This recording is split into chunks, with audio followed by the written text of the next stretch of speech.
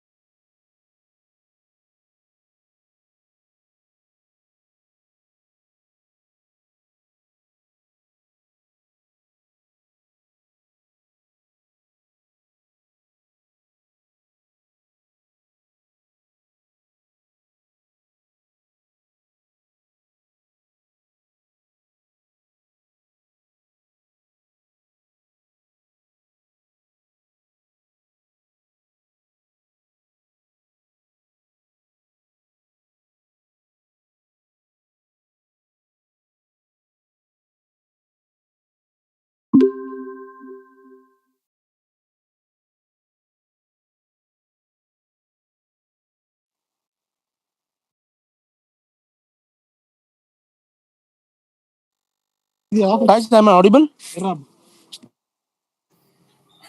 Yes. Shall we start?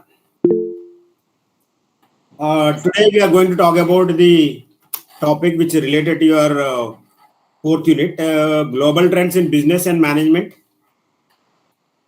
And we'll see all this one. What is as per your syllabus and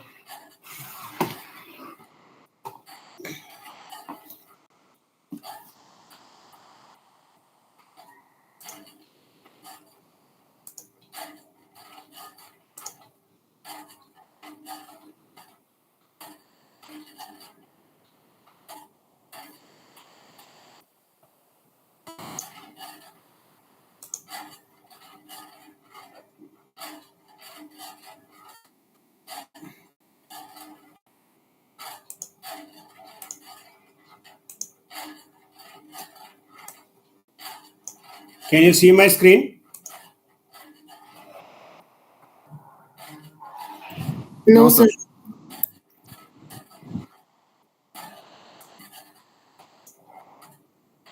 Now it's visible, sir. Now, what is globalization and what is internationalization? First of all, what is globalization and what is internationalization? Why we have to go for So globalization is open market system, access to all countries freely from in and from one country. And internationalization is approaching a world market for our own products and services. so when a country is moving from one country to other country, crossing the borders to five or more countries, what do you call as international companies? And when you say when the company is operating crossing the borders to every country in the world, we call it as a global. And is there a difference between global and international?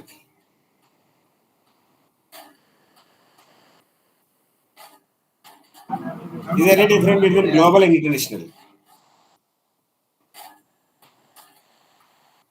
Definitely, there will be difference, but we will not see much difference between them. Suppose you take international, so we are now moving to five countries. Like you take our nearest Asian countries. We have South Africa. We have this Pakistan, Nepal, Bhutan, then Maldives, then you are Sri Lanka, Afghanistan, Bangladesh, etc. These are we have one block, a trading block we call the Asian countries. Now we say SAARC countries and Asian countries. So SAARC countries we talk about how we are moving. So we have some agendas, we have some functions. According to that function, will make the business. Now we take Asian countries also.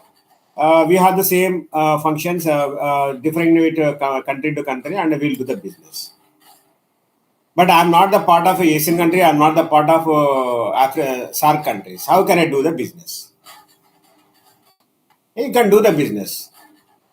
The countries which are not in the part of Asian countries or SAARC countries, you can approach the countries. You have a bilateral relation between them, and you move to the countries, 1 country, 2 countries, 3 countries, or 5 countries. So you can do your business. That we say international. Suppose you want to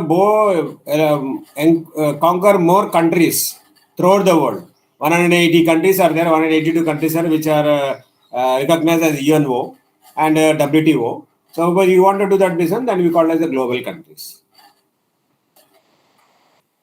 But we see according to international and global, there is some differences there where you have to follow the rules and traditions in the global country.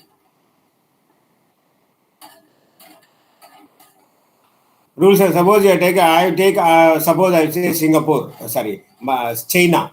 I cannot do the same ad which I given in India.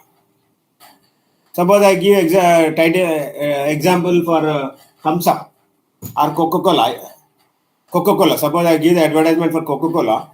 The Coca-Cola meaning in the China language is different. You have to change according to your requirements when you go globally.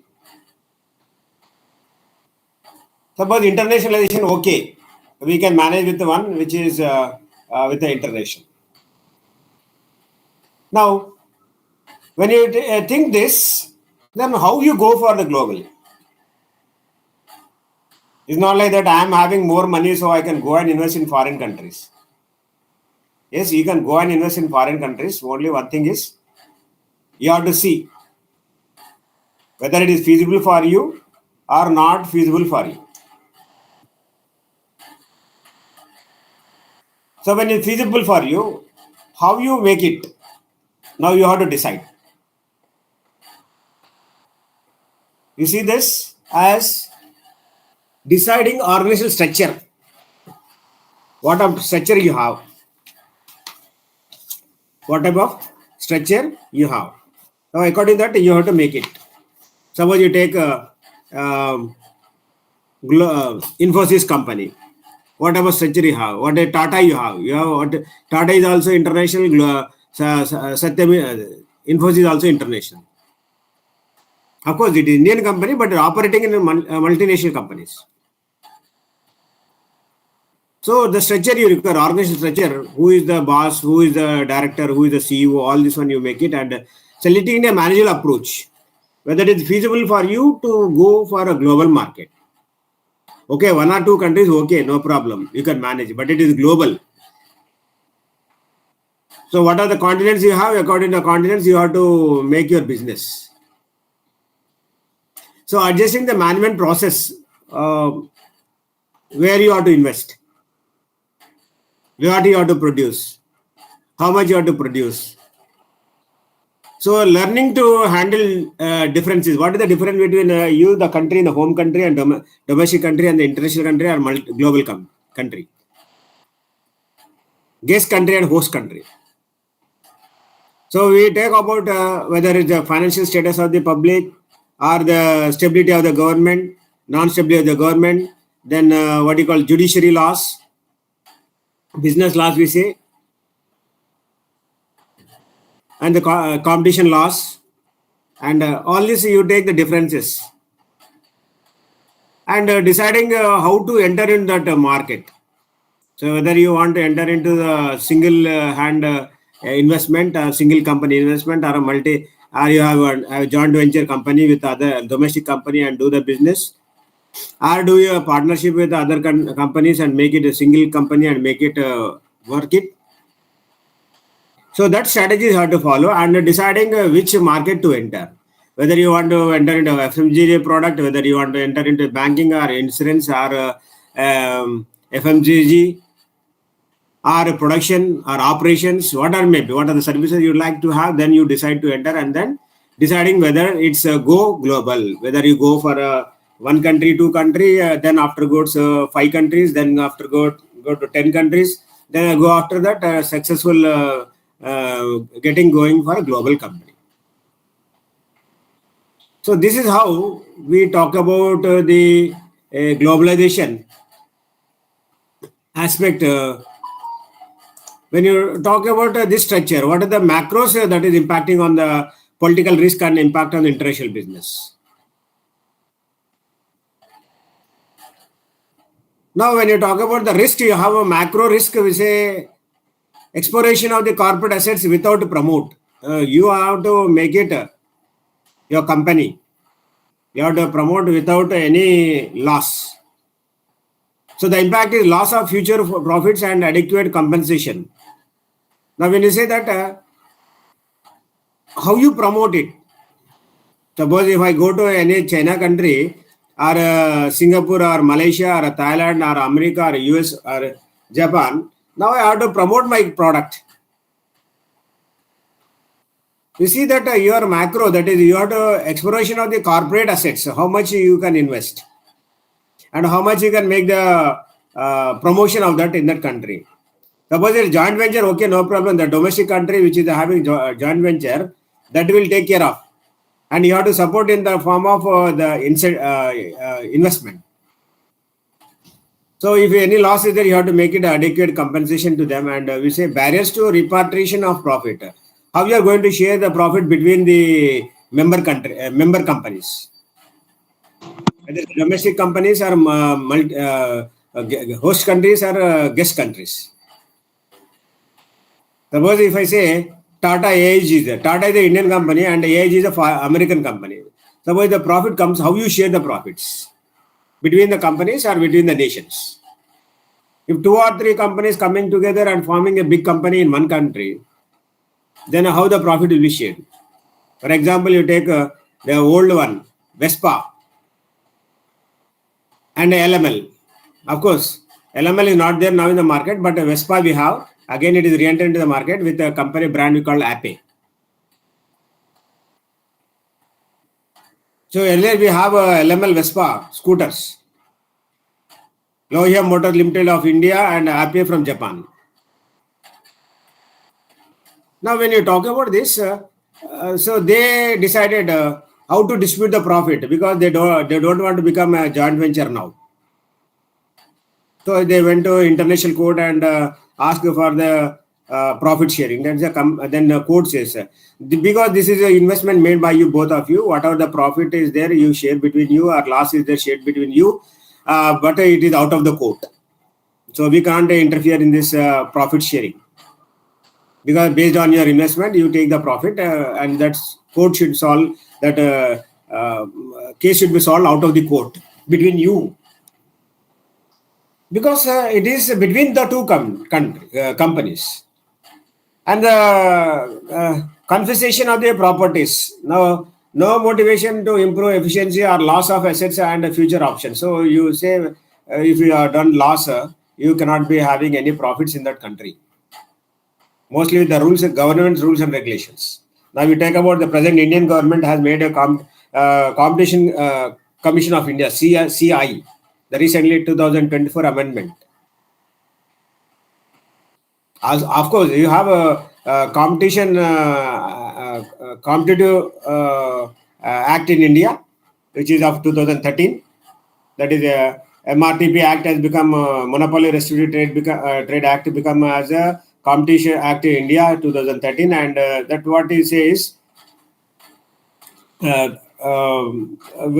are equal to foreign companies are equal to Indian companies. So they have to abide the rules and regulations of the government. And you loss of technology and other intellectual properties. So loss of future profits. Suppose you are using the technology, and if you are some intellectual property rights. Now, when you're doing all this, that will be vested with you, the powers. But when you're going for a global, that will not be, it will be a risk of going the intellectual property rights. Somebody will be copying the product and do modification and do a duplicate product and enter into the international market, like your Samsung and Apple. So they say that Samsung says I have invented a Apple phone. Smartphone features. Apple says I invented the smartphone features. So one is claiming over the other. And a campaign against the foreign goods campaign. So loss of sales and increased cost of public relations. Now that's why when you say when the foreign goods are coming into a domestic company, we see that the cost of the domestic company will the sales will not be growing. Sales will be decreasing. So in that case, what we'll do, we'll make it as anti-dumping duties and make the product equal to the foreign good product and let the customer will buy the product according to requirements. So loss of share will be there and the increasing cost of public relations. So the public will be going from you and going to other company. So mandatory labor legislations, yes, increase operating cost.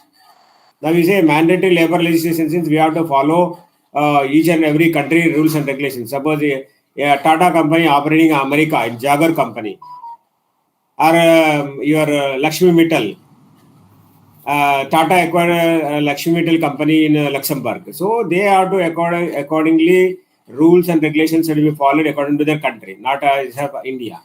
Suppose you take Indian country. Suppose you take a best example of HSBC company, Hong Kong and Shanghai Corporation Bank of China. We say that they have dismissed our employees from the HSB Bank during 2020, 15 or 16. So what is the reason? No, you are not working properly. Your absenteeism is there, and they said your feedback is less. And but how can you say that his feedback is less? To whom did you ask the feedback? How did you measure his performance? Their question comes. So these people went as per the Competition Act and we according to the laws. So you cannot dismiss a labor as you like. You have to follow the rules and regulations, labor laws, banking laws, and you have to terminate them. So at last, what happened? They have accepted their fault with the bank, and they said, "Sorry, we intentionally we made it because they don't want many Indians to be in the bank." Now, civil.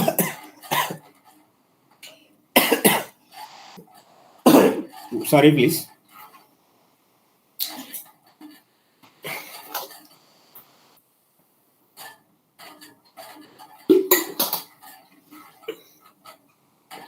When you talk about civil wars, how are you making the international business? Suppose I say, if I ask you to do business with Russia and Ukraine or Afghanistan or Syria or your Lebanon, this one, Israel, it is not possible because there inconsistency is there between the countries. There is no peace in that country. Every time war. So there will be destruction of the property or loss of sales or increased security cost or disruptive production and then increasing the operating cost. So inflation may be one which is causing the increasing the operating cost. So raising the prices of their product or services. And when you talk about the currency devaluation, suppose you reduce value of the repatriation earnings. Suppose you talk about any country you are entering, the value of the rupee may be decreased, or the value of the that country may be increased or decreased. But when you have to take about the international standard, whether the suppose India, we will talk about the rupee value. அதுதான் அந்த subject. Mr. Ara, please switch off your mic. நீ MBA, நான் MBA HR. This is MBA marketing.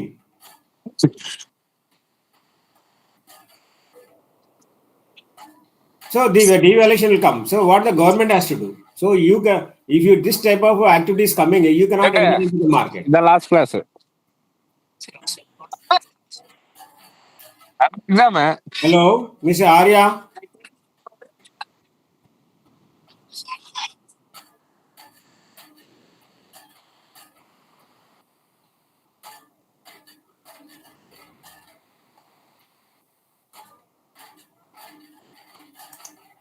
Now, when you talk about this, we say that currency devaluation. Suppose the Indian currency is decreased with the dollar value. What do you have to do? There is impact on the international business. You cannot export or you cannot import because we are going to pay more balance of payment to the country. So when you talk about these are the macro factors which are going to make the risk, and the micro risk is there. That is kidnappings, terrorist threats, etc., and productivity. Suppose you take Afghanistan. Our Indian engineers are and engineer professors are kidnapped long back in 2021 or somewhere. So why this is required? So this is also one of the political risk we have in the international business. And we talk about the increased taxation. Now reduce it after tax profits.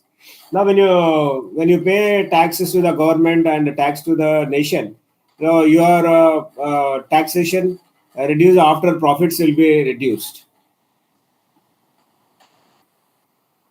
So official dishonesty, that is operating cost, may be decreasing, but he says it is increasing.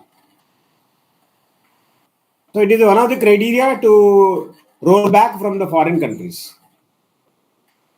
So when you go for the nature, so we see this international attacks by the region. You say 1995 to 2000. Okay, this data is only have. So Africa, Asia, Eurasia, Latin America, Middle East, North America, West European. So we having seen that in 1995, West Europe having 272 attacks, and 1996 it is 121 attacks, 97 it is 52 attacks, and Latin America is having in 1997 highest 128. And when you talk about 1998, it is Latin America. Then we say 1999, it is Latin America, and 2000 also Latin America is the highest. For example, you take this African country. What is that? The people will be attacking on the ships. Somalia. In that case, you cannot have any international business to Somalia because there is a what you call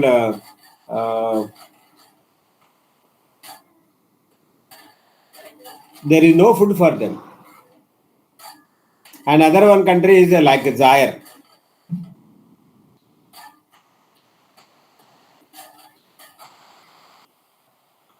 So basically, this is one of the attack of international trade terrorist attacks. As of 2000, we have 430. As of 1981, we have 489. 85, we have 635. I think in 2001 only, India, this WTO was attacked. So these are the companies which political risk the scores you have. Hungary is at 78, Korea 76, and we can say where is India here?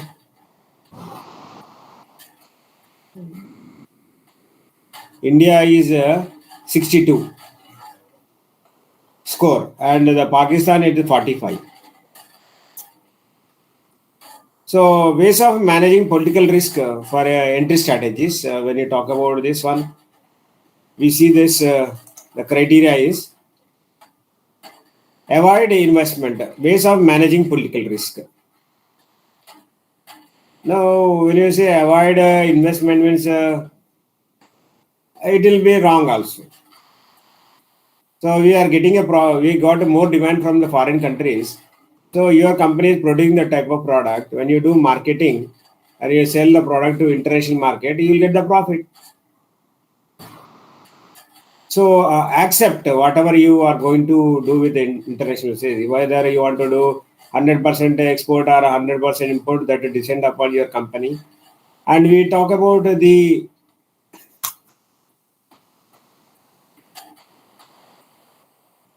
other one is hire consultants in a country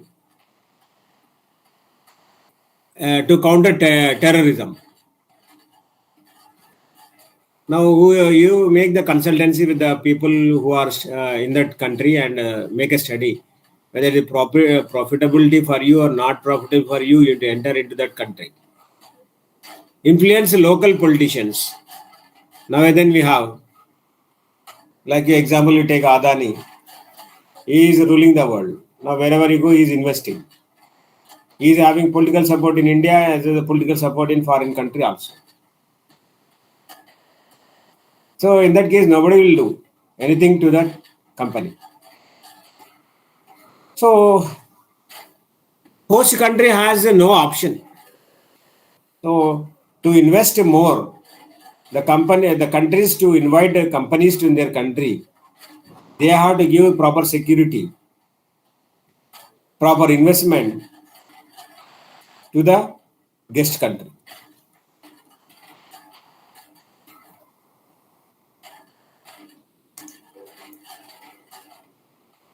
When you're talking to this, what are the entry strategies?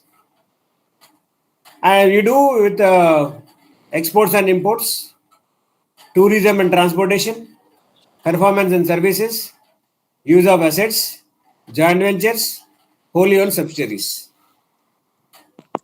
So this is how you are going to enter into this global companies. Export and imports. I do understand with one country or two countries. So I can do export with India with Bangladesh, India with China, India with Russia, India with Ukraine. All these are done only with imports. Suppose Russia wants something from India, means we do export. So of course, import or export is taking place in the country. But only one thing is we say it is like tourism and transportation is one of the aspect of the export. The people will be coming to the country like India, or will be going to the particular country like America, or Russia, or Ukraine, or Malaysia, or Maldives, or Indonesia. All these are the countries with huge shores. So like holidays, we go and will come for 10 days or 15 days. So but you are doing the business, tourism business. So other country companies are giving the tourism as a business as a partner. Now then comes your performance of services. Services, Tata, you say, Tata TCS, it is operating in foreign country. Infosys is operating for country. Wipro, it is operating in foreign country. So not only the production software companies, you see that software companies also, some of them are working foreign nationals. And we talk about the use of assets. Now you have assets in America. So use of that assets and do the business there. Anywhere in the country. You have joint ventures. Local people you contact to get permission from the government. You get signed MOU so that there should not be any deviation when producing the product. So that what you call as joint ventures. So one or two companies you take from the domestic country, make the product to be sold in time. And the last one is how you target the customers. Now this is big agenda for any companies. Now when you're talking about joint ventures, which company you want to make the joint venture? Or which one you make as a subsidiary? So subsidiaries are the one which are having a joint ventures. So joint venture is one you are joining with some 50,000, 60,000 investment and doing the rights of the company and doing the company selling the product to you and you market the product from your store itself. Suppose somebody says, I don't want to export, I want to only the import. You import the product from the domestic company to, foreign company to the domestic company. You should have the right to export and import also, to make a tax collection also. Now, when you what about tax collection? So you see that how much tax is collected for sale of one good. What is how much is collected due to sale of foreign goods. So when you talk about this globalization, also called internalizations, as you say that company views the world as one market, minimize the importance of the national boundaries, rather capital and markets, and it can be a job beast. Now, when you talk about this, when you go, the specific global companies were 6 characteristics. So,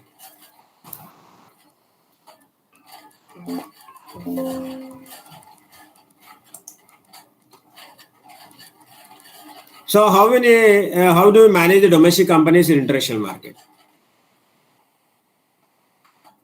So domestic enterprises include industrial country and international enterprises.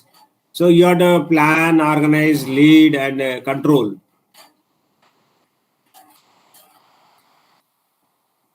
So when you talk about this domestic planning and international business, we talk about the international what do you call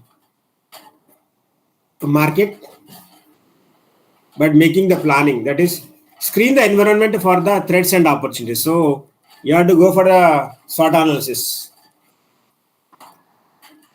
So what you are saying, organizing, how you organize is first you have to make the structure, organization structure, view of authority. So who is there in that company? Who is the head of the company or boss of the company? Who is the finance officer? Who is the HR officer? Who is the marketing officer? So if you're going globally or multinationally, you have to see the structure for threats and opportunities. What threat you have from that local market and what threats are there for you after this place when you make the threats and environment. So when you talk about the domestic enterprises, international country, we have to talk about the national market, and if the international, we have to talk about the worldwide market. So organized structure of a domestic operations, whether it is a global structure for its international market. And we say rise of authority. Who is authority you have?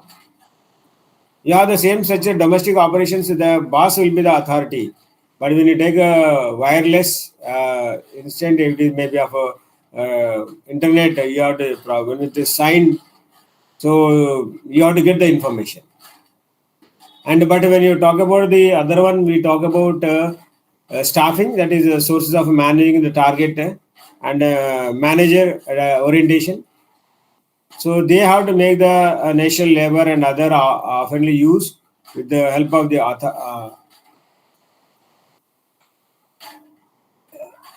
labor. We say that is national labor pool and a worldwide labor pool geocentric. So your labor is treated as a workman with the labor legislations. So which legislations you make in America and what are the measures you make in domestic. And we say lead and monopolize. So you have to lead the country and you have to say only 2 companies in your class so that you are managing the world class product. So when you are using that, you have to differentiate between these 2 and you have to note of that one. And we talk about this leading companies. When you talk about leading, who is leading? How you lead? So leadership and motivation. So influenced by similar culture. So that you have to follow the culture. In last class also I told you what is a small company or big company, but you have to lead it.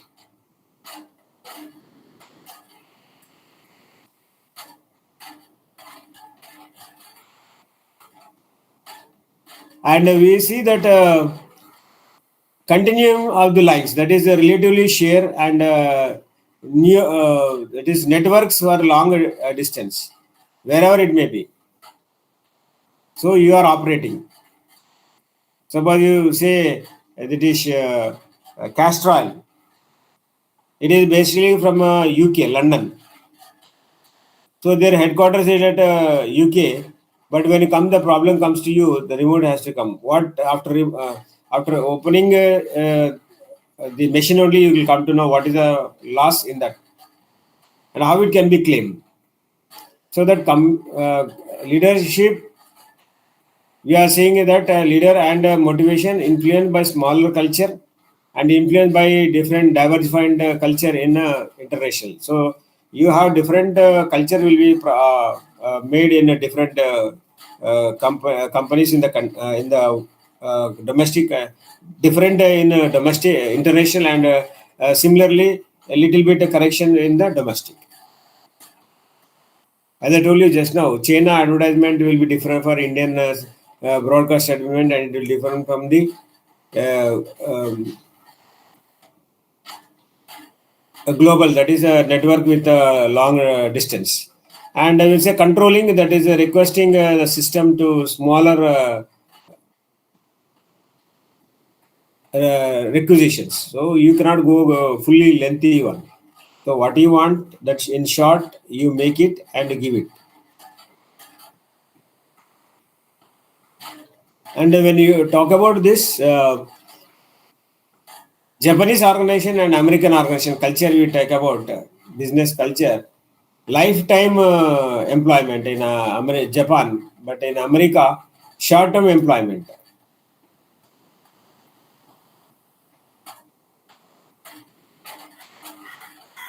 And when you talk about this slow evaluation of the promotions in Japan, and no specific career points, and collective decision making in Japan, that is only one criteria that is going to happen in Japan. All will be there for one will be there for all. So government also support this because there is no proper structure for these companies in Japan. It is like a what you call small huts like that. In that only the production will start. And this production, when you talk about Japanese control, we make it as for American operations. We say short-term employment. You for the employment, you go to America for 1 year or 2 years. You have to manage the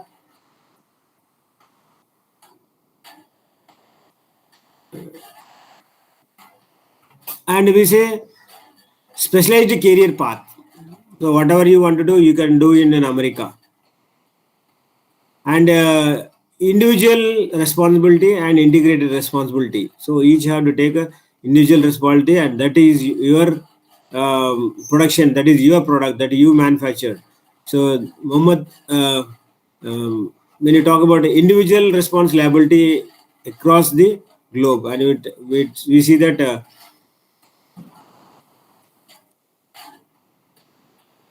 integrated cooperation.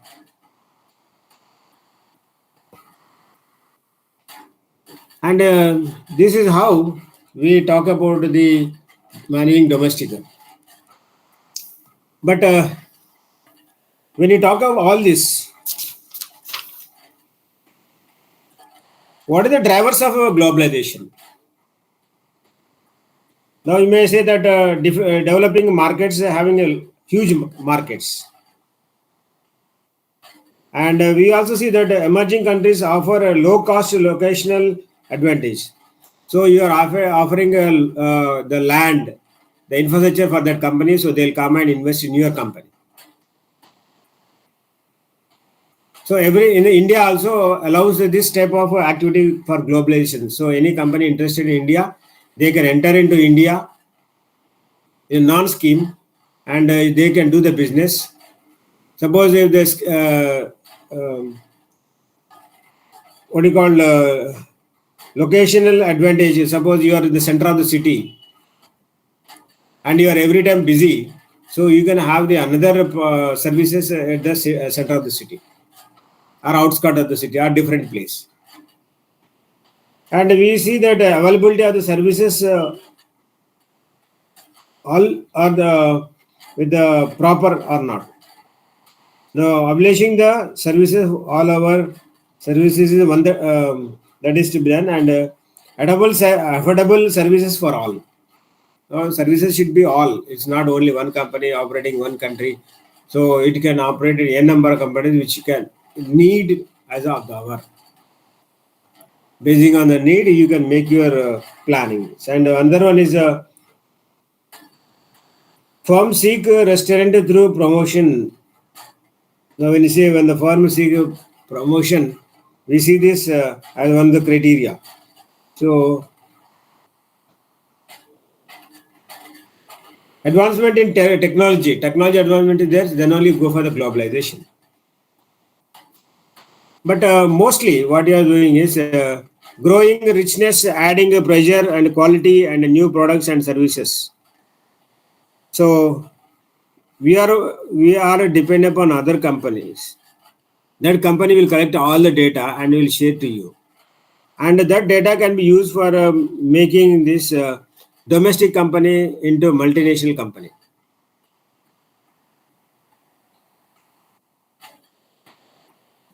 You cannot expect from this type of activity when you're doing the international business. And McKinsey,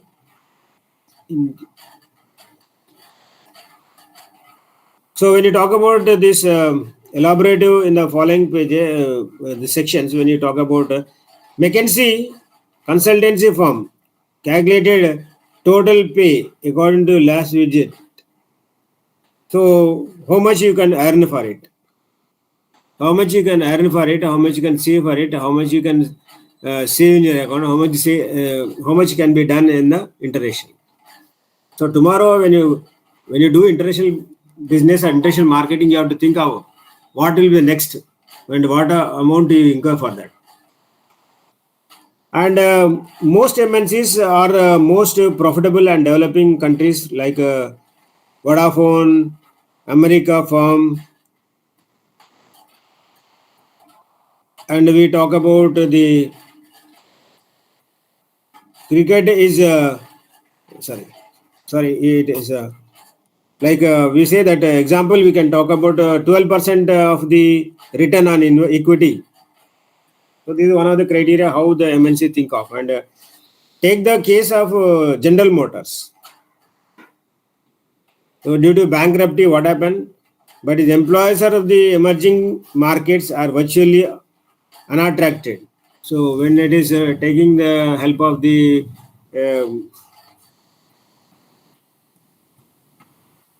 what you call the profitability, so which is made equal to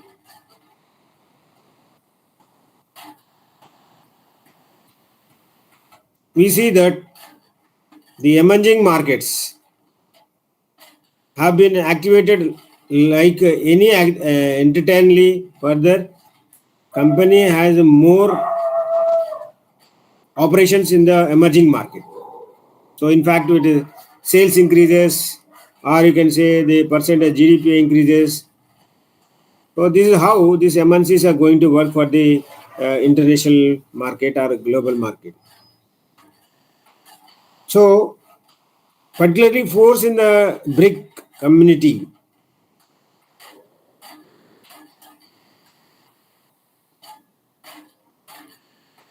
So another one is we say many MNCs are loaded with are locating the subsidies at the large way countries to take advantages of lower cost production. Now when you are going for this,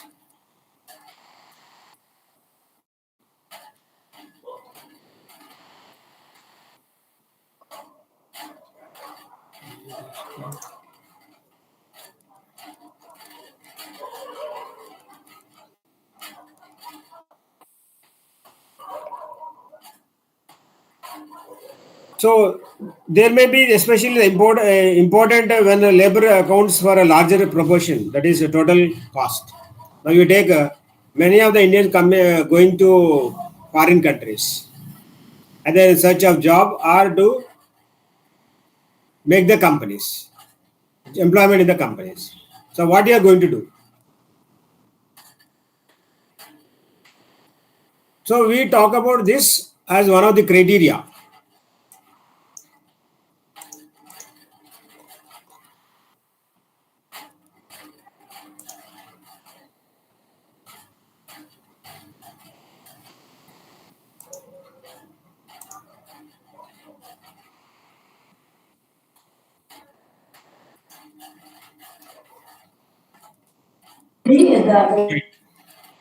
Now, when you say this is the third one is the changing demographic, which is going to increase globalization.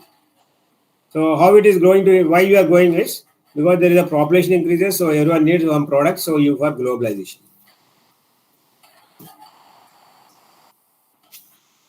Now, what will be the effect of the globalization?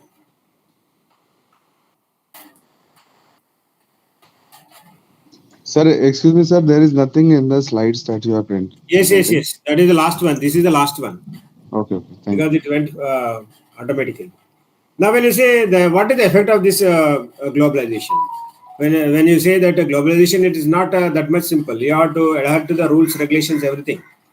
But you have to see that globalization, you say management,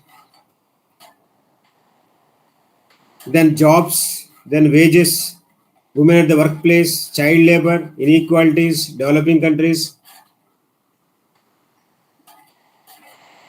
So when you say the globalization and the jobs resulted in the loss of jobs are created, loss of jobs are created additional jobs. Will you have to create additional jobs or loss of job? Now you see, after January 7th, when this Trump will take the charge of the president of America, what will the fate of the Indian workers in the country? They are saying that 18 lakh people are there. Unauthorized 18 lakh people are working in America. Of course, they are settled for 15, 20 years, but unauthorized, staying, doing jobs, and they got children also. And how to safeguard them? Whether they'll be sending back to India or they will be settled there itself. So, instead of getting a job, there will be loss of job in foreign countries if there is a that much say going to Indian experience employment in the manufacturing organized sector.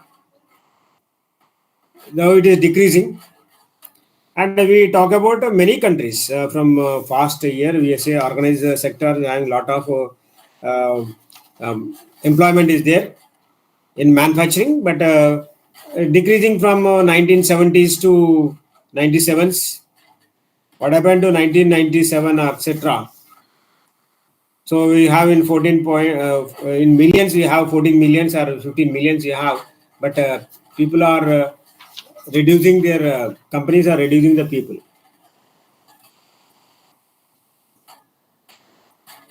So globalization wages we talk about is no doubt resulting shifting jobs at the developing countries. So you can change one company to other company if you like it. What not like India. So India we have the government jobs and the private jobs. In the private you can change, but not in public. So globalization child labor. So child labor is common in all the countries, rich or poor. So International Labour Organization recently estimated the same 120 million children are in developing countries between the age of 5 and 14.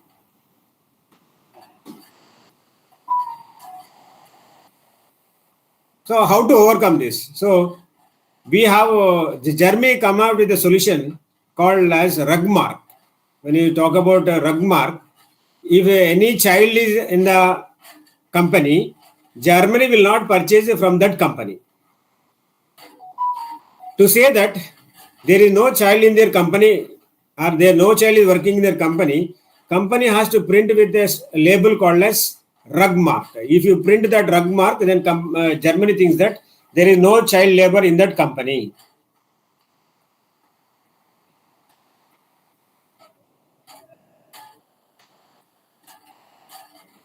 So this type of activity is there. Illegally of employing children of only one crime against them. So we have a child labor act. We cannot take children below 14 years into the work and make them to work. If you are making them to work below 14 years, so you will be put behind the bars as per our law. But still we manage. But it is not like international. International definitely follow the rules and regulations and what is the people you have lost in their country and what is that loss they have incurred in their country. So profit and loss that will be waging and you will be seeing And globalization and women. So mostly women are trapped here. So we say we will give job in foreign countries, means every woman will go. But after going, they will become a slaves. So there is no food for them, there is no rest for them, there is no shelter for them sometimes. There is no security for them. So this is what is happening in the world where you talk about all over the world, high discriminating the method against them. Some statistics are worth recollecting the support of the assertion.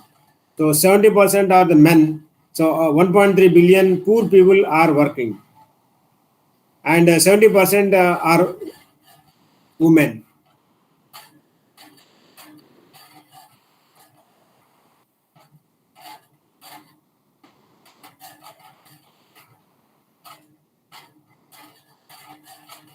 And we see this another one, the second migration of the women, which is a search of employment opportunities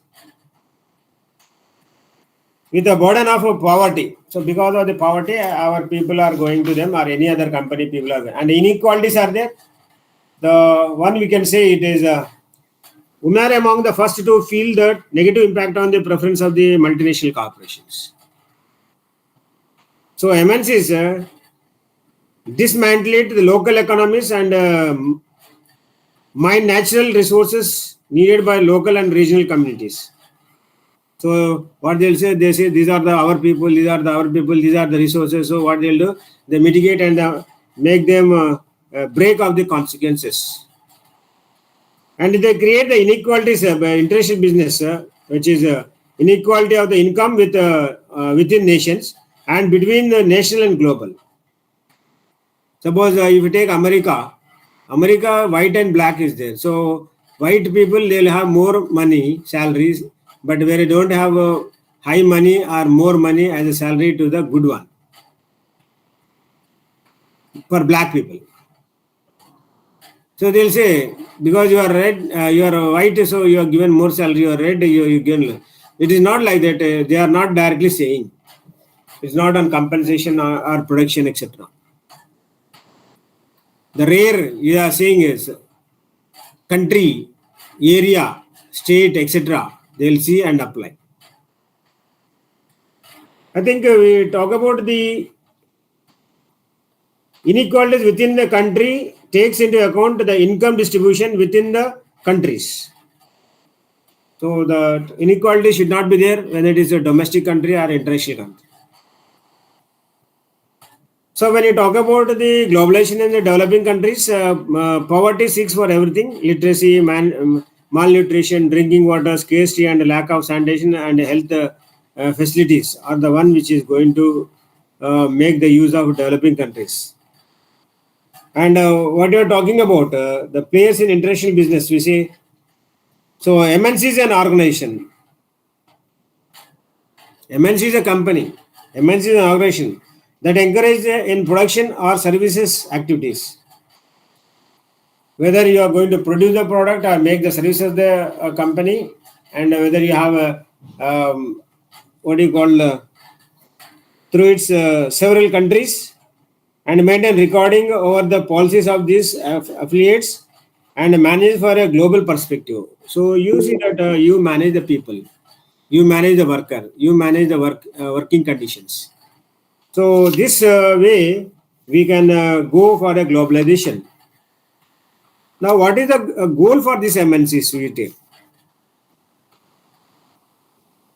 Now, how many Indian companies are there in globally or internationally? We say Tata Motor, Tata Steels, Hindalco Industries, TCS, Infosys, Airtel, ONGC, Videshi, HCL, Suzlon Energy, Tata Communication, Mothers, Sumi Systems, DRL, Punj Lloyds, Tata Global Beverages, Tata Chemicals, Jubilant Life Services. So we have 3 or more companies which is added to India right now. Because of the COVID, there are a lot of development and development changes are there in the Indian market as well as globally or internationally.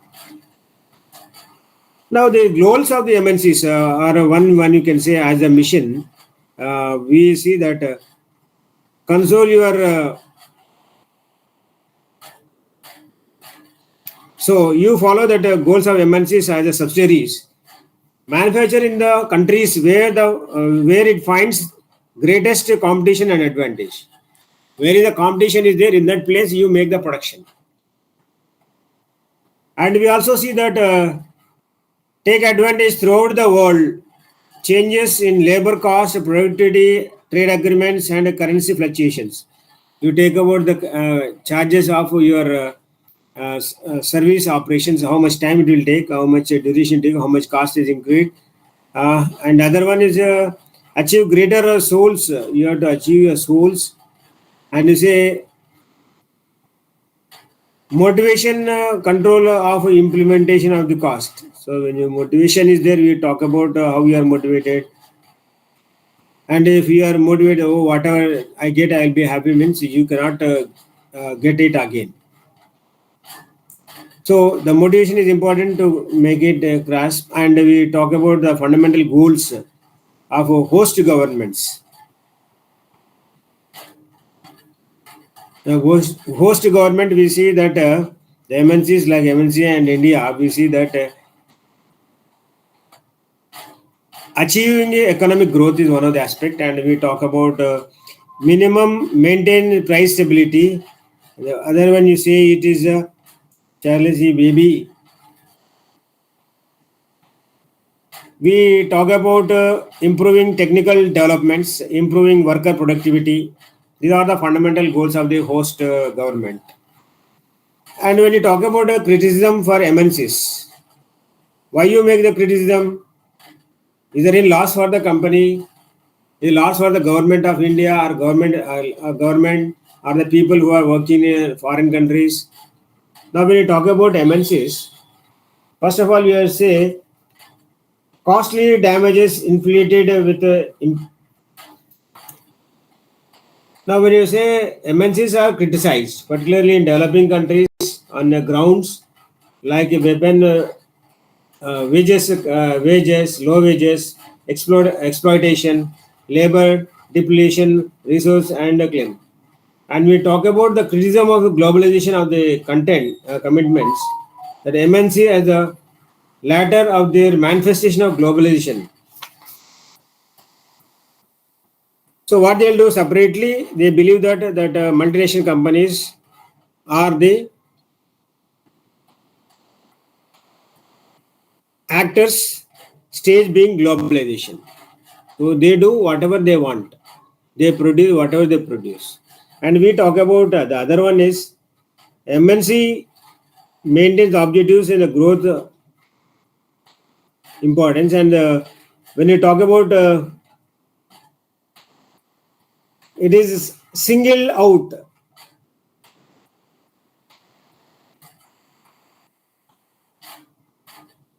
So it may be also be stated that MNC are not only entities that include activities acceptable to the developing countries, but also demonstrate businesses in the reputed developing countries also. So when you make it this one, we have mostly with costly damage, inflated and impurity, and self-interest and primary. So when you talk about the self-interest and primary, so earlier we are argued to that when interest of MNC clashes with the need of the for the need of the houses recruitment, and we talk about the take the cost take the case of the Coca-Cola serving 7 servings, 5 in countries in subsidiaries and located in Japan, Mexico.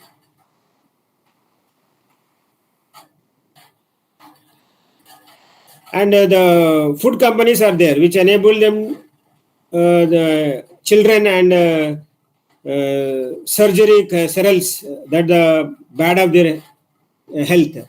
Now what they'll do? we see that food is served like cereals, Nestle, all this one. These are the MNC company products where this can be given in self-interest for the preliminary and bribes to the bottom line. Now you say that in America, this Adani has given bribe the politician and the government. So like that, we can follow many things that you can have small and marginal firms and worst. So another one is local resource, seizing the local resources. Next, uh, dominance is there. So when you talk about dominancy, every MNC feel that they are in dominancy. And criticism against MNC includes inference and economic objectives, and we can say about the social destructive and environmental degradation and imperialism, MNC and technology, post-country regulations and pushed. So this will stop it here because of 11 o'clock. Sir, can you please share the important questions for the exam point of view so that When we you have can the emphasize? When you have the exam? So from next Monday, like next after this Monday. Okay. So tomorrow we'll share it. Tomorrow I think maybe the last class. Okay, sir. I think so because I think six hours only we have to given. So within 6 hours you have to complete. Right. Thank Yes, you. sir. Last PCP class was got cancelled, but I think you only had taken the class, and I think all other classes got cancelled Yes. because of cyclone and flood. Yes. So we thank you, and we'll see the next class tomorrow at the same time. Okay, sir. Thank you, sir. Thank you, sir. Thank you, sir.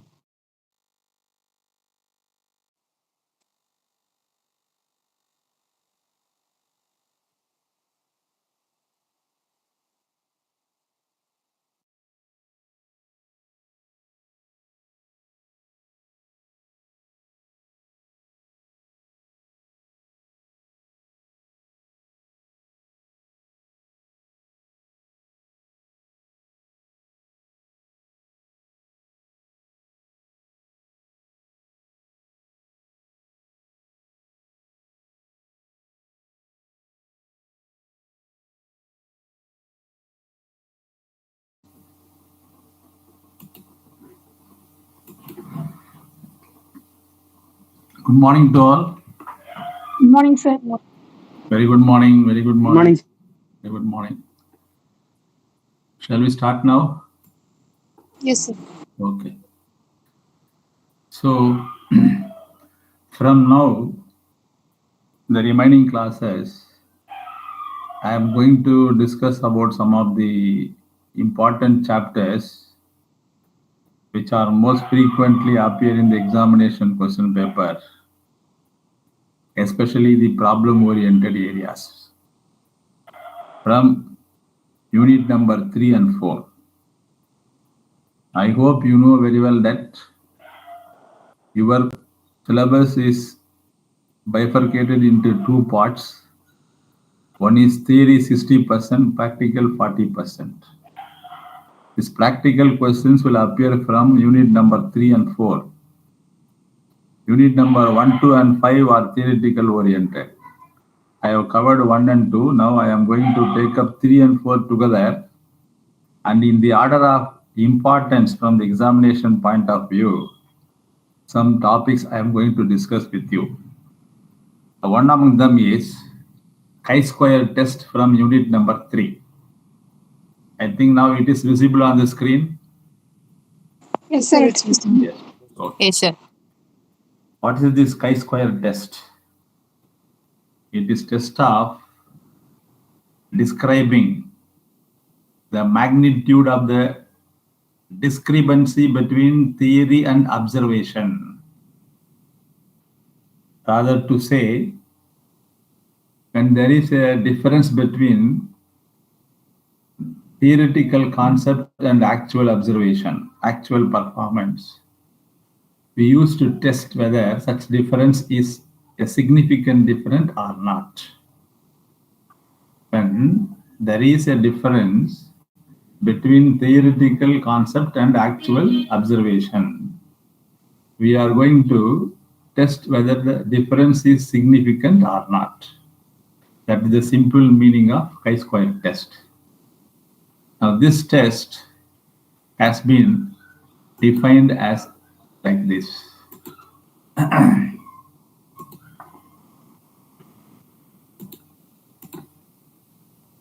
These are the assumptions of this test. Only when these assumptions hold good, you can apply this test. Now, why I am putting all these assumptions here is, before taking the problem, sometimes in a theory question, you may be asked to write about the assumptions of chi-square test also. That is the reason why I am putting on the screen now. Data must be categorical. Number two, the observations must be independent. The sample size must be large enough with expected frequencies of at least 5 for each category. So minimum 5 data should be there at least. Categories must be mutually exclusive. The data should be collected randomly, that is, random sampling method is to be adopted. Data should be in the form of counts or frequencies, that is, it is measurable in the form of numbers. And the sample size should be large enough. And for putting this chi-square test, ensure sufficient expected frequency in each cell. So these are the assumptions with which this particular test goes. Say then, uses of the chi-square test. The first use is goodness of fit test, which means to determine if a particular sample data matches with an expected distribution. This test is being used. Say, for example, if at all you want to test whether a die is a fair one or not. You know, die is having 6 faces. No? Whether to test the die is fair one or not, you can use chi-square test. See, the expected frequency of each face is 1, 2, 3, 4, 5, or 6, because it has 6 faces. When you toss a die, what do you expect? You may expect to turn up either 1 or 2 or 3 or 4 or 5 or 6. This expectation should be equal if the die is fair. The die is fair, the occurrence of 1, 2, 3, 4, 5, 6, all these 6 occurrences are having equal chance.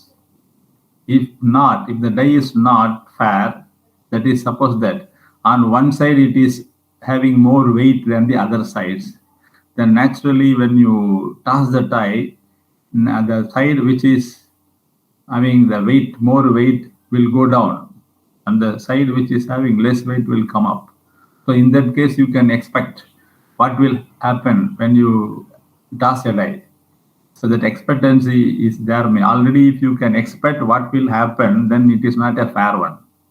Therefore, to test whether die is fair or not, this chi-square test is being used. This test is used when you have a single categorical variable and want to see if the observed distribution fits an expected distribution. So whenever you have only one particular variable, there is nothing to compare with that, then in that case, you can use this test and see whether the observed distribution fits into expected distribution or not. This is one of the uses of the chi-square test. The second use is test for independence. Here the purpose is to verify if two categorical variables are independent or associated with each other. Say, for example, when you want to examine if there is an association between gender, that is male and female, regarding voting preference, particular party A, party B, or party C in an election survey, then you can use this chi-square test. Then the third use is testing homogeneity of the proportions. That means to compare the distribution of categorical data across different populations or groups, one can use chi-square test. So for example, when you want to verify if the preference for a certain type of a fruit is the same across 3 age groups, that is children, adults, and seniors, then in such case you can use the chi-square test. So these are the important uses of chi-square test. Now let us move on to the practical part of it. Now I request all of you to take your study material and turn to page number 119. If at all, if you have study material with you, you take that study material, turn to page number 119.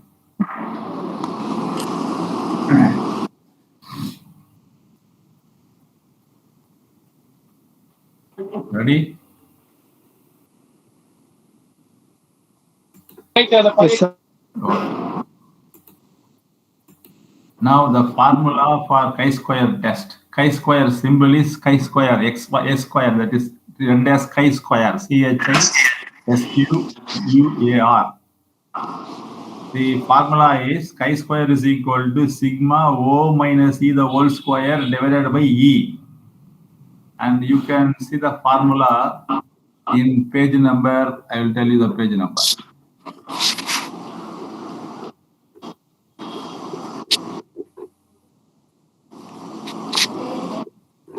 Just a minute. Go to page number 114, the formula is given there. In your study material, if you turn to page number 114, you can see the formula. Sigma O minus E the whole square divided by E, where O is the observed frequency and E is the expected frequency. So again, I repeat that when there is a difference between observed frequency and expected frequency, to test whether the difference is significant or not, chi-square test is being used. The formula here is sigma O minus E the whole square by E. Right? Now let us move on to the problem given in page number 119. Shall I read the problem now? 119, page number 119.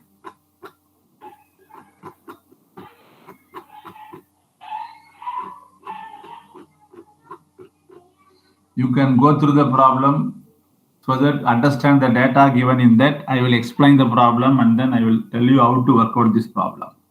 Just 2 minutes I will give a time. Just go through the problem and note the contents of the problem. It runs from 119 to 120.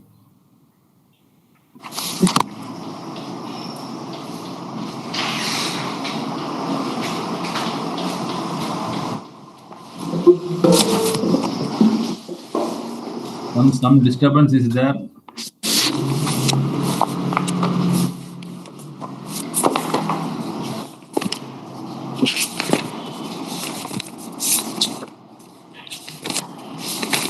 One Shakana Parveen, please. Thank you.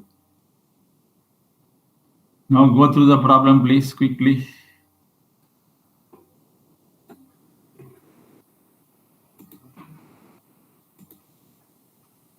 For those who do not have the study material, you can see the screen, please. On the screen, it is displayed also.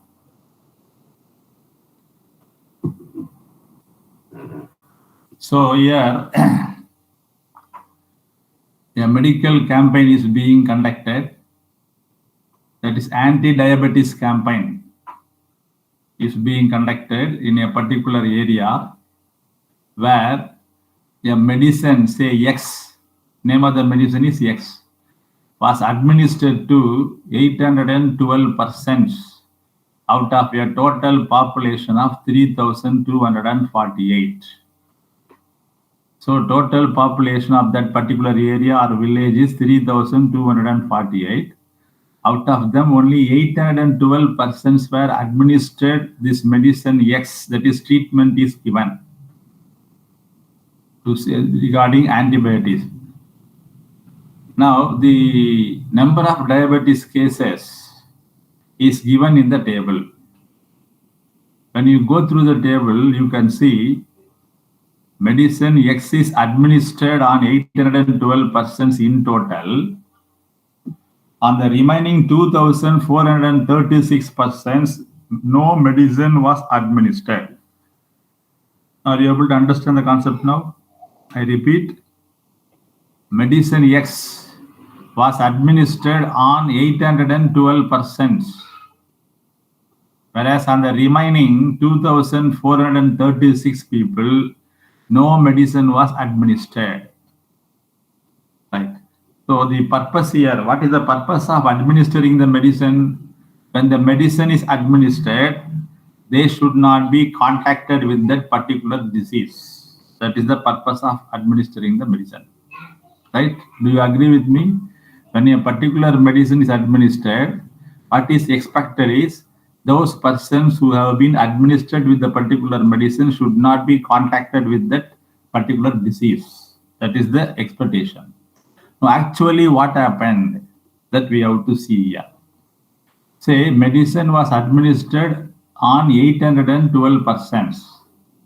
Out of them, only 792 were found without diabetes. That is, diabetes has not attacked them.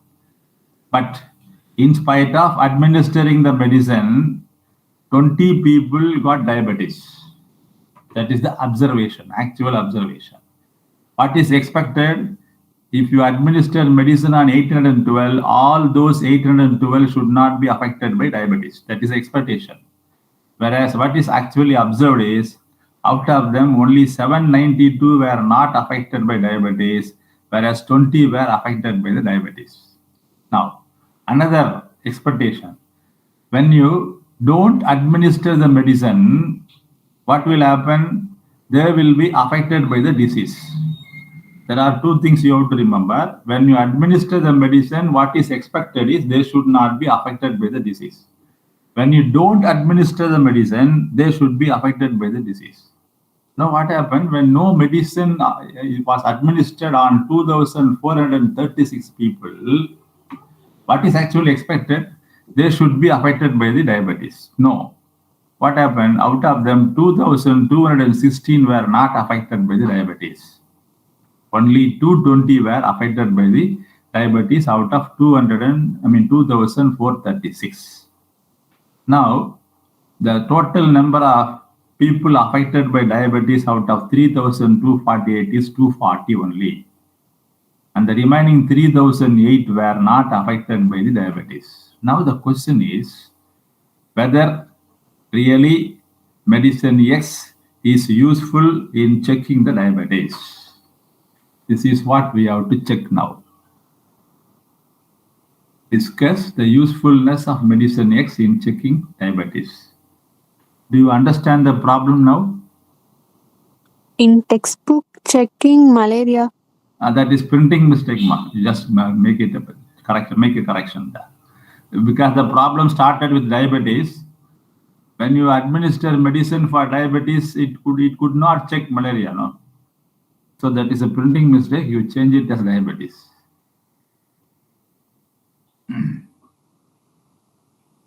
So I think you got the concept of the problem now. Shall I move on to the solution part of it now? Yes, sir. Yes. Yes, sir. Okay. So you can go through the solution also. I will explain that now. Okay.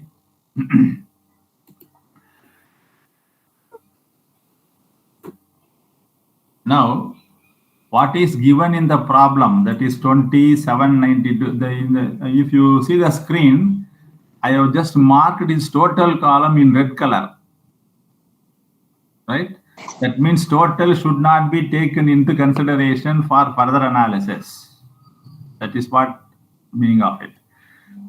Total should not be considered for further analysis. Okay?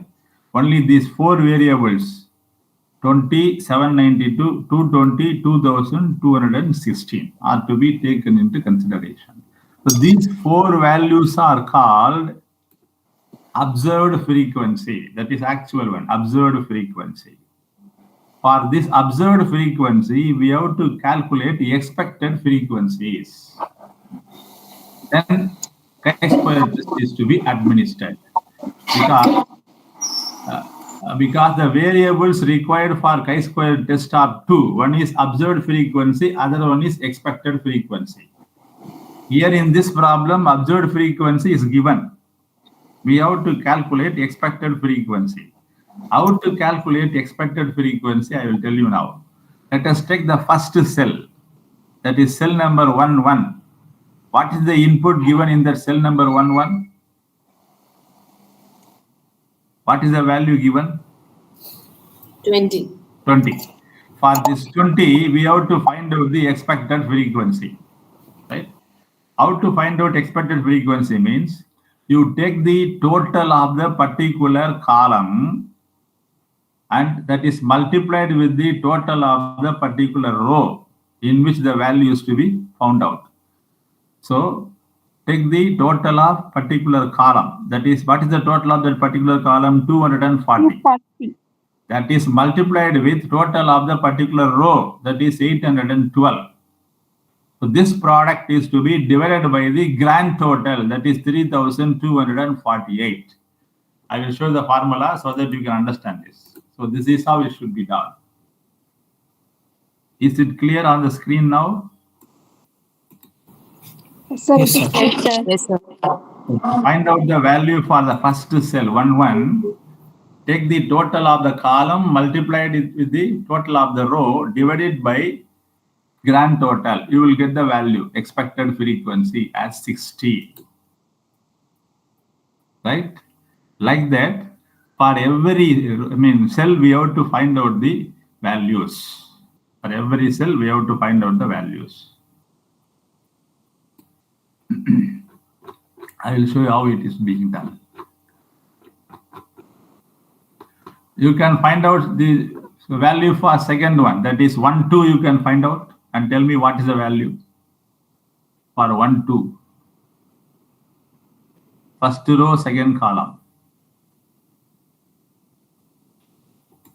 225, 2256. 2256. Okay. Like that, you find out the value for each and every cell.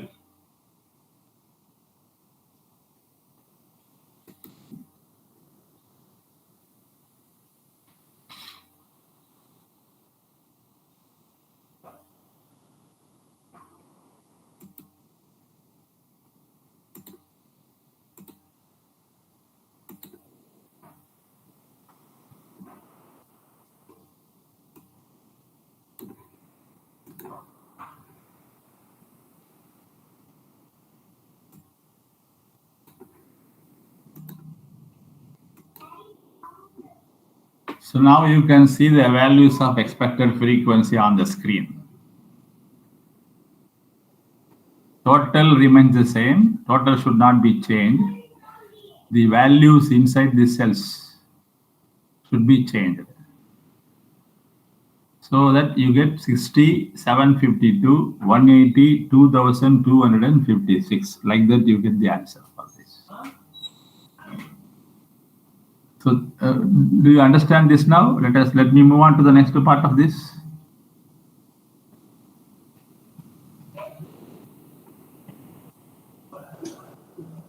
You can go through the study material also. It is given in the study material clearly.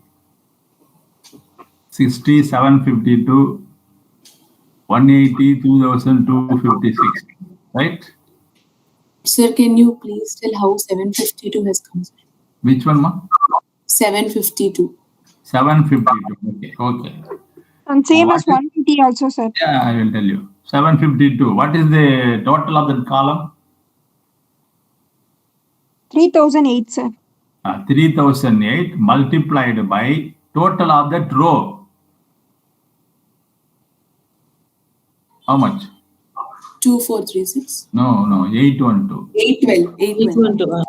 So 3008 multiplied by 812 entirely divided by the grand total, 3248.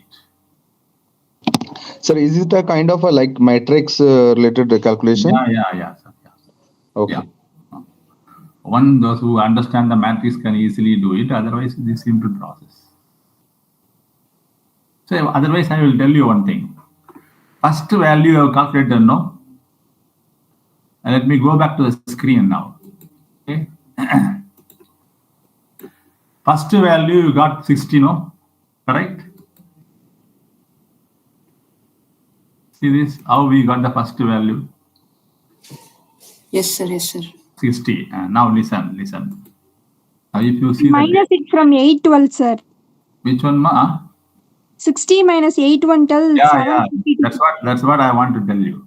So when you calculate the first value, other values you can easily find out by subtracting the totals. See, if you take the total of this row, it is 812.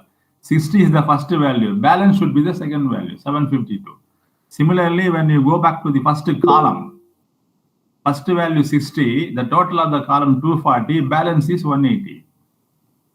So coming by row, second row, 180 is the first value. So total is 2436. That the balance is the value for the second cell. That is 2256. Like that also you can calculate.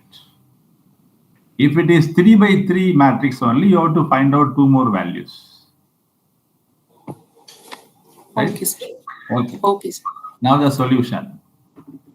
So 4 columns are there. You can see in your study material also. First column observed frequency O, second column E, then O minus E the whole square, and O minus the whole square by E. So this O observed frequency is written from the problem. Expected frequency is written from your calculation. Then you find out the difference between these two and square it up. Then that value is to be divided by E, expected frequency. You will get value for every row separately and find out the total of this last column. Just try this. When you enter this observed frequency and expected frequency, you should follow the same order. You should not change the order. If you go row wise, you do it row wise for the expected frequency also. If you go column wise, you do column wise for expected frequency also. It is left to your discretion. You can go row wise also or column wise also. I have entered the observed frequency row wise. First row 20 and column wise. First column 20 and 220. Second column 792 and 2216. Same order is to be followed for entering the expected frequency also.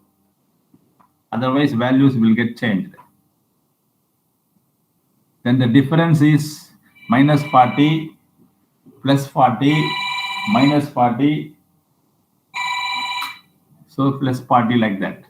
So this 40 square is 1006, whether it is minus or plus, square it up 1600. So this 1600 first row is divided by the corresponding expected frequency 60. 1600 by 60, you will get 26.667. Like that for all the values we have entered. And find out the total of that also.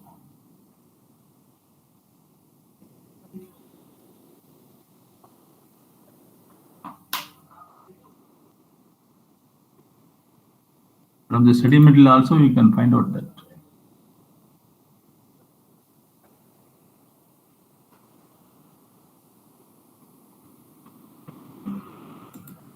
Shall I move further now? Sir. Okay. So next step is to make a conclusion on this. So the chi-square value is 38.593, right? Now we have to refer to the chi-square table to find out the table value, and based on the table value only we can make a conclusion. The table value will be always given in the examination question paper itself. If at all it is not given, let me explain you how this value is to be found out from the table. Before that, let me conclude this problem and go back to the table now. Now listen. We have to find out degrees of freedom. I think it is. I mean, it is clear on the screen now. Solution. Or you can Yes, sir. take your study material itself. There itself, I can explain you. So we have to find out the degrees of freedom to find the value in the particular table. Degrees of freedom here is row minus 1 into column minus 1. How many rows are there in this problem? How many rows are there in the Two. given problem? 2 rows only. Leave the total columns. Leave the total columns and total rows. So 2 rows and 2 columns. Right? So 2 minus 1 into 2 minus 1, you will get 1. In page number 121, in the beginning itself, it is there. You can see that. Page number 121. V means degrees of freedom is equal to R minus 1. R minus 1 means row minus 1. C minus 1 means column minus 1. So 2 minus 1 into 2 minus 1, you will get 1. So degrees of freedom 1, and level of significance is also to be fixed. What is this level of significance? To put it in simple words, to what extent you can trust this, testing process. Say it can be about 95% or 99%. Some mistakes may arise in sampling. That is called sampling error. Therefore, we are giving leverage for the sampling error. So to the extent of 95% or 99%, we are confident that our testing procedure will be correct. So that level is to be chosen. So in this problem, they have chosen 5% level. That is why it is called chi-square 0.05 is given. So for 1 degrees of freedom at 5% level of significance, the table value is 3.84. I will tell you how this table value should be located from the table later on. Now let us conclude this and come to the end of this problem. Then I will go back to the table now. So table value will be given in the problem. Don't worry, that will be given in the problem. If at all it is not given, I will tell you how to locate this. Okay. So this 3.84 is the table value. Now the conclusion is to be made. What is given in the conclusion? See, the calculated value of chi-square is greater than the table value. Is it correct? Table value is 3.84. What is the calculated value?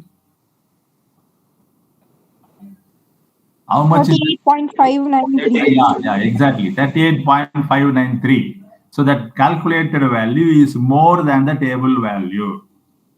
If it is the case, the hypothesis is rejected. What is hypothesis?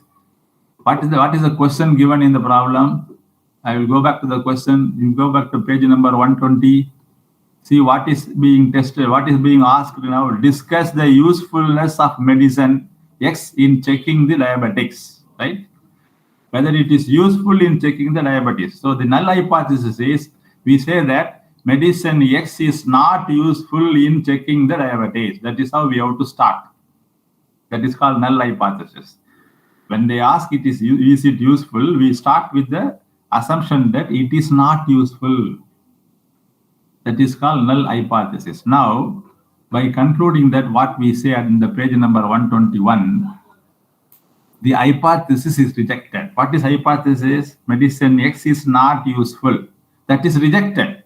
That means what is the meaning of it? Medicine yields the benefit. Yes, that is what concluded here, finally. Sir, how we are getting 3.84 value chi-square 0.05? Yeah, that I will tell you. That will be given in the question paper itself. Okay. If not, I will tell you how to find out this. Just a minute. Okay. I will take the table also. Sir, Let you know. 1 minute. sir, I can't understand the last part, sir. I will explain. Wait. So the table value is 3. I will explain this first and go back to the table. The table value is 3.84. Don't worry, that will be given in the problem itself. If not, I will tell you how to find out after completing this. The table value 3.84. What is your calculated value? 38.5. 38.53. Note down carefully in your notebook. Whenever the calculated value is more than the table value, the null hypothesis is rejected. Note down, please. Note down. Whenever the calculated value is more than the table value, calculated value is more than the table value, null hypothesis is rejected.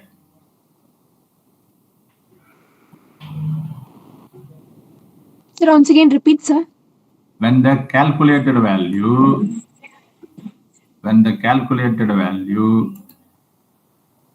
is more than the table value,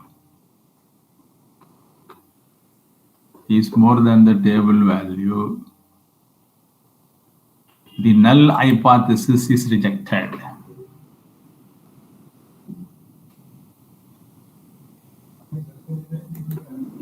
The null hypothesis. Other one, when the calculated value is less than the table value,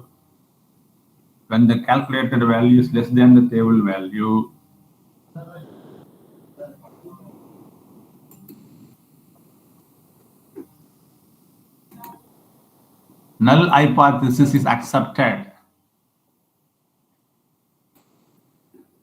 Null hypothesis is accepted.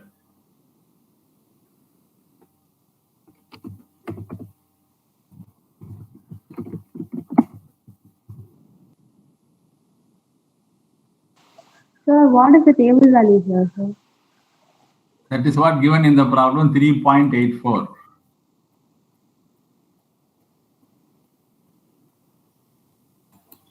Okay, sir. Okay, then next thing. What should be the null hypothesis for this problem? We have to check the usefulness of the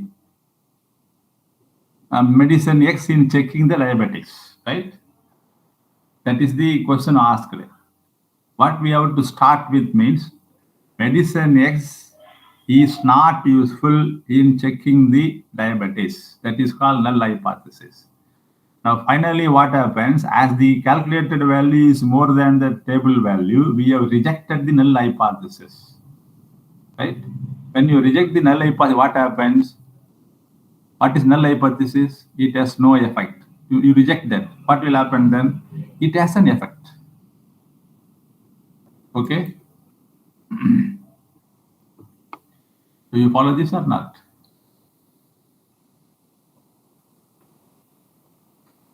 Now I will tell you how to calculate this, find out the table value from the chi-square table. Just a minute.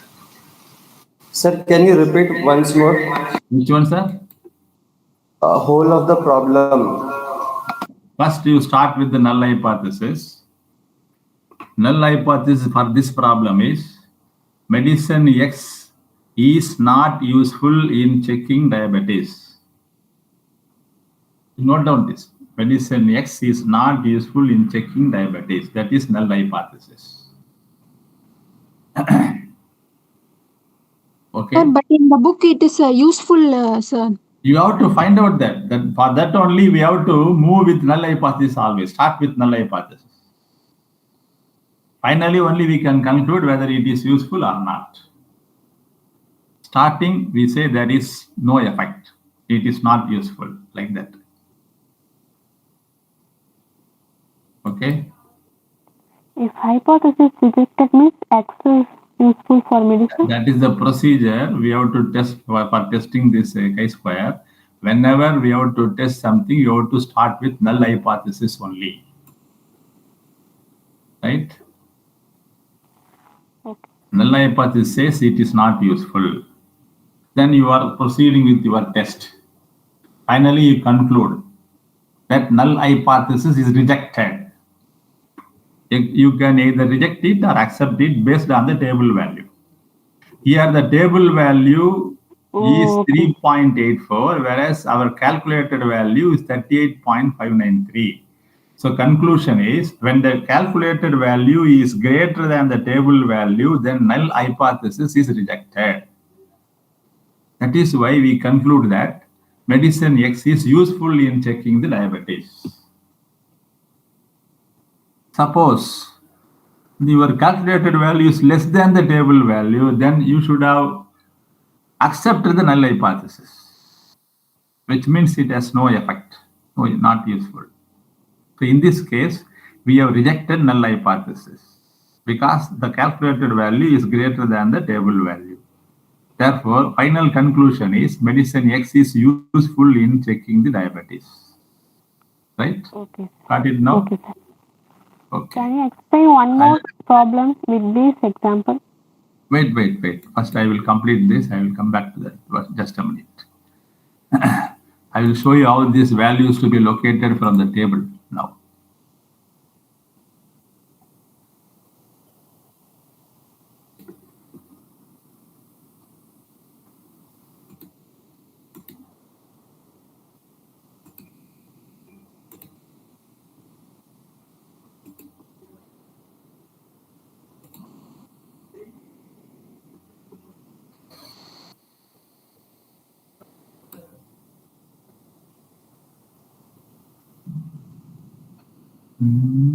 Yes, it.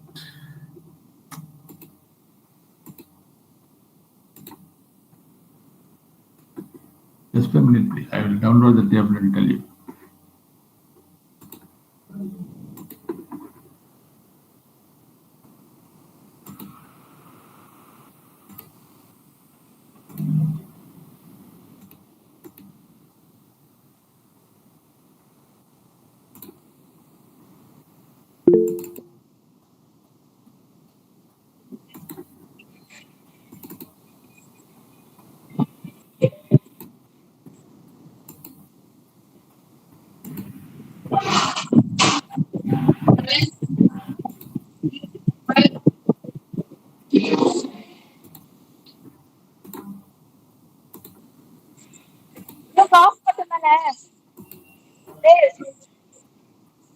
Is it visible on the screen now? Yes, sir. Yeah. So chi-square table is there.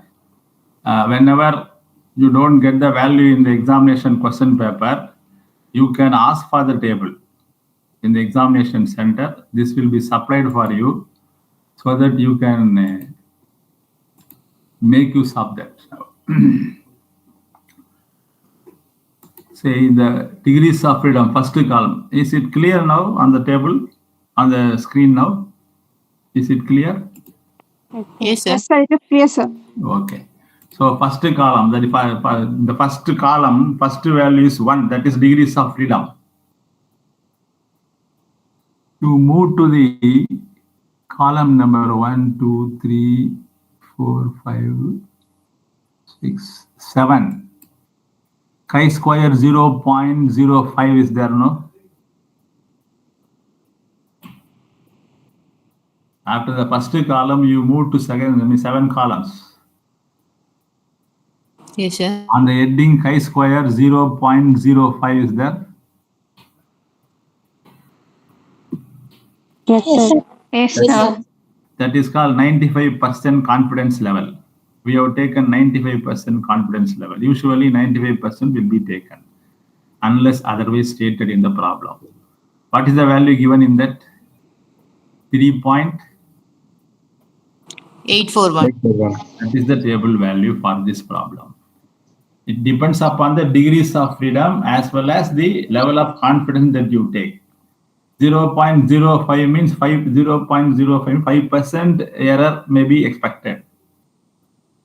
That is the meaning of 95%. We are confident enough. That is the meaning of this table. Suppose 2 degrees of freedom means. So, sir, for every question, Yeah, please. so for every question you take this as a percentage? Every question you have to take 95% generally, unless otherwise stated. Otherwise means 99% may be stated sometimes. In that case, 0.01 column is to be located. Okay. Sir, Yes, please. sir, in this question we have taken that chi-square is 5%, sir. Not chi-square 5%, significant level of significance is 5%. How we can take that, sir? How we should do it? Either 5% or 1% you have to take naturally. Sir, can you please explain, sir? I can't understand. That is fixed, ma, always fixed. Either 5% or 1%. So here, useful in direction 95%. 95% confident. Yes, That means okay. 5% error may arise. That is the meaning of Okay. it. Okay. Okay. Okay. So you told about the next problem, no, in your study material. Let me move on to a study material and go for the second problem. Let me complete that also.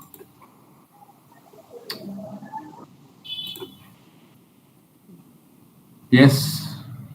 Second illustration, in an experiment on immunization of cattle farm from tuberculosis, the following results were obtained.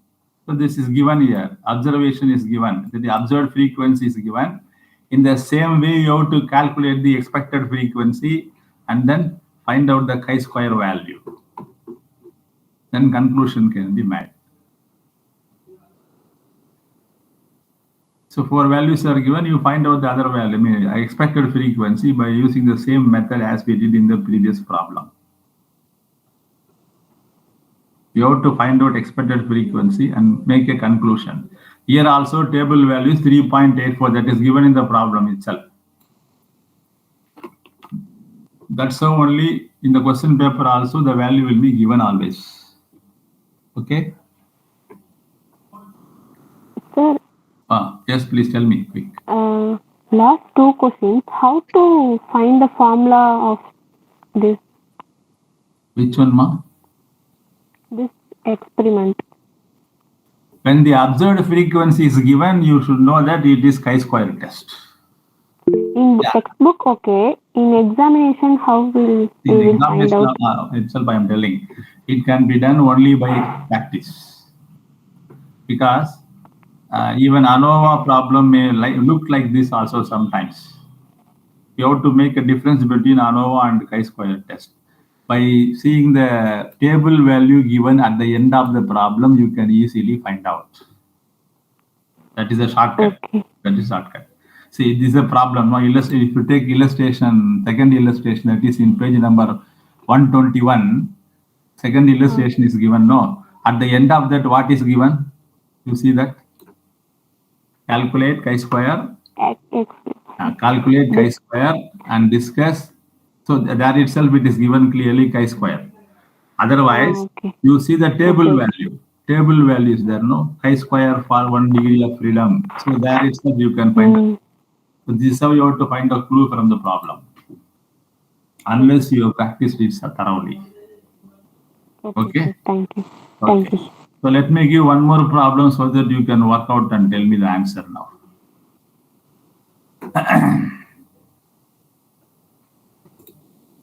What is seen on the screen now? Is there any problem? Yes. This problem you have to work out and tell me now. Shall I read the problem now? 200 digits are chosen at random from a set. So which page number is this question is? Please. In which page number is the question is? It is not there in your book. It is separate problem. For your practice, I have given it. It's not there in your book. So by seeing that, you can just work out straight away. I will tell you how to do this. 200 digits are chosen at random from a set of tables. The frequencies of the digits are given below. 0, 1, 2, 3, 4, 5, 6, 7, 8, 9. 0 occurs 18 times, 1 occurs 19 times, 2 23 times, 3 21 times, 4 16 times, 5 25 times, like that it is given. Use chi-square test. So clue is given now. To assess the correctness of the hypothesis that they were distributed in equal numbers in the tables from which they were drawn. Table value is given. 9 degrees of freedom, 5% level of significance, 16.22 is given. Say, these are the observed frequencies. 18, 19, 23, 21, 16, 20, 25, 22, 20, 21, 15 are observed frequencies. Now let us move on to the solution part of it now.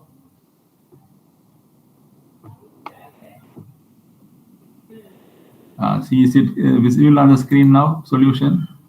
Yes, sir. It is visible, sir. Yes, sir. So all the observed frequencies are written down in the first column. We have to find out the expected frequencies. Say the 200 digits are there total, 200 digits. How many classifications are there? 0, 1, 2, 3, 4, 5, 6, 7, 8, 9. So totally 10 items. So divide this 200 by 10 because it is given in the problem. They expect it to occur equally. They were distributed in equal numbers. That is what given in the problem. They were distributed in equal numbers. So 200 is distributed equally means 20, 20, 20, 20, 20 for everything. Now you can find out O minus E, O minus E whole square, and then O minus E whole square by E. You can go through from the table, from the screen. I think it is visible on the screen clearly.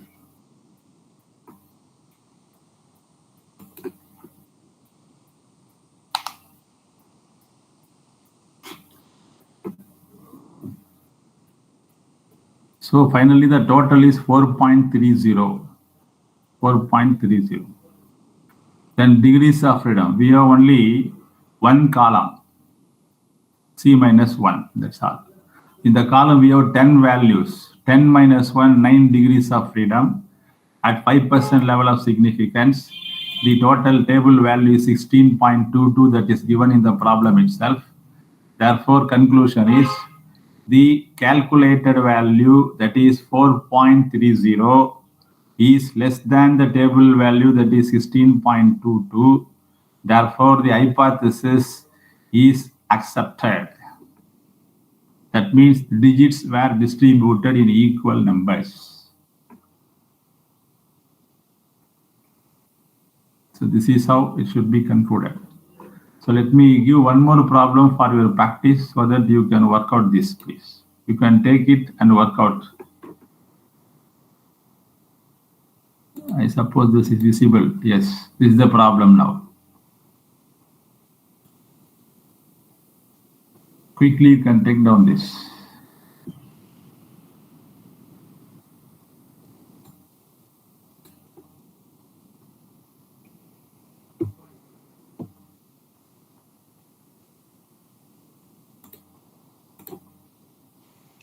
Sir, can you please share this video?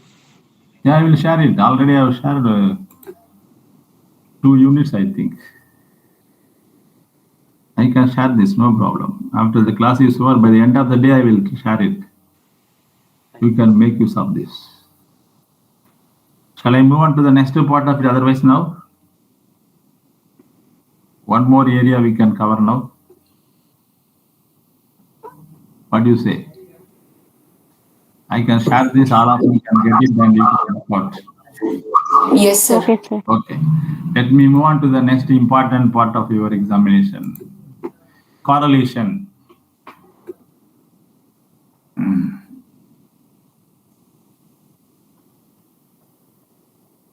Just, yes.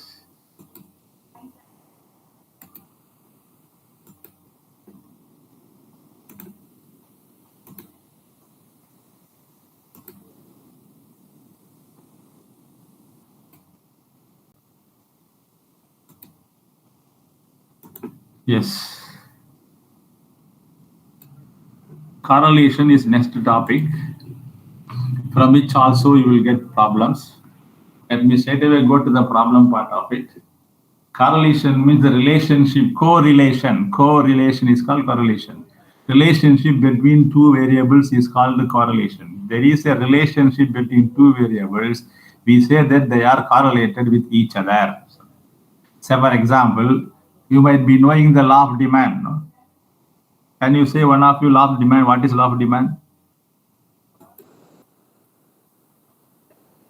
Can any one of you say what is law of demand?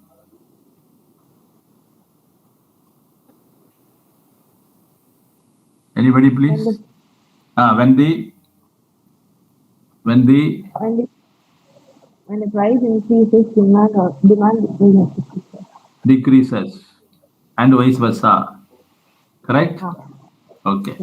When other things remaining the same, if the price increases, the quantity demanded decreases. When the price decreases, quantity demanded increases. That's the law of demand. So there is a relationship between two things. One is price on one side, other one is quantity demanded. So these two have inverse relation. When one increases, other decreases. They move in the opposite direction. On the other hand, if you take the case of law of supply, when the price increases, supply also increases. When the price decreases, supply also decreases. It is direct relationship.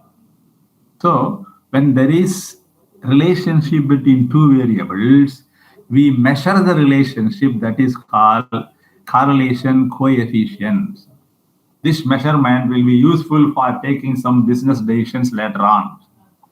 So one of the exponents, that is Carl Pearson, has devised a formula for this. I think the formula is clear now, that you can take from a study material also otherwise. I will tell you the page number, study material. 130. Yeah, you move to 130, please. Page number 130. Yeah, move to page number 130.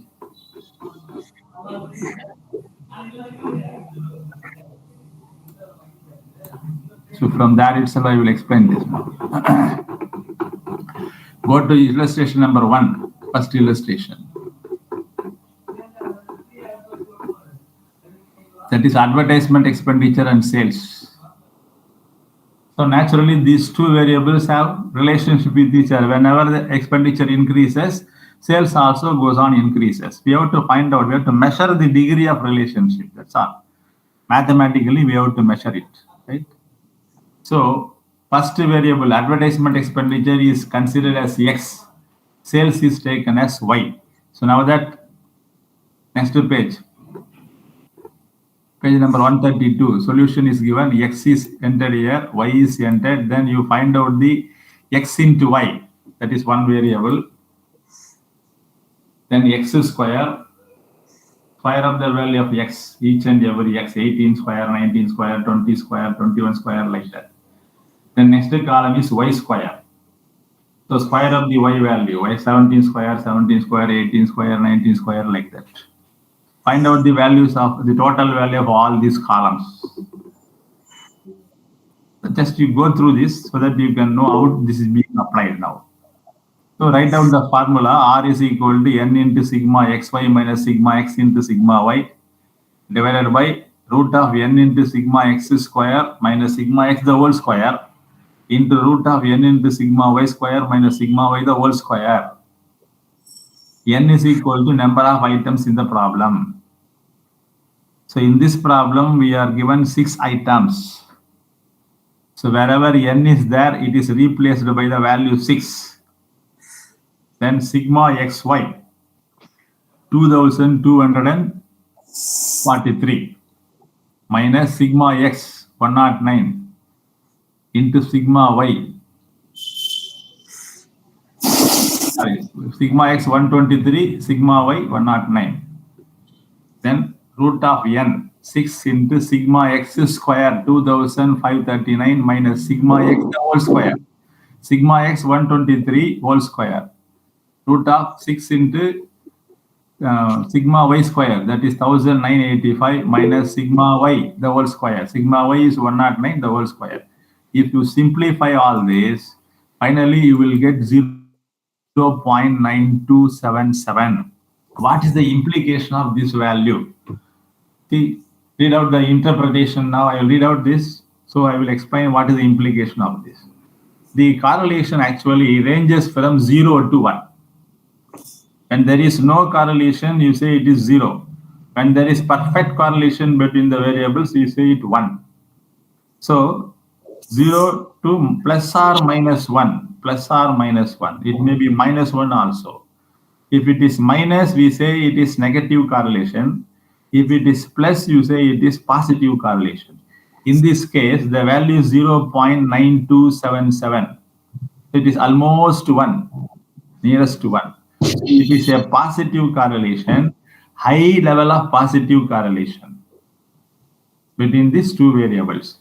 That means whenever the advertisement expenditure increases, definitely sales also will go on increase to the greatest level. That is the inference that we got from this measurement. So the value of R, that is correlation, is equal to 0.92. It shows that there is a high degree of positive correlation between the two variables, namely advertisement expenditure and sales. That means it is a basis to consider some functional relationship between them. If at all you want to increase your sales, increase your advertisement expenditure. This is the conclusion that you got from this measurement, Hall Pearson's coefficient of correlation. Do you understand this now? Sir, will you please explain the interpretation again, sir? The value, no? Interpretation, huh? Yes, sir. Yeah. The value we got is 0.92. I said that the correlation may range from 0 to plus or minus 1. 0 means no correlation. 1 means perfect correlation. If it is plus 1, perfect positive correlation. If it is minus 1, perfect negative correlation. Right? Now, in this case, we got 0.92, which means it is a positive value. Therefore, there is positive correlation between these two. Positive means they move in the same direction. If one variable increases, the other variable also increases, like the law of supply. And the value is 0.92, that is very nearer to perfect correlation 1. Therefore, we can conclude that this correlation between these two variables is high degree of correlation. Therefore, there is high positive correlation between the variables advertisement expenditure and sales, which means what is that we infer from that? If at all you want to increase the sales, you can increase your advertisement expenditure because there is a high degree of positive correlation. When advertisement expenditure increases, automatically sales also will increase. That is what we infer from this problem. That will be useful for decision-making purpose for the businessman. Okay?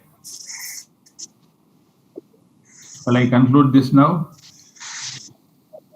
Yes, sir. Okay. Thank you very much. Yes, Thank sir. you very much. Sir, I have a doubt, sir. Thank you, sir. Please tell me. For each sum, how many set mark they will give, sir? Step marks will be given, don't worry, depending upon the size of the problem. How many steps are there, depending upon that, you will be getting step marks. Okay, sir. Thank you, sir. Definitely you will get, don't worry. So for the steps, we can refer the solution, our study material book, right? Yeah, sir. You will have to no worry. So about these sums, how many marks you will ask, sir? There are two parts. Either it can come in the compulsory part or in the B part. Okay, Any sir. one of the problems will come in the compulsory part. Either chi-square test or ANOVA or correlation. There are so many areas are there. Any one may appear in the, say, compulsory question. And the other things will go to the B part. Sir, scientific is allowed? One please, one at a time, please. Sir, scientific calculator is allowed for the examination? Scientific calculators are not allowed, only ordinary calculators are allowed. Okay. Thank you, sir. Thank you very much for the patient. Thank you, sir. Meet tomorrow. Okay, sir. Sir, what if Sir, we are next not class able you to can teach understand the case question study, sir. properly? The problem is case study. The case study is problem only. No, so for exam point of view, Hmm. if we are not able to understand the questions properly, so will the teacher around us help us to understand it? Where? In the examination hall? Yes, sir. No, nobody will say anything because those who are coming there have no knowledge about all these things. They are only invigilators, Okay. that's all. They are not the teachers. They will invigilate your examination writing only, that's all. They will not say anything. If at all they say anything, don't listen to them. Okay, sir. If we just rewrite the question again and make a bracket and put a formula or something, we'll get a marks, right? No, as long as it is relevant to the question, you will get mark to the extent. If at all whatever you write is relevant to the answer, to that extent you will get the marks definitely. Sir, in this lessons only we will get problems which you are taught today. Not the same problem, same type of No, problem. Type relatively of to problem. this. Yes. Sometimes same problem may also be asked. So, and sir, please share this study material PPT or whether it would be uploaded in the portal. I have already shared the first 2 units. First unit. Somebody has sent the email to me. To that email, I have shared it already. If at all you want, I will also share it. No problem. Yeah, please, sir. So where can I send that email? Here My only. mail. Please share your And the email. other day I have given the mail ID. Okay, don't worry. We'll take down the mail ID. Yes, Kumar. Yes, sir. Yes, Kumar 12459. 12459. Yeah, at gmail.com. Thank you, sir. Okay. Thank you very much. Thank you very much. Thank you.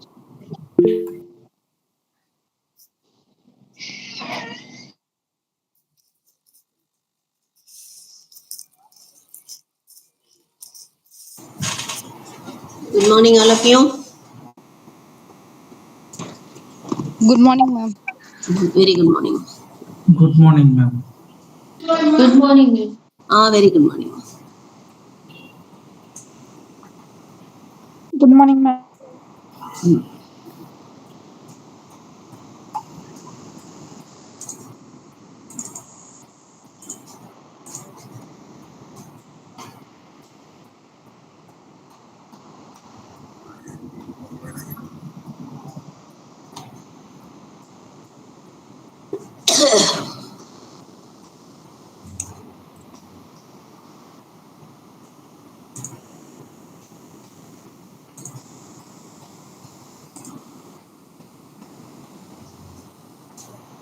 Last class, what we have studied?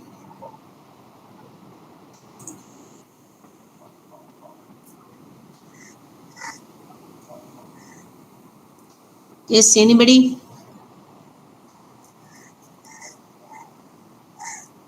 Marginal cost. Marginal cost.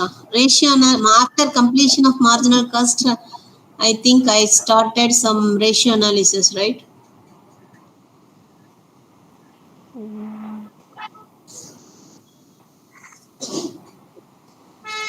Forgotten.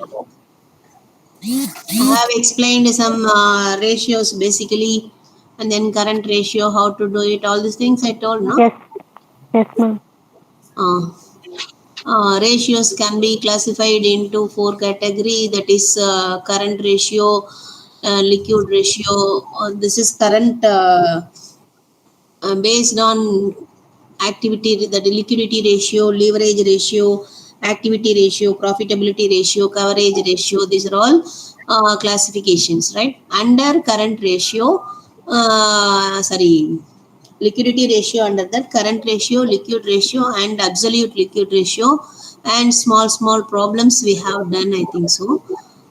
Then efficiency ratio, under that debtors turnover ratio, stock turnover ratio, creditors turnover ratio, then stock to working capital ratio.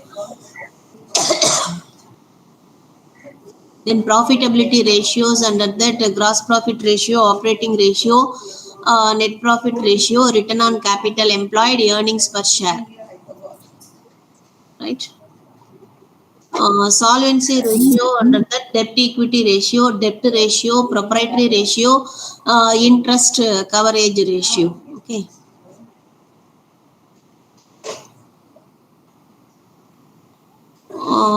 Is two ways of problems are there under ratios. One thing is statement, balance sheet or profit and loss account informations will be given.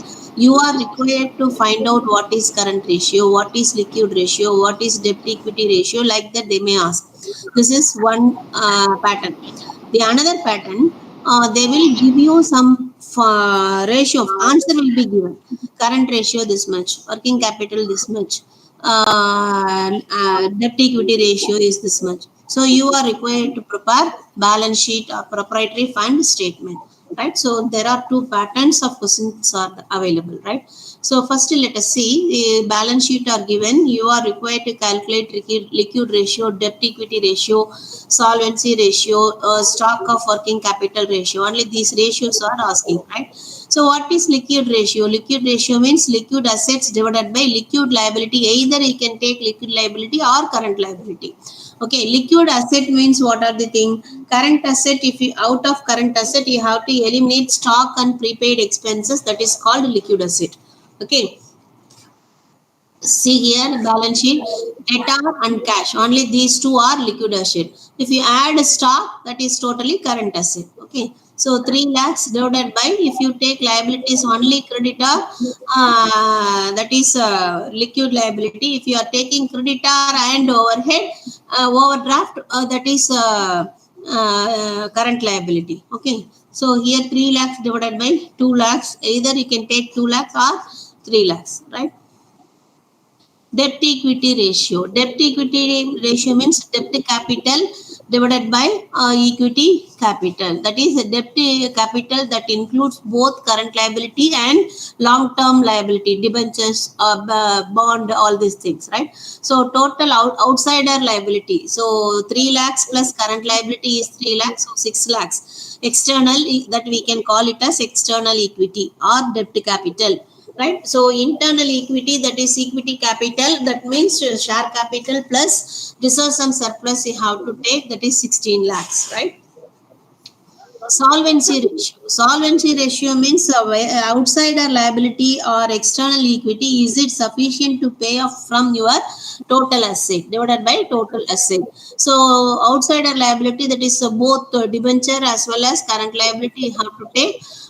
Totally it is 6 lakhs. Total assets is 22 lakhs. So what is the percentage covers? That is the solvency ratio. Stock of working capital ratio, that is stock divided by working capital means current assets minus current liability, that is the working capital. So stock you have to take either current average stock, opening stock and closing stock. If it is given, you have to take average stock, right? So average stock, if it is only closing stock is available, you take only closing stock divided by working capital. That means current asset minus current liability is the working capital. Similar way, this problem is also given for calculate current ratio, quick ratio, cash ratio, and net working capital. All these things same. You have to apply the formula and then you have to do it. Okay. See this problem. This one I think I have taken last class.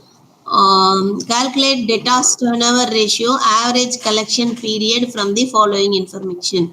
Total sales are given 4 lakhs, cash sales given 20% of total sales, debtors on 1/1/2004 40,000, debtors on 31/12/2004 1,20,000. So that means you are required to calculate debtors turnover ratio and average collection period. What is the formula for debtors turnover ratio? Net credit sales divided by average debtor. Net credit sales means what? You have to take total sales minus sales return minus cash sales. That is called net credit sales. See here, total sales is 4 lakhs less credit sum. Cash sales 20%. You can eliminate it. How much it comes? 80,000. If you are eliminating your credit sales is 3 lakhs 20,000, right? So debtor, average debtor, opening debtor plus closing debtor divided by 2, that is average debtor. Average debtor is 40,000 plus 1,20,000, so 1,60,000 divided by 2, so 80,000, right? So 3 lakhs 20,000 divided by 80,000, so that is 4 times. That is this is the debtors turnover ratio. So average collection period. Collection period means what? How many days or how many months once you are collecting money from your debtor, right? So that means you have to take number of days or number of months in the year divided by debtors turnover ratio. That is called average collection period, right? So here 365 days or 12 months you have to take, divided by your debtors turnover ratio is 4 times. That means how many days once you are collecting money? 91 days or 3 months. Okay. This is debtors turnover ratio. Next one, calculate the creditors turnover ratio from the following figures. So creditors turnover ratio formula, what is the formula? Credit purchases, net credit purchases divided by average creditor. So here in the problem informations are given, right? Net credit purchases is given 12 lakhs. Your opening and closing accounts payable, that means creditor plus বলো payable is called accounts payable. So না না না এই বাবা এক ফুটাও না so 4 lakhs plus 2 lakhs divided by 2, রেখে দাও 3 lakhs. So 12 lakhs divided by 3 lakhs 4 times. Creditors turnover ratio is 4 times. So what is the average payment period? How many days or months once you are paying to your creditor? That means number of days or month, 365 days or 12 months divided by creditor turnover ratio is 4 times. So answer is 91 days or 3 months. Okay. Next one, calculate stock turnover ratio. What is the formula for stock turnover ratio? Net sales or cost of goods. So stock is always shown on cost value. So you take mostly stock turnover ratio you have to take on cost of goods. বলবেন না Cost এরকম of বলবেন goods না sold বাবা is not এরকম given. বলতে নেই Who is that? এরকম বলতে নেই এরকম বলতে নেই Mute your mic. Mute your mic.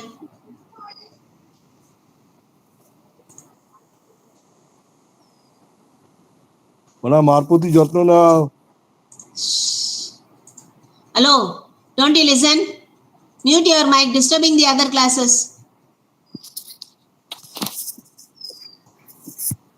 Somebody is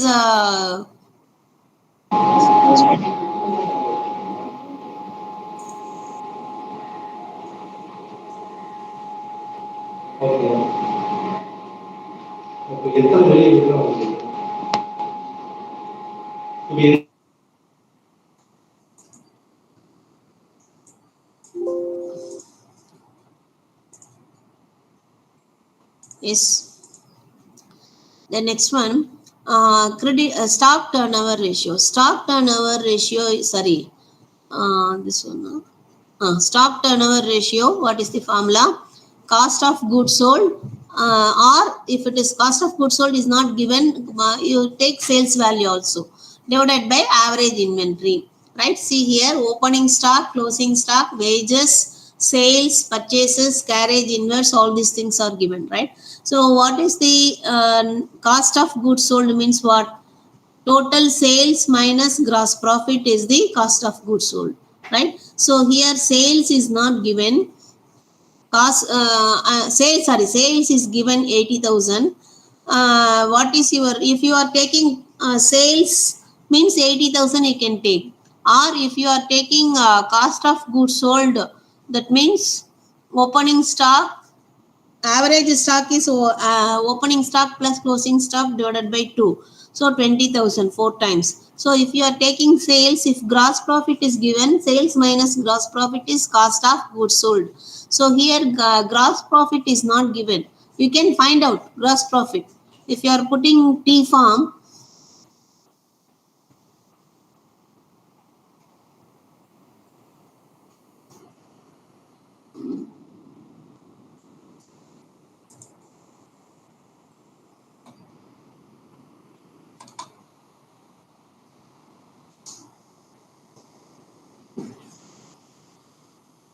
Trading account you are putting, no? So debit side, opening stock is 18,000. See here, this slide.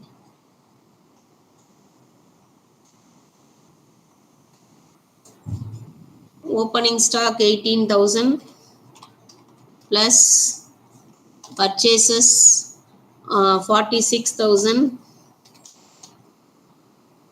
plus carriage inverse 4,000 These are all comes under debit side, right? Credit side, sales 80,000 minus closing stock 22,000. Here you have to add wages also. Wages.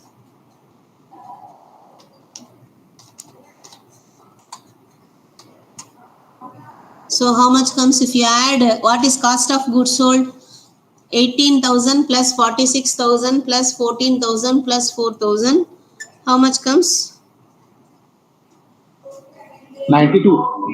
92. This side 1,02,000. Right?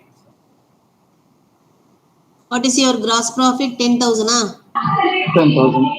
Okay. So now cost of goods sold means sales minus gross profit 10,000. If you are eliminating, you can write cost of goods sold divided by average stock. So 70,000 divided by 20,000. You may actually we have to take cost of goods sold divided by average inventory, right? So average gross profit is not given in your, is not available in your problem. You have to calculate. There are informations are available: opening stock, wages, closing stock, sales, purchases, carriage, inwards. If you prepare trading account, you can find gross profit. If you are eliminating gross profit from sales, that is called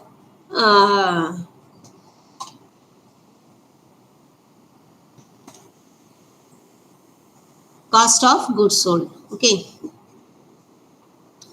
See next Ma'am, one. in exam, for example, we know the formula. We have by hearted the formula and we have written the answer sheet.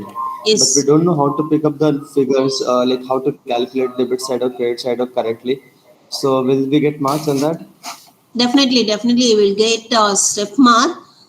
Say for an example, this cost of goods sold, if you are forgetting to add something, wages or purchase something, if you are forgetting one item, your answer will be wrong, but you will get the mark for formula, and then what are the things you have done, that step mark you will get it. Okay, don't worry. And ma'am, this kind of questions will come for how many marks? These are all part A they may ask. The big, if it is in a big one, solutions will be given big, that is 4-5 category. If they are asking, sometimes they may give in part B, sometimes even part C also they may give. Part C, that is all missing informations will be given. You are required to prepare balance sheet. You are required to prepare proprietary fund statement. Like that, if they ask, they may ask in case study also. Right? So you should be very thorough. Mostly these ratios will be given for some theory question also. And part B and part A, they may ask small questions. So you have to be prepared thoroughly, all ready to be right for anything. Okay. Okay, ma'am. And then for also all the questions to produce these ledger not profit and loss or balance sheet you have to make. Yes, you can make balance sheet. See here, these are the problems are given like that. Okay, they have given information, balance sheet given. You are required to calculate total turnover ratio, fixed assets turnover ratio, like that. If they ask ratios, you have to, if you have to know the formula, then you have to do that, right? Some problems, see here, this kind of problem will be given for case study or part B, 8 marks question, big question they may ask. Very carefully you have to do, then only you have to prepare balance sheet, right? Let us do this problem, you can understand.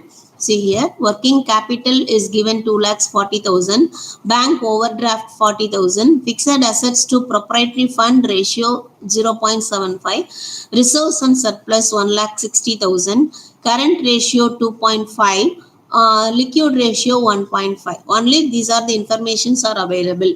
See here, what you have to prepare, required to prepare a summarized balance sheet as at 31/3/2018. Okay. So now, what are the information available? Within the available information, you have to prepare, find out one from one another, right? See here, we have clue, current ratio is given 2.5 times.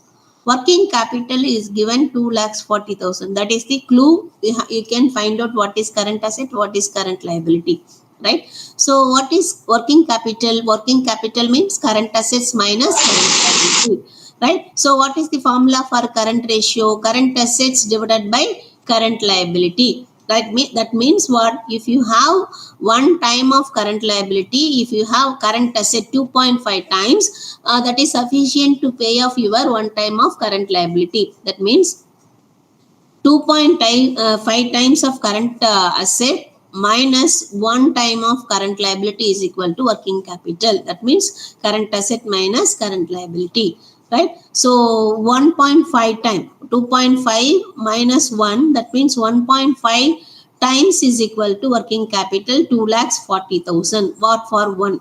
If you are substituting this one, current liability, you can get it 2,40,000 divided by 1.5, that is 1,60,000. One time means that is current liability. Current liability is 1,60,000. What is current asset? 1,60,000 into 2.5 times, right? So current asset is 4 lakhs. 1,60,000 into 2.5 times 4 lakhs. Current asset is 4 lakhs. Current liability is 1,60,000. There is another clue is also given, liquid ratio. Liquid ratio here 1.5 times. So let us assume liquid asset divided by current liability, right? So here the difference between current ratio and liquid ratio only stock, right? So one time is equal to 1.5 times is how much? One time is 1,60,000. 1.5 time means that is 240. 240. 2,40,000 is what? Liquid asset. So 4 lakhs Yeah. minus 2,40,000. What is the difference? What is the stock value? 160. 160. 1,60,000 is your stock value. See here, 1,60,000 is your stock value. You can either do like this, or you can, if you here bank overdraft is there. Bank overdraft, if you are treating in the formula current liability, liquid asset divided by liquid liability, if you have treated like that, you will get different answer. Okay, even that is also correct only. It is nothing wrong in that. You can do it. You can take either current liability or liquid liability. Whatever it is, it's no problem, right? Okay.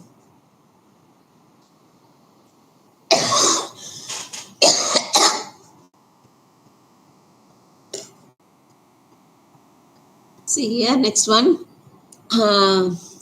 Fixed, next one, see here, what is the informations are available? Only fixed assets to proprietary fund ratio is available. Debt equity, fixed assets to proprietary fund ratio is there, 0.75 times. So now what is the formula for fixed assets to proprietary? Fixed assets divided by proprietary fund is equal to 0.75. Either if you know fixed assets value or proprietary fund value, any one value easily we can find out. So both the values we do not know. So only the answer is given. There is no other clue is available in this information, right? So what we can do, we can use accounting equation. What is your accounting equation? What is accounting equation? What is the accounting equation? Tell me.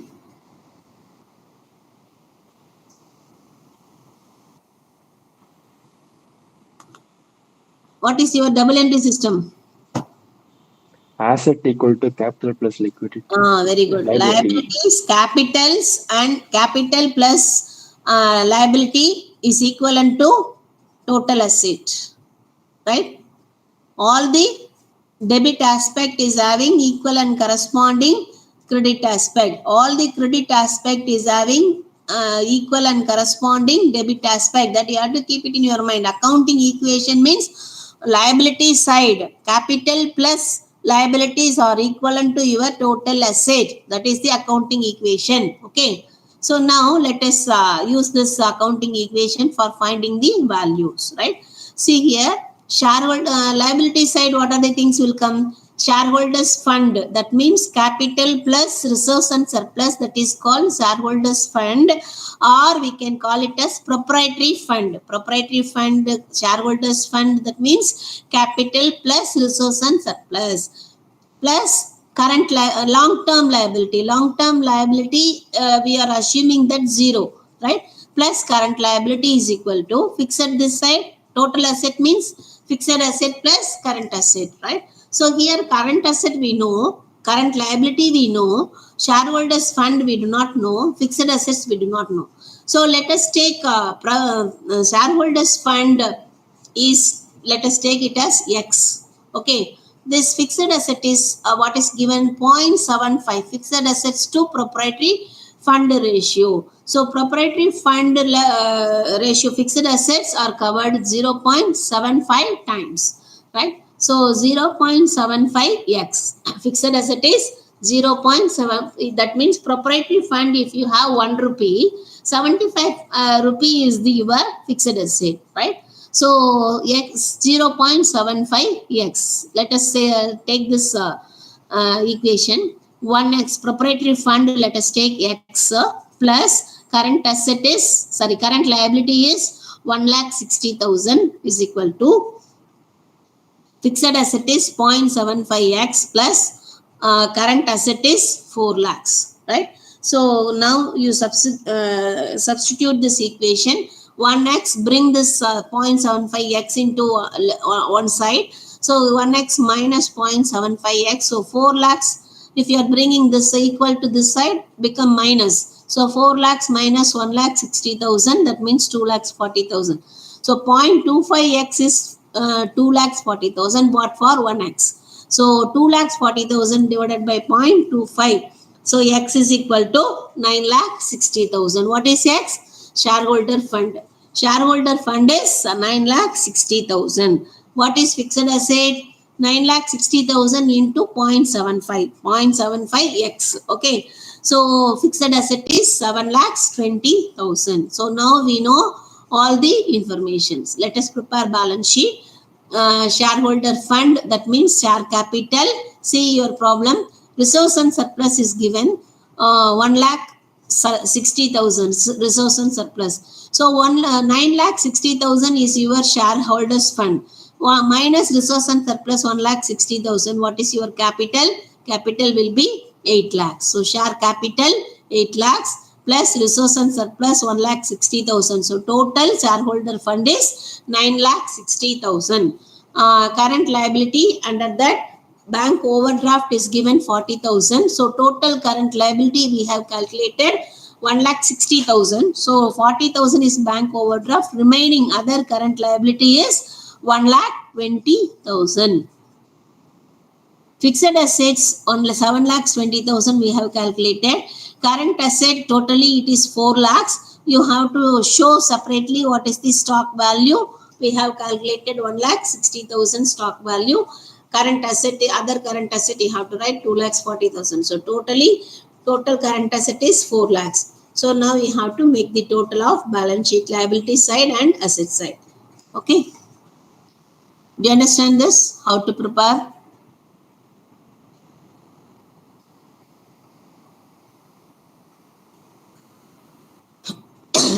Yes, ma'am, understood, but it's complicated and will take a lot of time to process. Yes, it will take a lot of time.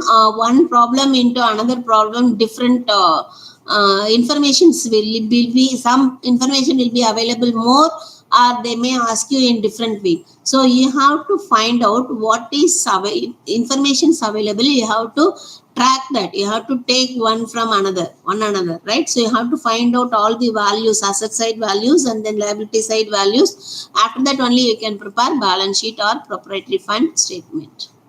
See here, another problem I have given here. Paid up capital, plant and machinery, sales, gross profit, annual credit sales, turnover ratio, fixed assets turnover ratio, sales return. So these are the informations are available. Within this information, you have to bring it from one another, right? See here, I have calculated all these things. You practice it. Then tomorrow, if we have, let us complete the syllabus. If we have time, we will do some important problems. These things because one chapter I can do one specimen, right? So you practice it many problems. It will be different from one another. You practice it. Okay. Can we go for next one? Right. Next chapter. Let us go.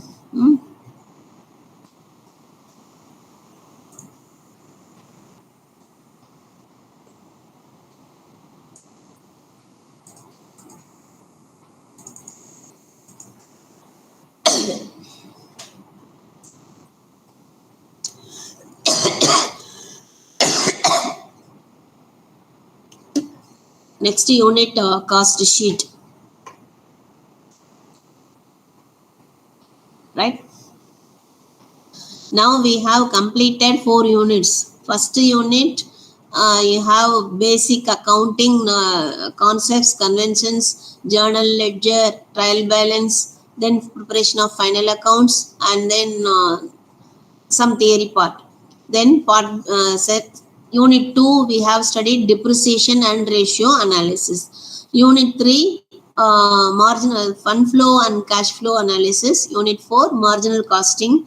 And then unit 5, cost accounting, and you have variance, standard costing or variance analysis, right?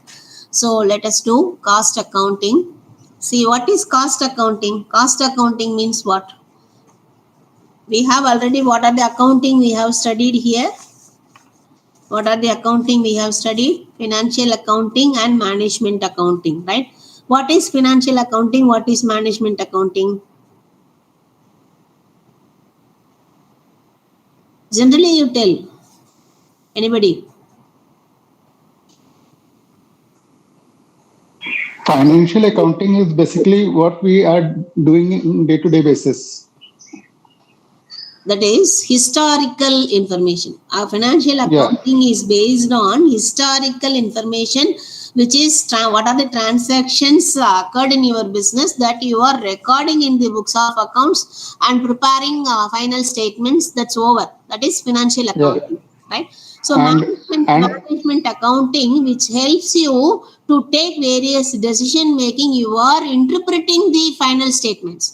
It is also based upon your financial accounting, but you are interpreting by using various techniques, tools. That is, ratio analysis is you can use take it as a tool. Marginal costing is a technique. So some ways and means you are using and interpreting the statements for taking various decision making. That is called management accounting, right?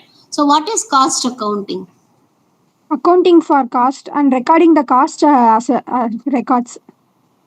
So you have once you are producing the goods, you have to ascertain the cost. Ascertain means what? You have to fix the price. How you are determining your price of your product? So what is the cost incurred for producing that product? That first of all you should ascertain, isn't it? Once ascertainment of all these costs, what is incurred for your production, that then only you can fix the selling price, isn't it? So that is why all the what you are going to study in cost accounting, it is the elaborate one. But here 3 accounts we are combined into one accounting for manager. So elaborately we cannot go all the chapters in cost accounting. We are going to study only the basic elements. What are the expenditure you are incurring? Then how to prepare cost sheet. And then standard costing. Only these 2 things you are going to study under cost accounting. Cost accounting, there are various things are there. Job costing, services costing, so many methods, so process costing, so many things are there that we are not going to. Only BCom students, you might have studied individually in BCom while studying BCom, right? So that things are not required as a basic fundamental thing. Which is required, essential for manager. That is why the cost sheet and variance analysis we have included in this syllabus, right?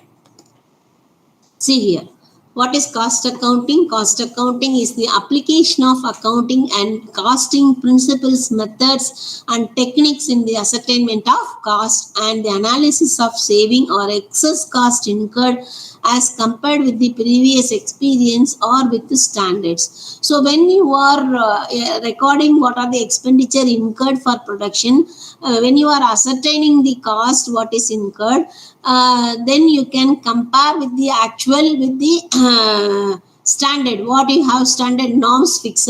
You can find out what is the deviation, what is the variation between actual and standard norms. So that helps you as a what tool?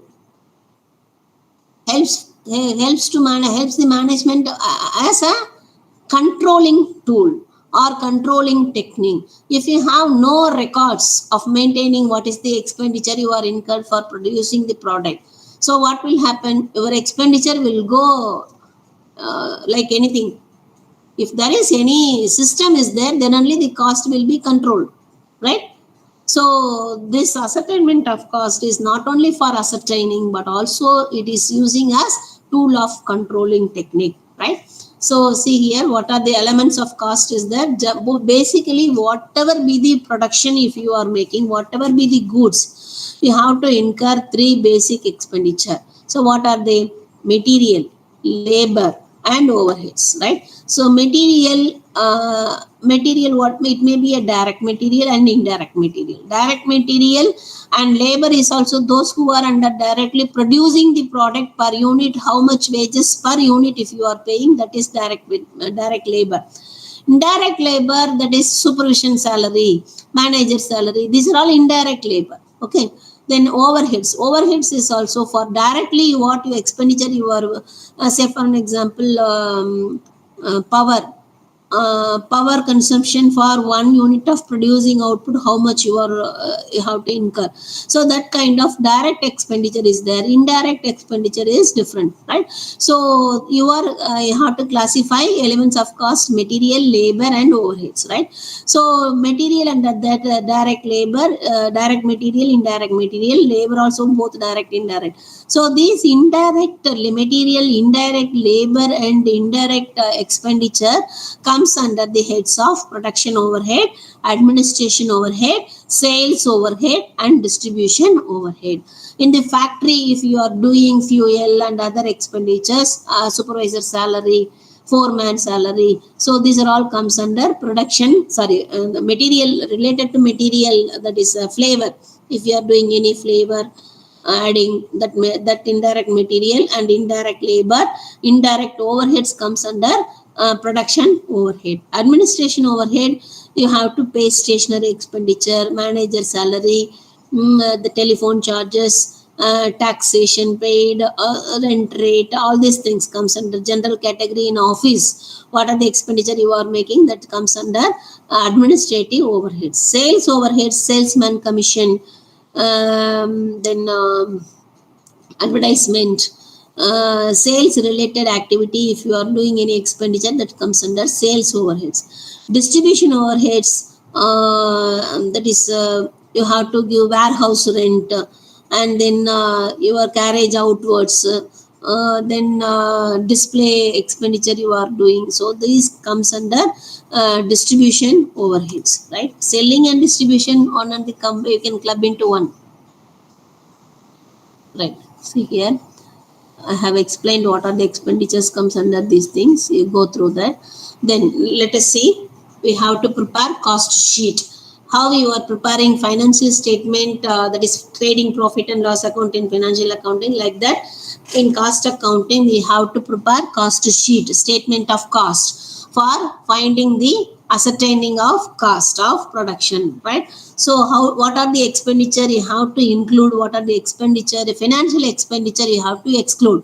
What is, I have given it here, specimen format is given. First you have to take what is the direct material you have consumed for the production, that is material, direct labor, direct overheads. If you add these three things, is called prime cost. What is prime cost? Direct material, direct labor, direct overheads, which is used for the production during the year or during the month, that is called prime cost. Prime cost plus factory expenditure, that is called works cost. Works cost plus office or administrative expenditure, that is called cost of production. Cost of production plus selling and distribution overheads, that is called cost of sales. Cost of sales plus if you add some profit, that some percentage of profit, that is sales. Okay, so when you are taking direct material, sometimes opening stock of raw material will be given and purchases of raw material will be given. So you have to find out what is the direct material which is consumed for the production. That how to calculate opening stock of raw material plus purchases of raw material during the year. If you have spent for any expenditure, carriage inwards. So when you are bringing raw material into your factory, you are paying some wages, right? That is called carriage inwards. So that is, you have to add with the purchases. Purchases plus opening stock of raw material plus purchases of raw material plus carriage inwards, you add it, less closing stock of raw material. That is called cost of material consumed or used for the production, or direct material. In your problem, direct material, if it is given, you take, no, don't deduct opening stock, all these things. Direct material means material which is consumed for the production. Okay, then add direct labor and direct expenditure. If you add all these three things, that is called prime cost. Do you understand? Prime cost plus factory overheads, if you are adding, that is called works cost. Works cost plus administration expenditure, if you are adding, that is called cost of production. Then cost of production plus selling and distribution overheads is called cost of sales. So what are the financial nature of expenditure you have to exclude while preparing the statement? While preparing the cost sheet, you have to take only the actual expenditure which is incurred for the production. Right, so some expenditure may be non-cash expenditure and non-trading expenditure. You have to eliminate it. That's some financial nature. Say for an example, cash discount. Cash discount means what? At the time of purchasing 10,000 worth of goods, they are giving you 9,000. That is called cash discount. 9,000 you are entering into the books of account. So 1,000 rupees it is here, you can avoid it to write in the books of account, cost sheet, right? Then interest paid, this is financial expenditure. Preliminary expenses, goodwill written off, bad debts written off, provision for taxation, provision for bad debts, transferring reserve, donations, income tax paid, dividend paid.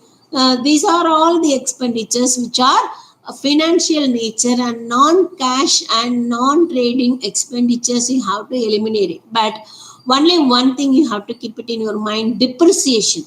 Depreciation, even though it is a non-cash expenditure, but in cost sheet we have to show. Why? Because the machinery, when we are utilizing depreciate, the asset will depreciate. So we are treating it as an expenditure. So we have to show in the only depreciation, you have to take it in the preparation of the factory cost. Factory cost, you have to add depreciation in the cost sheet. The other items, financial nature, you should not take. Okay, let us do one problem, you can understand. See this is the problem is given in your problem. Number of jeans manufactured during the month 1,000 units, and then direct material consumed is given. That means consumed for the production. Direct material is given. Direct labor, indirect labor, supervision cost, factory premises, all these informations are given. A profit margin of 20% on the total cost of goods is expected on the sale of jeans, right?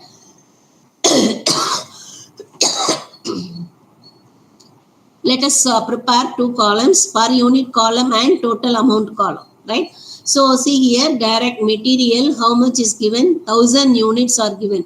So 1,000 units, what is the sales price? Sale price you have to find out. That we have to find out, right?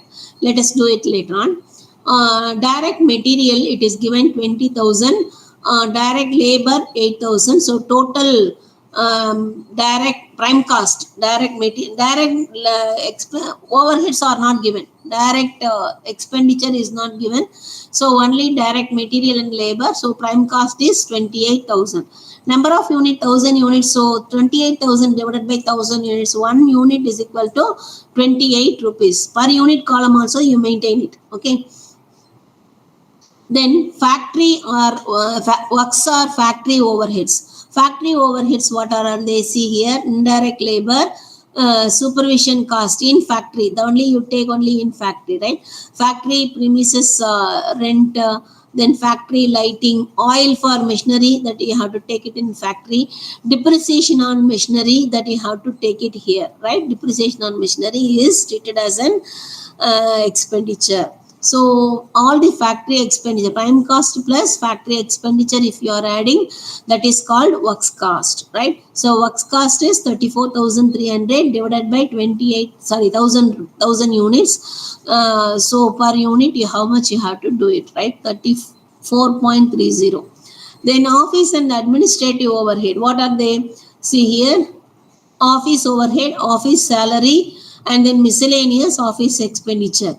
Only these expenditure, if you are adding works cost plus office expenditure, is called cost of production.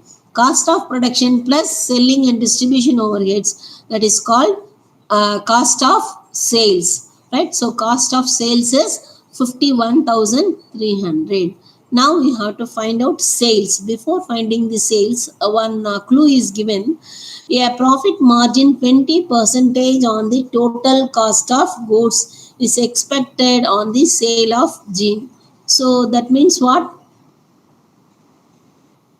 20% on total cost of goods sold. So cost of goods sold is how much? 51,300 into 20%. How much it is? So 10,260, right? You add it. So total sales value is 61,560. This is the sales value divided by 1000 jeans. Per unit jean value, jean cost is 61.556. 61 rupee 56 paise. So this is the method you have to find out, right?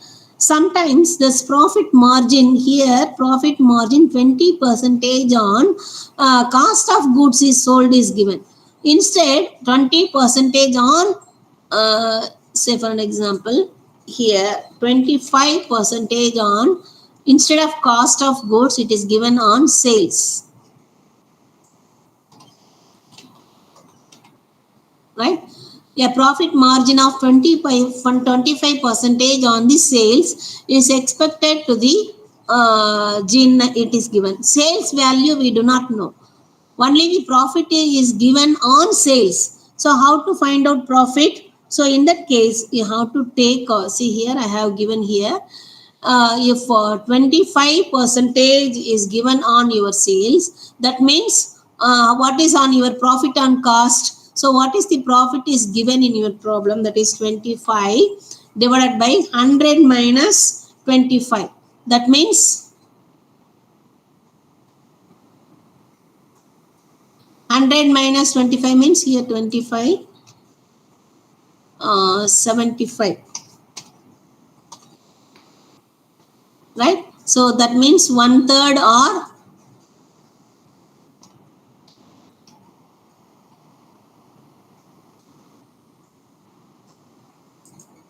33.33%. Okay, on cost. So 25% on sales means on cost will be 33.33%. Or here 20% on say 20% on sales if it is given. So what is the profit on cost? Profit percentage on cost is, see here, 25%, ma'am. 20 by 100 minus 20. So that means 80%. Cost will be 80 and profit percentage will be 25%. 25%. Profit on cost will be 25%. Okay, on cost, 25% on cost. 1/5 on sales is equal to 1/4 on 1/4 isn't on it, ma'am? What is sales? yes, Sales. Yeah, on thanks. cost. Yeah, ma'am.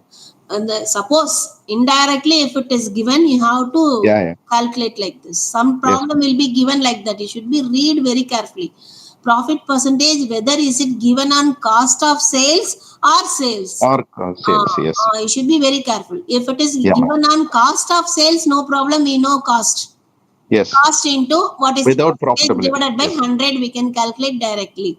Suppose on sales, if it is given, you have to take it Include cost. Yes, that you have to derive. Thank you. And then you have to find out. Okay, this is for your information, additional information. Okay. Thank you. Okay, let us do one more problem. See here in this problem, there are some work in progress, opening stock, not only in the raw materials, but also work in progress also, and then finished goods also. You have opening and closing is there. So in that case, how to prepare cost sheet? See here, opening stock of raw material plus purchases plus expenditure on purchases, that means carriage inwards, minus closing stock of raw materials, that is called materials consumed or direct material used for production, plus direct wages, direct overheads. If it is not given, you take only these two, that is called prime cost. Okay, prime cost plus what you have to take, factory overheads, right? So in that case, work in progress means what? In factory, some goods may be semi-finished means 50% material maybe it is ongoing. So 50% material or 75% labor work is going on. So if opening stock and closing stock, if it is there, that you have to add with it, that is prime cost plus opening work in progress plus factory overheads minus closing work in progress, that is called works cost. While doing works cost, the work in progress, opening you have to add, closing work in progress you have to deduct along with the factory cost. Do you understand? So opening and closing work in progress, if it is given, you have to adjust in the factory overheads. Okay. So prime cost plus opening work in progress plus factory cost minus closing work in progress, that is called work cost, right? So works cost plus office and administrative overhead, that is called cost of production. So after finding the cost of production, you have to adjust finished goods. Finished goods opening and closing is there. See here, opening stock of finished goods, first opening is 54,000, closing 31,000 is there. So cost of goods sold, cost of production plus opening stock of finished goods minus closing stock of finished goods, if you are adjusting, that is called cost of goods sold. Cost of goods sold plus selling and distribution overheads, that is called cost of sales. Do you understand? So prime cost, while doing prime cost, if you have opening and closing raw material, you have to adjust for finding direct material or material used for production, right? So opening and closing work in progress, if it is given, that you have to adjust in the factory overhead. Prime cost plus opening work in progress plus factory cost minus closing work in progress, that is called factory works cost. So works cost plus office and administration overhead, that is called cost of production. After finding the cost of production, you have to adjust opening and closing finished goods.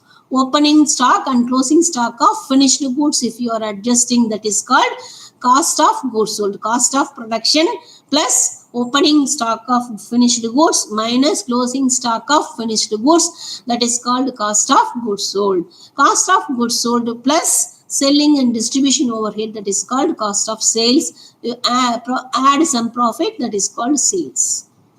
Do you understand this problem?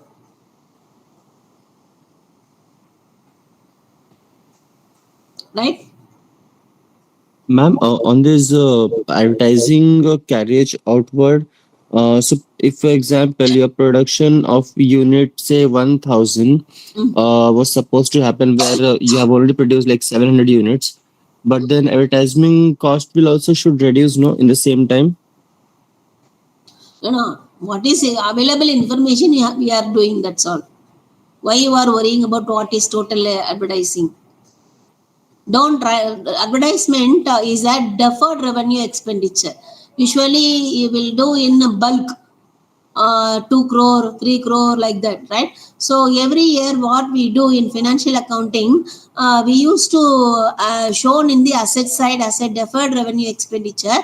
Every year we are eliminating that expenditure. That benefits maybe go for 10 years. Right, so if you have done 1 crore rupee expenditure for advertisement, 10 year means per year 10 lakhs you are writing off. 1 year advertisement expenditure you are treating 10 lakhs. So that 10 lakhs you have to write off in the profit and loss account debit side. So profit and loss account you are writing advertisement expenditure written off 10 lakhs. So if, every year your asset side value 1 crore you might have shown as a deferred revenue expenditure, 10 lakhs it will reduce, right? So that is the nature of advertisement expenditure. So here what is given, here don't think that much. What is given you take it in the selling and distribution expenditure. Okay. Okay, that's all with regards to this cost sheet. You practice some more problems. Cost sheet is very simple and easy calculation. Sometimes a case study also they may give this type of problem. Case study they may give. Sometimes part A they will give you some small part, opening stock, closing stock, find out what is the prime cost, what is the finished goods cost, like that. Some partially they may also ask, or sometimes they may ask you to prepare like this statement. Okay, so tomorrow we will do standard costing and variance analysis. Standard costing and variance analysis, we can use it as a technique or tool in both management accounting as well as cost accounting. There are variance analysis are there, many analysis are there: material, labor, then overheads fixed as well as variable cost, then sales variances. But according to your syllabus, we have taken only material and labor. Okay, so formulas and all I have given here. You go through these formulas. Tomorrow we will do some problems in material variances and labor variances. After preparing all these things, whatever doubts you note it down today, you practice it, whatever be the problem. Tomorrow will be the final class. Then I will tomorrow, after finishing this material variances and labor variances, we will discuss whatever doubts you have. Okay, I think time over. We can conclude the class. Ma'am, can we have the PPT now? PPT is available in your website, DD website. Ma'am, we have searched, but it was for 22 only. Same PPT only. Accounts, there is no changes. Same thing only. The same okay, PPT I have uploaded in that. You can take it. Okay. Okay, ma'am. Thank you. Okay, thank you. You practice it. It is in your hand. You have to practice, right? Okay. Ma'am, what is the average ratio of students passing an account subject? Many of them are getting pass. Only few of them, those who didn't come from account background, you have to go some private tuition like that. Then only you can do the problem. Even though some of them will get managed. Some theory questions also they are writing and they are applying. Actually, it is a very good scoring paper. You can get 100 out of 100. If your answer is correct, 20 marks question, I will give you 20 marks. 10 marks question correct, answer is correct, 10 marks I will give you. Theory paper will be reduced. 10 marks question, they will give you only 5, 6 marks, 7 marks. If you have very extraordinarily, if you have written only 8 marks, we will give. Even though 2 marks we will reduce. But problem paper, you can get full mark. So you try to practice it, get good, score good marks. Okay. Don't worry about it. Your effort is very important, right? You have to practice it, many problems, then only you can do it very successfully. Okay. Madam, where can we get this PPT? It is available. See, I show you where it is. Ma'am, next week, whether the staffs are available in department? Next week? Whether the staffs are available in university?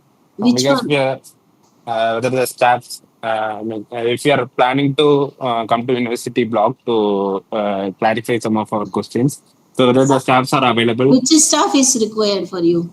Yeah, like you and management staff, like that. Whether you are available in that No, university? only 3 faculties are in DDE. Mine, that is, I'm Dr. Umastri, accounting DDE faculty.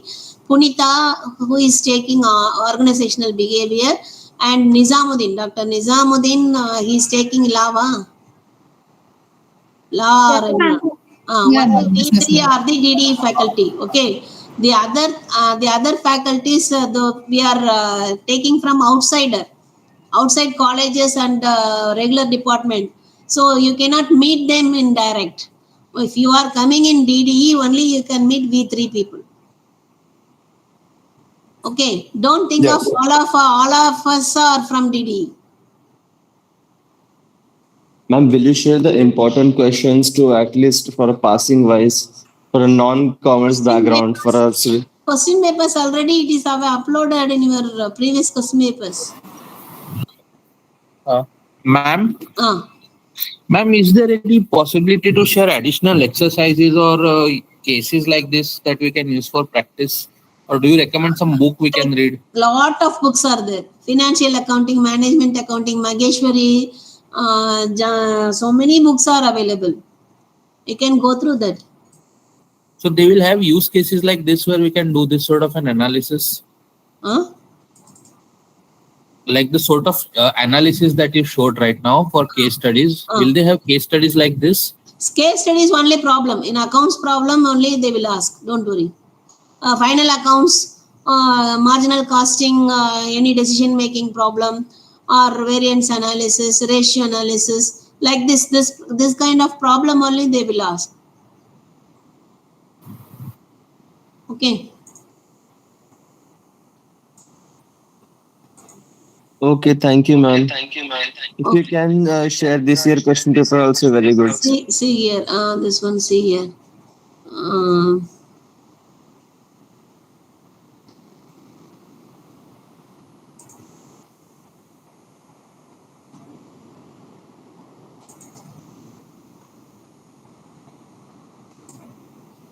Can you see this screen? If you go to our DDE website, student support services, if you click, under that teaching learning material you click, under that PPT is there, MBA you click, here accounting first semester you click, accounting for manager, 4 PPTs I have given here. So you download it, the same one only, you download it and use it. Okay. Okay, bye. Thank you. Practice it well. All the best. Tomorrow we will see. Right? Tomorrow 12 to 1. Thank you, ma'am. Thank you, ma'am. Okay. Thank you, ma'am. Guys, if you get question paper, please share in the group.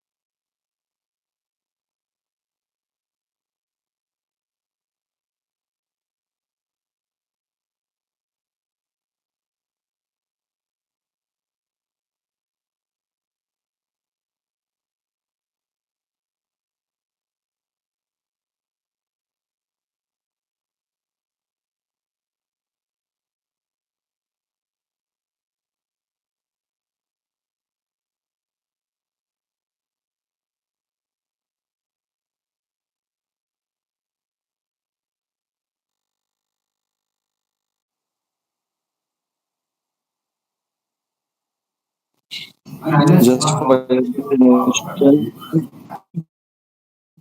the screen is being recorded and your ideas are also being noted down. Hey, what the? I don't understand. You're saying to me?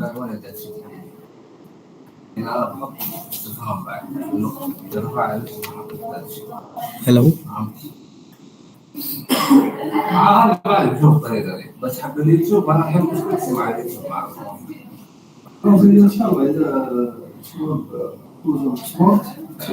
Mr. Shivan? Shivan?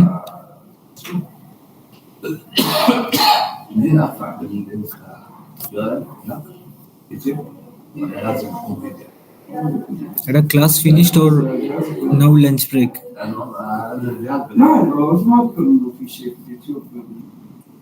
Hello?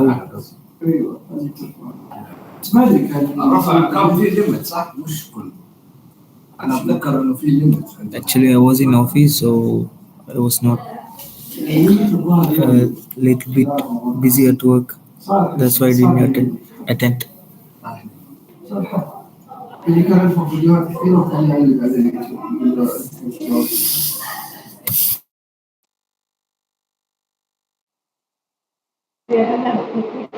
Hello, this is Pradeep. I would like to know if the class has concluded or still in session.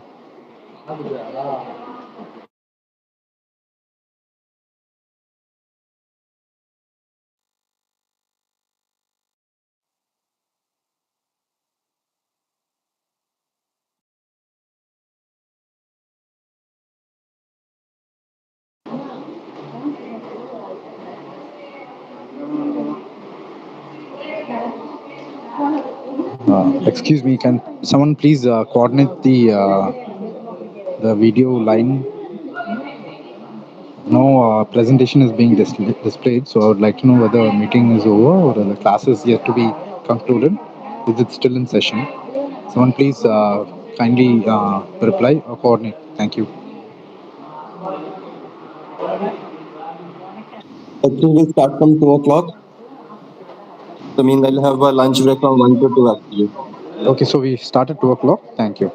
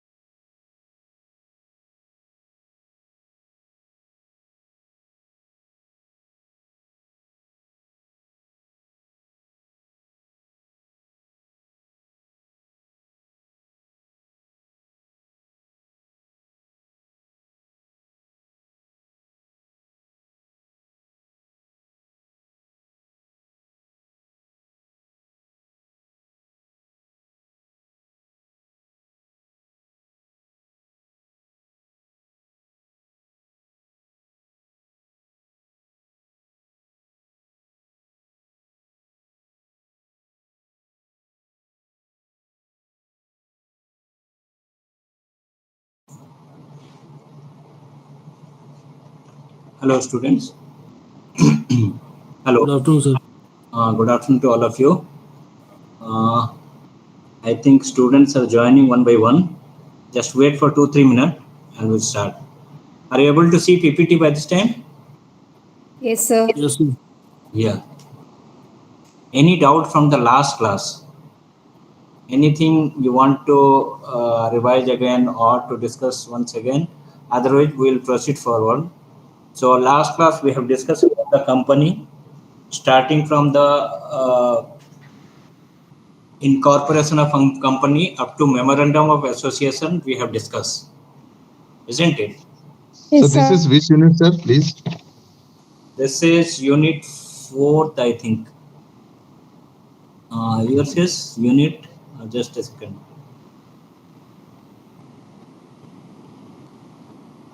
Yeah, 4th unit. Okay, sir, thank you. Are you joining today first time? Hello? No, sir, I joined the first 2 sessions. I missed the last one. Okay. We are discussing last time, we are discussing about the company law. Okay. So from the how the company is to be incorporated and with the then what are the documents to be used and what are the different types of company. Then we have also discussed about the memorandum of association. In memorandum of association, there is a called as doctrine of ultra virus. So sometime in examination, short question comes: what do you understand by doctrine of ultra virus, and what are the occasion when the doctrine of ultra virus can be implemented? So we have discussed this, and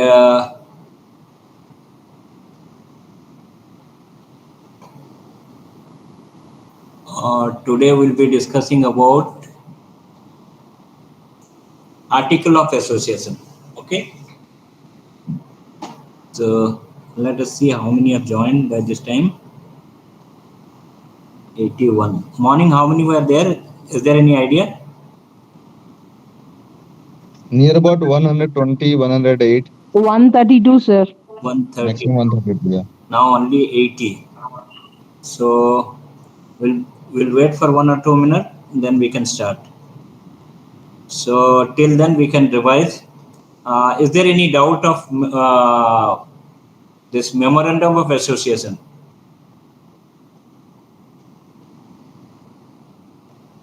So we have discussed formation of a company, then we have memorandum of association. Memorandum of association, it is a fundamental document like your constitution of the country. Similar way, the memorandum of association is a fundamental document which is to be submitted during the registration process. Both the documents like memorandum of association and article of association, both the documents are to be submitted during the registration of a company. So these are the 2 fundamental documents, and memorandum of association is external document which external people like the shareholders, creditors, all those people, they should know that what is the role of the company, what are the functions of the company, and it should be known to them. And similarly, article of association, it is internal rules and regulation of a company, how to be regulate the company, internal rules and regulation to be framed. So that is an internal document, and memorandum of association is external document which the external people they should know.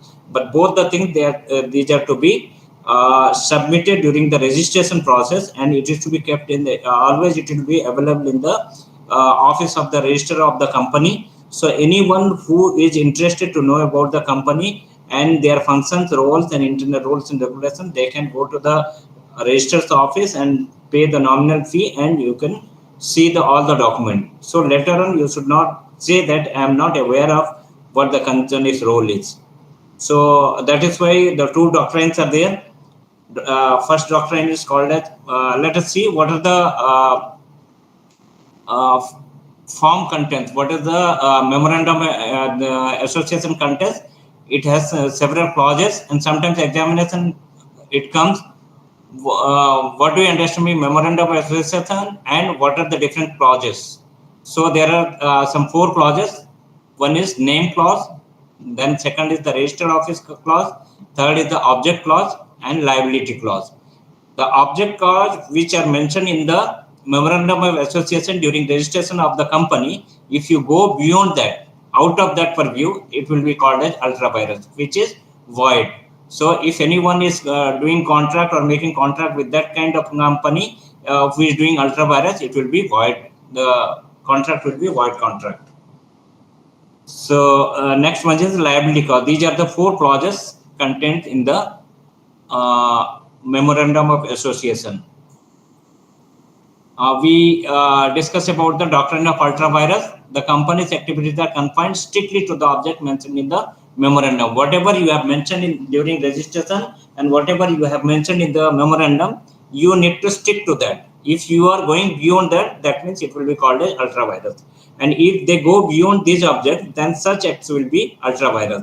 The object of declaring such act as an ultra virus is to protect the interest of the shareholder, because shareholder, they know that in prospectus we have declared when share is being issued to the shareholders, and before that the company must have issued the prospectus. In prospectus they will mention that what exactly company is going to do and what are their functions, and so shareholders should not be in dark.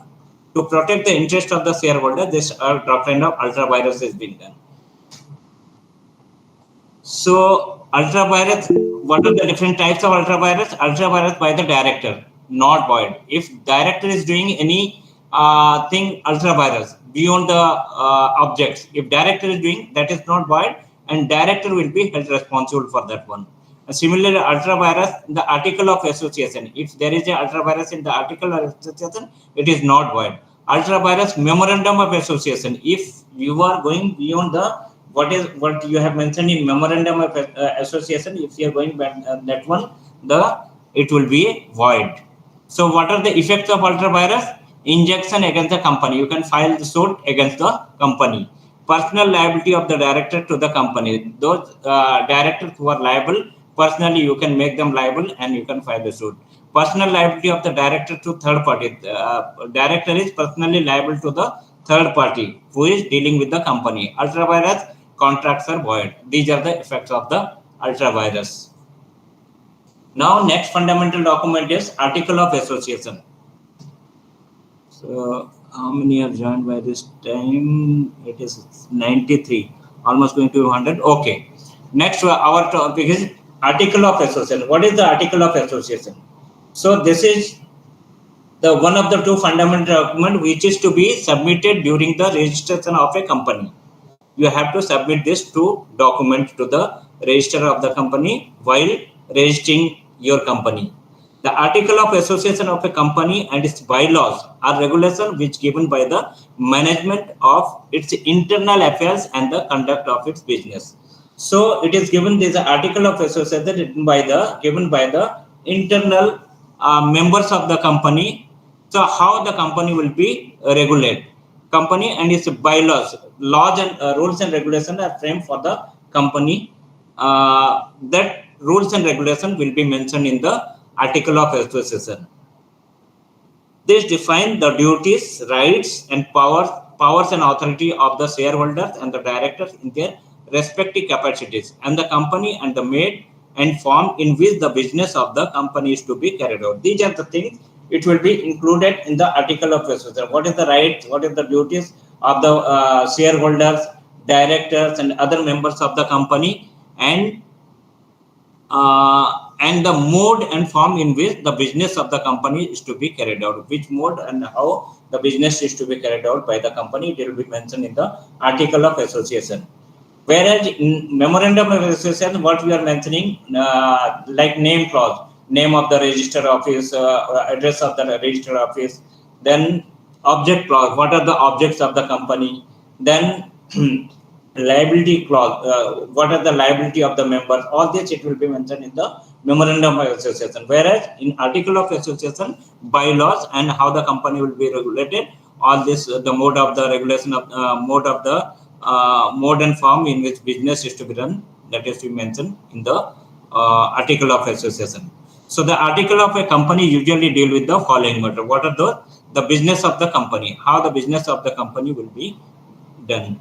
the amount of capital issued and classes of shares, and the increase and reduction of share capital. This is to be mentioned in the article of association. The amount of capital issued and the classes of what are the different classes of shares, like equity shares, preferential shares, bonus shares, all this it will be mentioned in this article of association. The next is the right of each class of shareholders and the procedures for variation of the rights of the each class. Different class shareholders, like what are the rights and duties of the preferential shareholder? What are the rights and duties of the? Hello. Yes.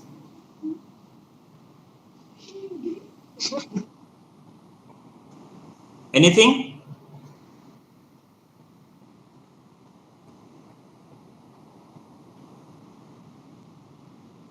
Hello. Are you able to hear me? Yes, sir. Okay. Okay. Shall we proceed? Hello, hello. Yes, sir. Yes, sir. Who is this?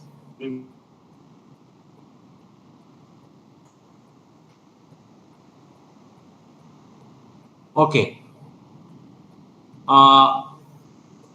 The rights of the each class of shareholders, duties of the each class of shareholder, it is to be mentioned in this one. The execution or adoption of preliminary agreement, if any, the allotment of shares, calls, forfeiture of shares, and non-payment of calls, etc., is to be mentioned in this article of association. The allotment of like company's lien on share. What is the company's role on share? What is the duty of the company? What is the members' role? All this it is to be mentioned. Exercise of borrowing powers, including issue of debenture. What is the borrowing power of the company and how to issue the debenture to the members. General meeting, it will be mentioned in the general meeting, notices, quorum, proxy, poll, voting, resolution, minutes, everything will be mentioned in the, this is the internal affairs of the company. Everything will be mentioned in the article of association. Then number of appointment and powers of directors, dividends, interim and final, and general reserves, accounts and audit, keeping of both statutory and other. These are the things which contained in the article of association. Is it clear? In article of association, there are two doctrines. One is called, this is also sometimes short question comes, doctrine of indoor management, and another is doctrine of constructive notice. There are two doctrines in article of association. Those are doctrine of indoor management and doctrine of constructive notice. In memorandum of association, there is a doctrine called as doctrine of ultra-virus. So in your syllabus, there are three doctrines: doctrine of ultra-virus, doctrine of indoor management, doctrine of constructive notice. So short question sometimes comes out of these three. So what is doctrine of indoor management? The doctrine of indoor management allows all those who deal with the company to assume that the provisions of the articles have been observed by the officer of the company. So those people who are dealing with the company, like shareholders, other creditors, all this, they understood that, they understand that whatever the management is doing, it is as per the rules and regulations. In other words, they are not bound to inquire into the regularity of the internal proceedings. That means they will not ask every now and then what exactly you are doing. An outsider is not expected to see that the company carries out its internal regulation. What are the internal regulations you are carrying out? Outsider like shareholders and all, they may not be able to see. But they understand that whatever you are doing as per the rules and regulations. So it is called as doctrine of indoor management. That means whatever you are doing indoor, inside the company, it should be as per the rules and regulations. If you are doing anything wrong, then it is your fault. External members will not be held responsible. So what are the exceptions? The doctrine of indoor management subjected to the following exception. What are those? Knowledge of irregularity. If you know there is a knowledge of irregularity, you know that company is doing irregular things, but still you have not brought to the notice of any one, like company register of the company or any complaint you have not done. But by knowingly you are keeping quiet, that means it will not be applicable to you. No knowledge of articles. If you don't have any knowledge of articles of association, what is written in the article, you say that as a member, you will say that, no, I was not knowing what is written in article of association. But by knowingly you are keeping quiet, that means it will not be applicable to you. No knowledge of articles. If you don't have any knowledge of articles of association, what is written in the article, you say that as a member, you will say that, no, I was not knowing what is written in article of association. But The article of association is kept in the company's register of the company. Anytime you can go and visit, you can see refer the article of association, the company in which you are dealing. The rule cannot be invoked in favor of a person who did not consult the memorandum and article. If you do not know the article, what is contained in the article of association, what is contained in the memorandum of association, it doesn't mean that it will be in favor of you. By knowing all these things or not knowing is an excuse. Next is void or illegal transaction. If you are doing any void and illegal transaction, then in that case also it is not applicable. Negligence. If an officer of a company does something which would not ordinarily be within the power. If any officer does anything beyond his power, the person dealing with him must make proper inquiries and satisfy himself as to officer's authority. If you are dealing with any officer of the company, you need to identify whether he is a real officer of the company or not, whether he is the right person or not. You need to inquire. If he fails to make inquiry, he cannot rely on the rule. That means in that case also it will not be applicable. Doctrine does not apply where question is in regard very existence of agency. Suppose there is a question in the existence of the company. For example, for a private company, what is the minimum number of member? Anyone? For making a private company, what is the minimum number of members required? It's 2 to 200. 2, sir. 2 to 3. 2. So even single man company is also there. So if a normal company, if the member falls below 2, then there is a question in the existence, or they do not have the capital which they are supposed to collect. If capital is less than that, then in that case there is a question of existence of the company itself. So in that case also it will not be applicable. So this is the doctrine of indoor management. This is in favor of the members, external members. This doctrine is in the favor of the external members. What is that?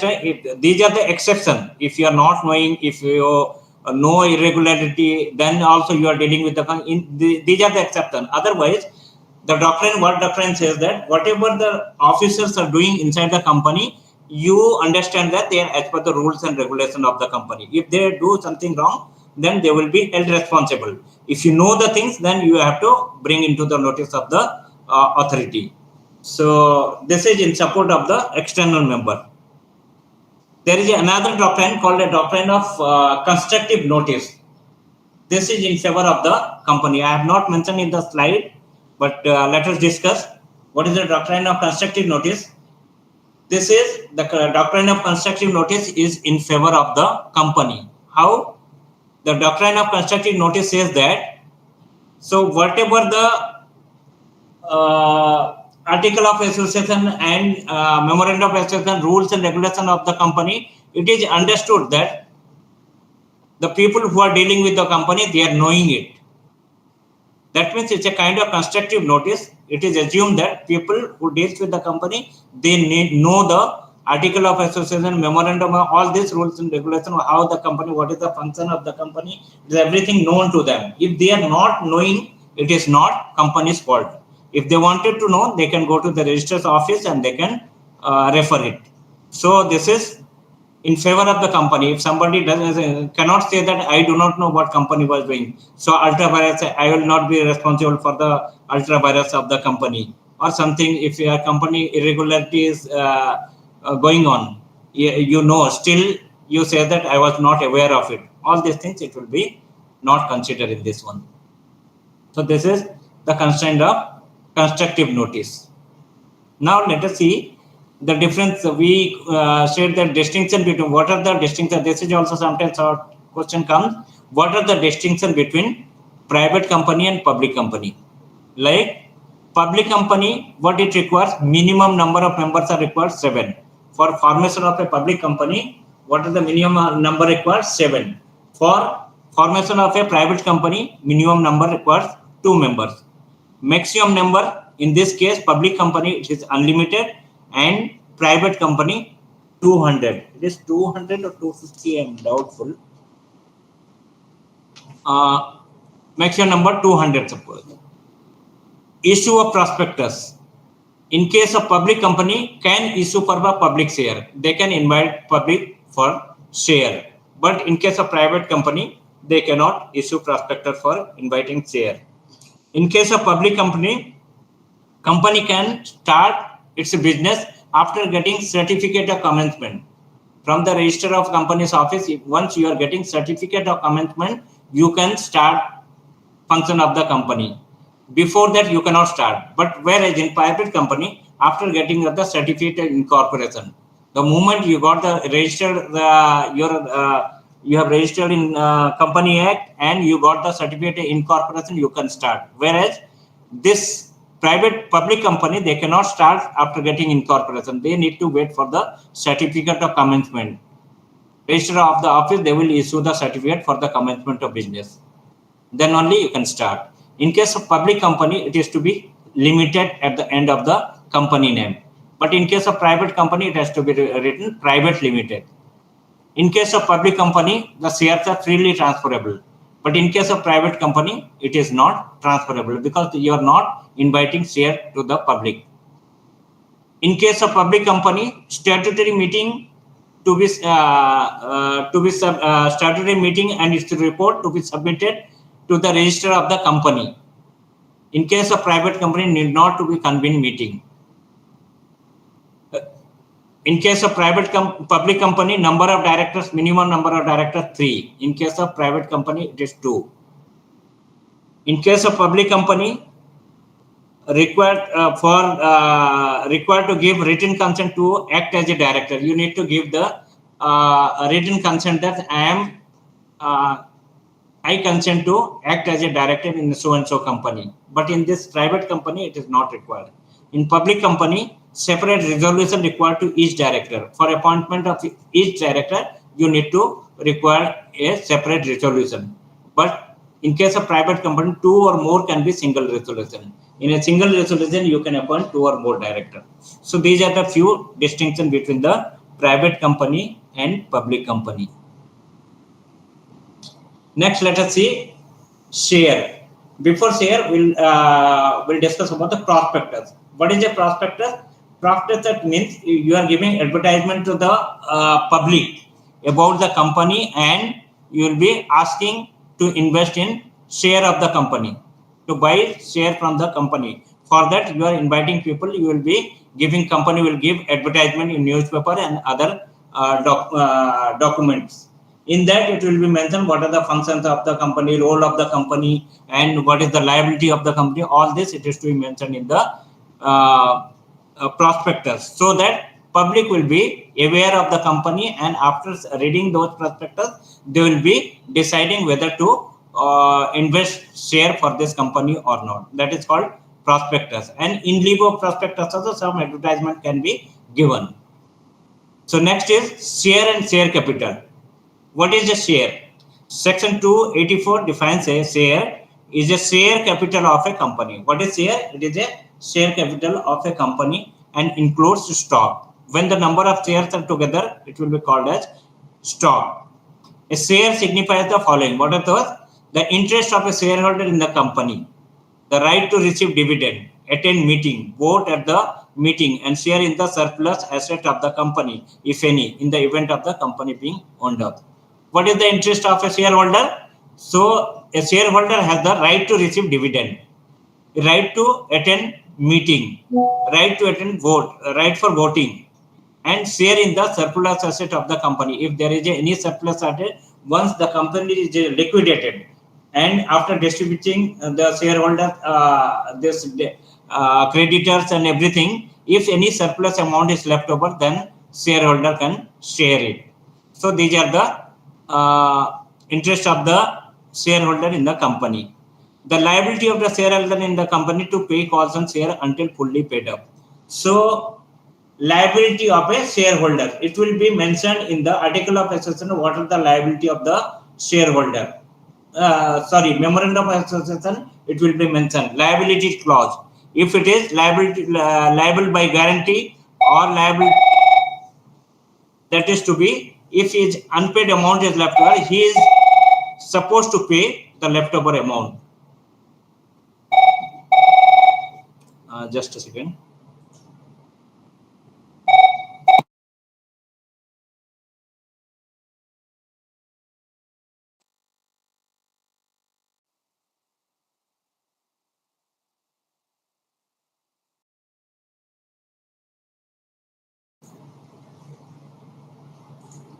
Yes, the right of the liability of shareholder company to pay costs on share until fully paid up. If you are liable to pay some amount or some capital, if you have not completely paid, you are supposed to pay fully. The right of the shareholder to transfer the share subject to the article of association.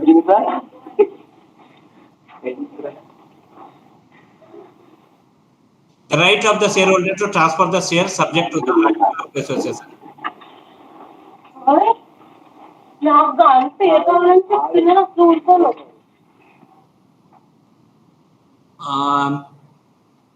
There is some disturbance on some of the students. What is it? Dangeti. Can you mute your system, please? Mute your mic, please. Sir, in the book it is given section 84, section 2, instead of 84 it is 46. Should we consider 84? There is a little change as per the 2013. I have to confirm it. What is this? Share and share. Just a second, I will confirm and let you know. Yeah, in the study material it is given section 246. So yeah. There is a changes because study material some old EA is there, so there is a revision. Let us see. So you need not to mention the this article this section. Okay. Okay. Sir, suppose this company is formed with 1 lakh initial share. Okay. And later on, it goes for asking public to invest in that in form of IPO or some other thing. So from whether that will be some additional capital in, called against new shares, or that will be part of the original shares. In that case, who will be asking for the public share? That public company only, isn't it? Yes, sir. Yeah, public company. Suppose the minimum capital should be 1 crore or whatever it is mentioned in the memorandum of association. If you are not collecting those amounts, then you will not be given with the certificate of commencement. So you can not start company, function of the company until. Sir, that is not the question. Okay. Sir, suppose initially the company is started with 1 crore. Okay. Among the shares of 5 or 10, whatever minimum members were there. Okay. So later on, company go for asking share through that public offering. Okay. So whether that will be part of original shares or that will be additional. That will be additional. It will be mentioned in the article of association how the shareholder, what kind of shares you can ask to the public in a later case. Okay, sir. Thank you. That is to be mentioned in the article of association when registering of the company. So as per that only you have to ask, like right issue, the bonus share, all this, it will be mentioned in the article of association. Is it clear? Yes, sir. Thank you. Thank you, sir. So it will be in the authorized capital, within the purview of the authorized capital only. Yes. If it is authorized capital is allowed to permit the rest of the shares, then a company can issue that particular share. Yes, yes, yes. Right. Thank you. Yeah, then the right of the shareholder transfer the share subject to the article of association. If as per the article of association, whatever it is mentioned, how to whether it is possible or not. So as per the article of association, you can transfer the share. Then binding conveyance at the part of the company as well as the shareholder as given in the article of the company. That means rules and regulations, bylaws, everything it is mentioned in the article of association. You have to be governed by the article of association, whatever it is mentioned. So different kinds of share, the different types of shareholders, all will be mentioned in the article of association. You have to govern as per that one. Thus, a share of a company in the hands of shareholders signifies a bundle of rights and obligations. They have certain rights and certain obligations. What are those rights? Right, as a point number 1, we have mentioned that right to receive dividend, right to attend meeting, right for voting, right to share the surplus capital assets, etc. And liability, if he is not completely paid up, So he has the liability to pay complete amount, and certain other things which is mentioned in the article of association. As per that, he has to. So those are the liabilities you have to put. The next is stock. What is stock? The term stock may be defined as the aggregate of fully paid up shares of a member merged into one fund equal value. So equal number of value shares are like if it is fully paid up share. So those shares can be collected together, can be called as stock. It can be from different company, different denomination. So some shares may be 10 rupee per share and some shares may be 50 rupee per share. So that will be different share. When it collects together, it can become a stock. So what it says, the term stock may be defined as the aggregate of fully paid up shares. It is not partly paid up. If some share is partly paid up, the members is not completely paid, that cannot be considered as stock. It is only fully paid up share. Members merge into the fund of equal values. So it is a set of shares put together in a bundle. Equal value in the sense, suppose per share 10 rupee. So you have a member as a shareholder has got 100 shares. So he has to pay 1000 rupee. If he has paid 500 rupee, it is unpaid.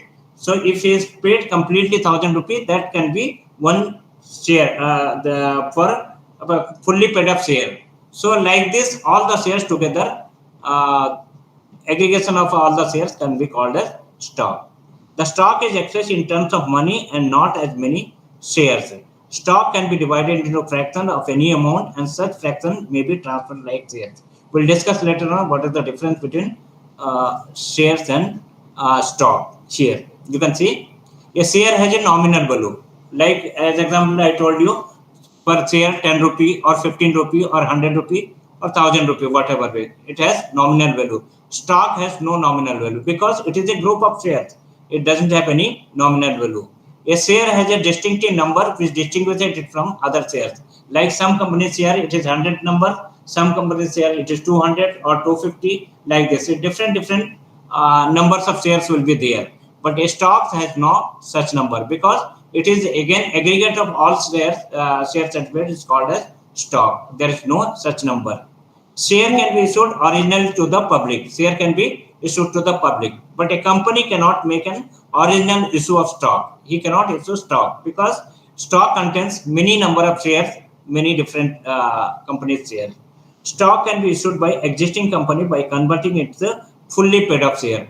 Can be converted to issued by existing company by converting it's a fully paid up share. Once it is fully paid up, then only it will be converting it to stock.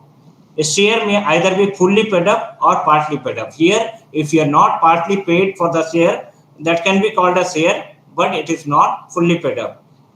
It cannot be considered as a stock. Stock can never be partly paid up. It is always fully paid up. A share cannot be transferred in fraction. It is transferred as a whole, whereas a stock may be transferred in many fractions.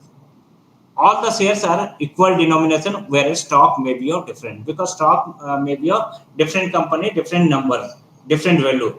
So it cannot be same denomination. But in case of share, if it is a particular company share, if it is 10 rupee, all the share 100 rupee contain 10 rupee, like 1000 rupee. It is equal denomination. These are the difference between stocks and share. If at all any short question comes, you can write it. Next important thing is debenture. What is debenture? Section will leave the section. If there is any correction, I will check it out.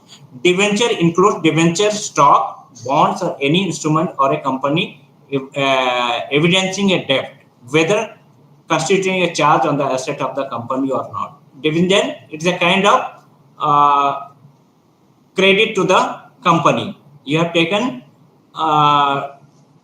it includes debenture, stock, bonds, or any other instrument or company evidencing a debt. It is a debt of the company, whether consulting a charge on the asset of the company or not, whether it is considered as a asset of the company or not. But once debenture is taken, that means you have liability to that.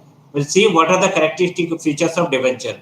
Debenture is issued by a company and is usually in the form of a certificate which is an acknowledgement of indebtedness. That means company has taken money from you So they will give you certificate like share certificate. They will issue a debenture certificate.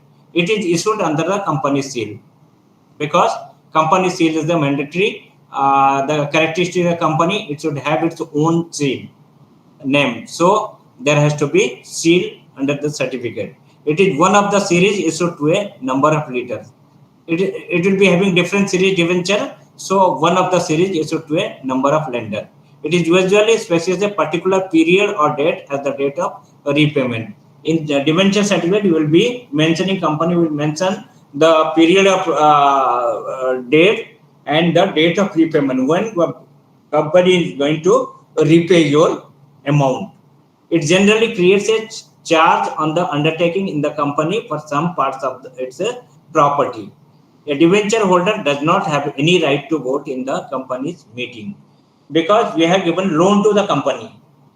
So it's a kind of loan from you. Company has taken loan. So company will issue certificate and they will give the issue date that when they are going to repay you, and the debenture as per the profit, how much they are going to do, what is the, it should be mentioned in the article of association. As per that, they will be giving you the profit or interest, and when your total amount will be returned back, repay back.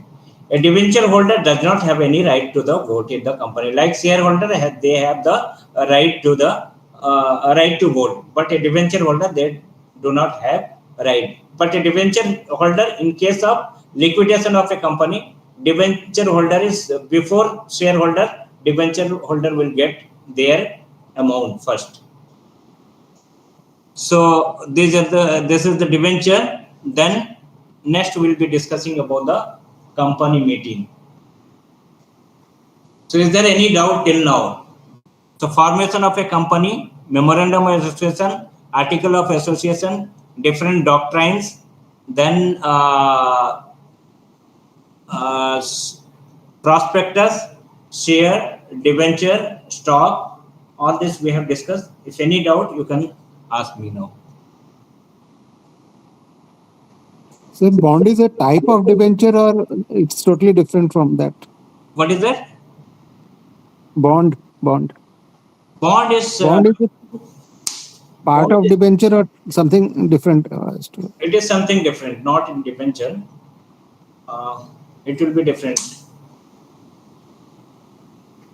Again, that is, again, it will be mentioned in the article of association. So if for bond, issue bond or bond certificate or something, it has to be mentioned in the article of association. Then only you can do that.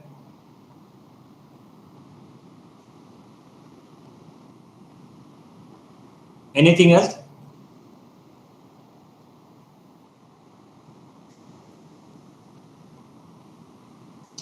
There are there are two types of shares, you can say. One is like equity share, another is preferential share.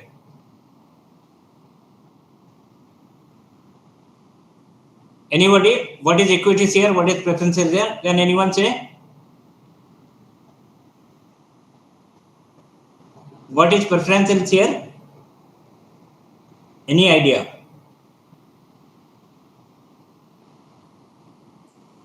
There are two kinds of shares. One is equity share, another is preferential share.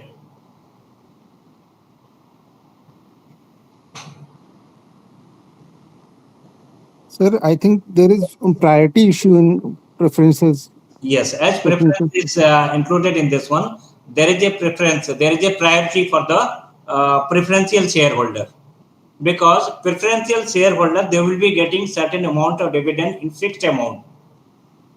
But in case of equity shareholders, it is not so. It will be decided by the company directors of the company in the meeting, that how much debenture is to be or how much profit is to be shared to the equity shareholder.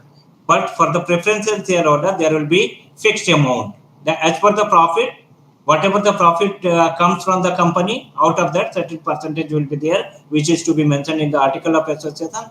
They are to be paid that much amount. But in case of equity shareholders, it is not such. It will be decided in the meeting how much percentage of shares is to be given to the equity shareholder. So preferential shareholder has some certain extra privileges or preference.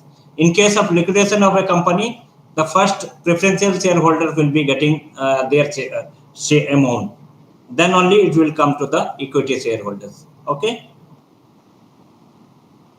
So what is the significance of preferential share, sir, with respect to equity? Is there any major significance of preferential share? I can understand that it is based on the dividends, it is fixed and all. But is there any necessity that there should be preferential share of a company? Yeah, that is to be again. If it is required, then it is to be mentioned in the again article of association what kind of shareholder there will be. If you have not mentioned the preferential shareholder, then no need. If preferential shareholders are there, normally these two types of shareholders will be there, because all will not be interested to be a equity shareholder. Some will be interested to be a preferential shareholder. In that case, in case of liquidation of a company, his share preferential shareholder, they will get their money first, or their part of capital they will get first. But in case of equity shareholders, after clearing them, then only they will be relevant. It will be given to the equity shareholders. But if at all any leftover after distributing all of the members, all of the debenture holder, creditors, debenture holders, and equity shareholders, if any amount of money is left over or capital is left over, their shareholders, they have the right to share it. This is the difference only. And preferential. Yeah, anything? Hello? Yeah, whether preferential shareholder would also be having right to vote?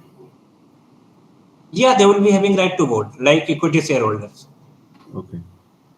They have both. Only they have certain privileges. Okay. Okay? Yeah. Next is, where is that? Company meeting.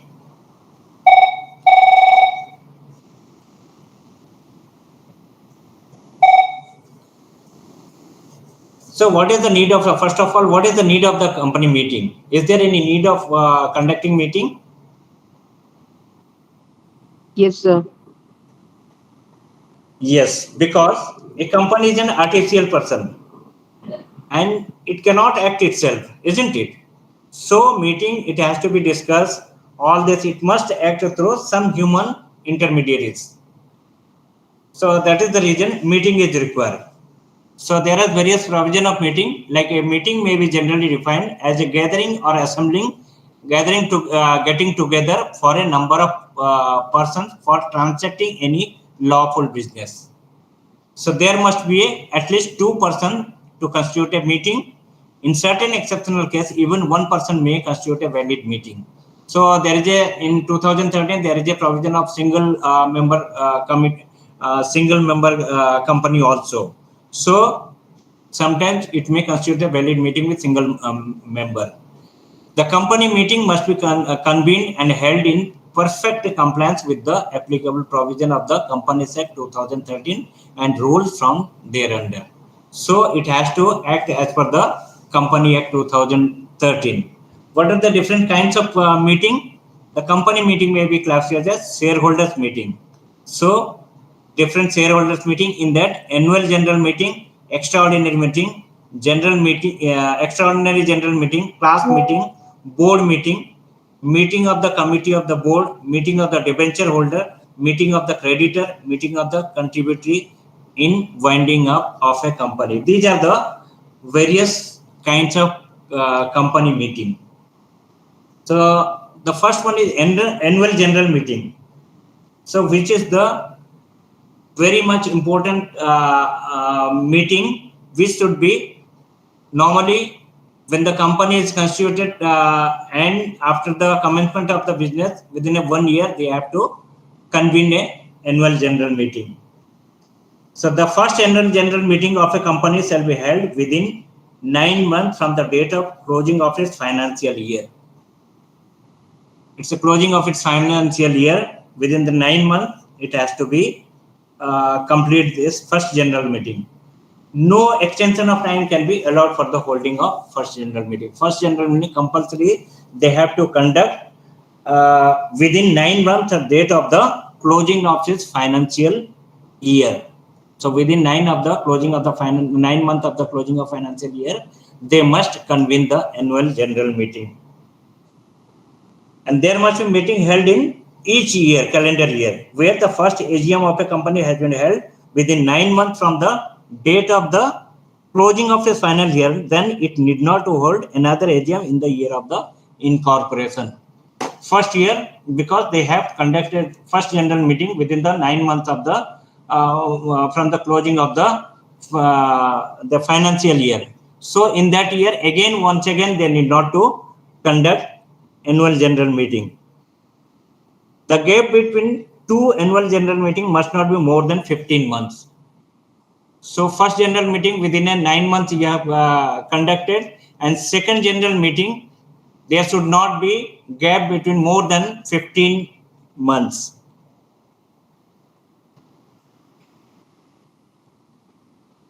So these are the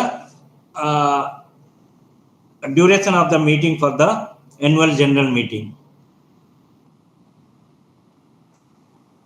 The next one is extraordinary general meeting. Extraordinary general meeting when it is necessary, if anything in between something necessary to take decision, then extraordinary general meeting can be called. Next is class meeting. Similar different class of shareholders meeting, like debenture holders, equity shareholder, different class of meetings you can conduct. More meeting also you may conduct. Meeting of the committee of the board, meeting of the debenture holders, meeting of the creditors, meeting of the contribution winding up. In case of winding up of a company also, meeting can be held. These are the various kinds of company meeting.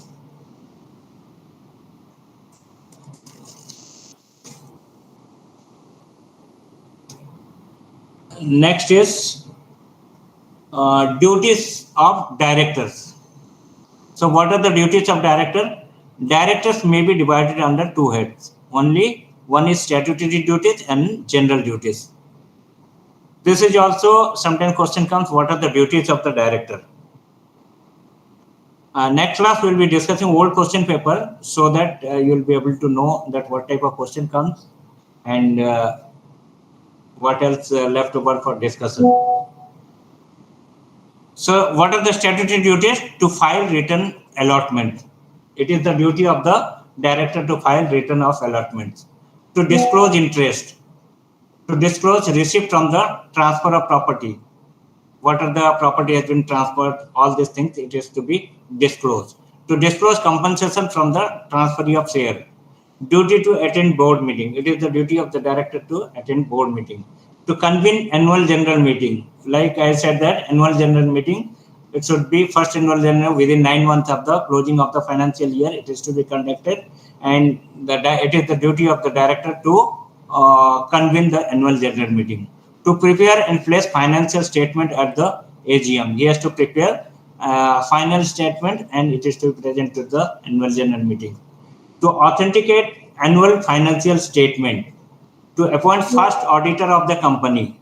To appoint cost auditor of the company. To make declaration of solvency in case of voluntarily winding of the company. There are various kinds of winding of a company. Voluntary winding of a company, compulsory winding of a company, by the court orders. These are the way of winding of a company. In case of voluntary winding of the company, he need to make declaration of solvency of the company. What are the general duties? Duty of the good faith. It is understood that in good faith, the director, he has to maintain the faith where he has joined, and he should maintain the good faith. Duty of care, he has to take care of the property of the company in his duty. Duty not to delegate, he cannot delegate his duty to others. These are the various duties and responsibility of the director. What are the liabilities of director? These are the first one is the duties of director. The liabilities are the liability of a director to a company may be considered under the following headings. What are the liability to the company? Director is liable to a company in case of ultra viruses. If director he does something beyond the beyond the object of the memorandum of association, it is called as ultra virus. It will be director will be held responsible for that one. And negligence and a malified act, he will be responsible for his negligence and malified act. Because company is an artificial person, he himself, company itself, it cannot do. It has to be done by the some of the member of the company. If director who is the liable to the company, who is the key person of the company, if he is making anything doing the transacting business beyond its power, then he will be held responsible for the ultraviolet. Liable to the third parties. Third parties, we are dealing with the company. The director will be held responsible for that one. Liability to the breach of statutory duties. If he is breaching any of his statutory duties, like earlier we discussed statutory duties, out of that is any thing, if he is breached, then he will be held responsible. Liability for acts of co-directors. He will be held responsible for the acts of the co-directors. If there is any co-director, he is the main director. If anything goes wrong from the co-director side, the director cannot say that I am not held responsible for this one. He has to be liable for that one. Criminal liability, anything criminal act is being done by the director in the company, then he will be liable for that.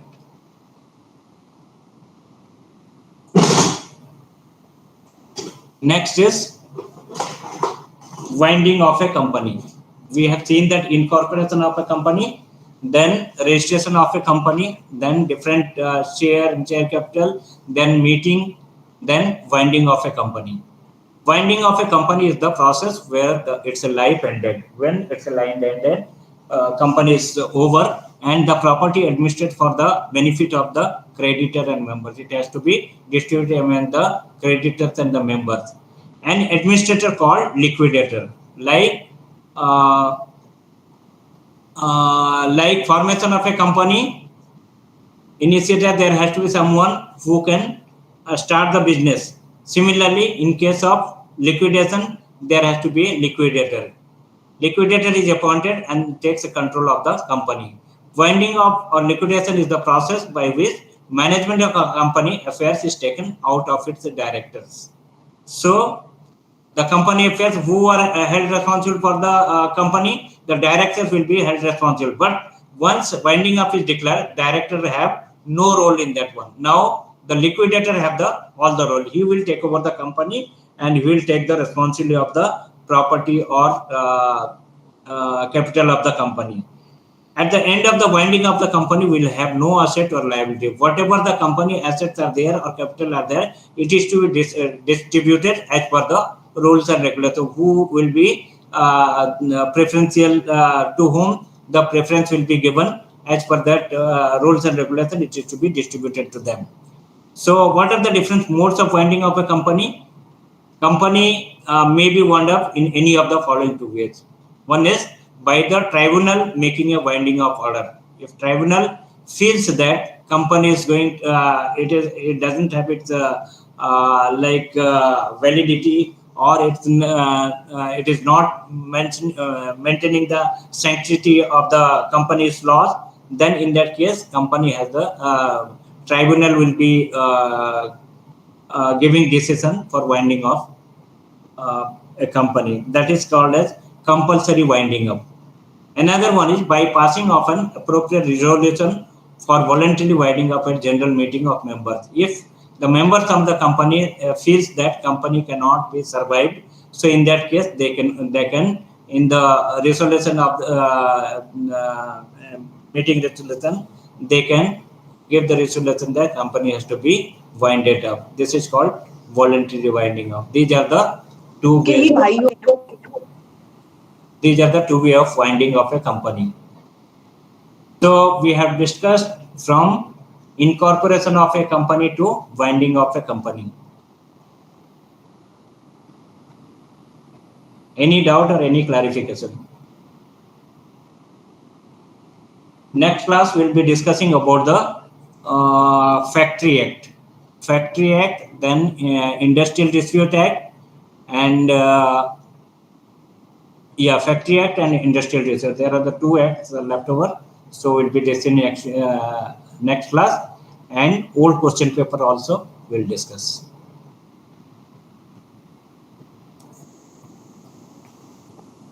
Till now, any doubt or anything discuss? Any clarification? Sir, to start any new company, what all documentations are required? Yeah, those are the two fundamental documents for registering a company: memorandum of association, article of association. Again, memorandum of association, there is a various clause like your name of the company, register office of the company. You need to give all the addresses of the company where the documents will be kept. These are the two fundamental documents like article of association and memorandum of association. And memorandum of association, all bylaws will be written. Then you have to the company registration you have to do. Then whatever the fee is to be paid and to be submitted to the register of the company.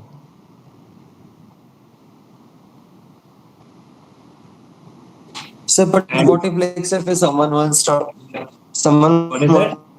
start a home scale based kind of business? Someone wants to start a home scale base of a business, like a papad making company, not a company, basically, ladies starting this kind of a society based thing, like they will come and make papad and go away. So what kind of documentation or something has to go through them? That is, we'll be discussing in the Factory Act. Small like this, if you want to open some factories, small factories, in that case it will not register. You need to register under a Factory Act. Actually, such activities are not generally covered under company, and it's form of some self-help group or that is self-help group. Some bank will be giving loan. So in that way, they will be monitoring. That bank will be monitoring you, and that comes under the self-help group. In that case, there no need to register for the companies as a company. Sir, while writing the answers in our study material, some sections are mentioned everywhere. Whether it has mandate to mention all the sections while writing the answers? What is the sections? Yeah, example, it's mentioned section 4. That is not mandatory. For true, there is no mandatory for writing section. Okay. You are not law student. You are not supposed to remember all those things. Which law, which article, which clause. You need not to remember all this one. Just for your knowledge purpose, you should know that which section you can take. In exam point of view, no need to write the sections. Sir, regarding the case study, in case if we get a question, so how or what all points we have to consider while answering the case studies? Can you just give any example or any sample or references? Well, next class we'll discuss. We'll take up one of the case studies and we'll discuss in this one. In case of law and all, like you have, what is the Factory Act? As per the like Contract Act, you know what is the valid contract, what is the void contract. In that case, they will give you the example like we have done contract with so and so. Somebody has done something beyond it, he has some fraudulent activities he has caused. In that case, what is the liability? Like this, they will be there. If you know the law of contract, then you can write the answer properly. In case Sir, can you please share this PPT? Yeah, I'll share.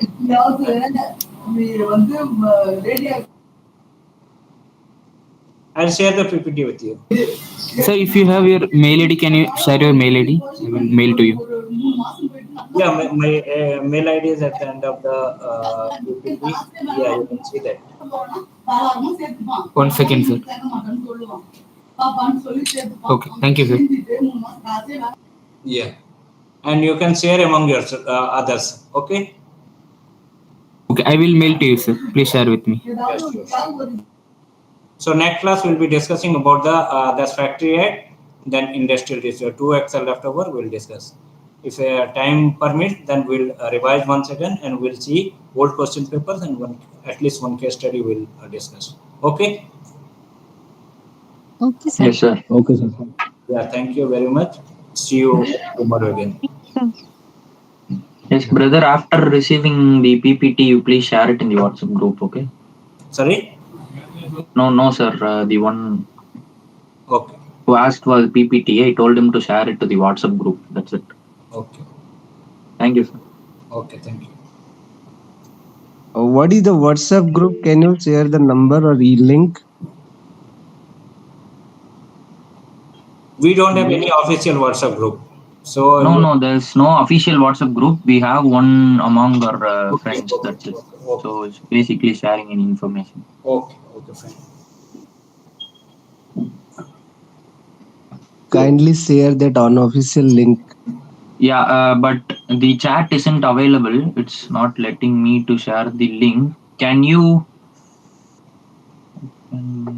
How can I get that link? Yeah, let us ask this ma'am to make this chat available. So at this end of the meet, I'll be sharing the WhatsApp group link. Okay. What is your contact number? Yes, but if you have your contact number, please say it aloud at the end of the meet, because this. You can share your contact number. Yeah, now it's available. Now the chat is available. You please send your contact number here. Any of us will. Hello, good evening, all of you. Good evening, ma'am. Good evening, ma'am. Good evening, ma'am. Good evening. Can we start the class? Good evening, Finish your discussion. Yes, ma'am. Yes, ma'am. Okay. So let's start without any delay. Actually, we left it in the stress management, if you remember, right? Yes, ma'am. Yes, ma'am. Yes. Hope you remember. About this WhatsApp group, all of you are discussing, I heard that. See, this is not official, right? Officially, DDE doesn't have any WhatsApp group. अपने काम को मतलब रखो Can you mute it? Yeah.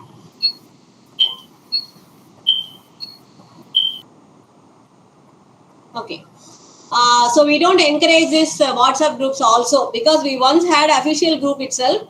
But because of the experiences, what we thought is it is not better to have one-way communication. Like that is why we have this handles, social media handles. Kindly you join that. We have Twitter, Facebook, LinkedIn, and also Instagram, where we announce the notifications like exam applications are opening, the portal is closing, when you have to pay the fees. All these notifications are also published in these social media handles. So I request you to kindly join in those things. Okay, so that immediately you will take up the notification. But these unofficial WhatsApp groups we don't encourage because there are a lot of menaces in those groups and it comes to our notice. So that is why we don't encourage the WhatsApp groups. Okay, there is no official DDE WhatsApp group. That's all we can say about that. Okay, so don't use these platforms where we take DDE classes for sending in the links or taking up these unofficial groups. Okay, we are not part, so kindly it's a request, don't send these links or take up these groups, right? Madam, I have a question. I have written to the helpline, but I have not received an answer. I am not registered for the December exam. Do I need to send some official intimation to the university that I am not appearing? You have applied in the dashboard, you have applied through the portal, so you need not send. That is the university's portal, right, where you have applied. So automatically it will come to us. It is our portal only, nothing you have. No, ma'am, I have not applied. I am planning to give the exam in June. No need to inform. See, no need to inform. I stress again, you have 4 years. During those 4 years, you will be facing 8 examinations exactly, right? Because every June and December we will be conducting exam. So first exam you will be eligible of first semester, second exam you will be eligible for second semester, like that. So during second semester, second examination, you can write first and second together.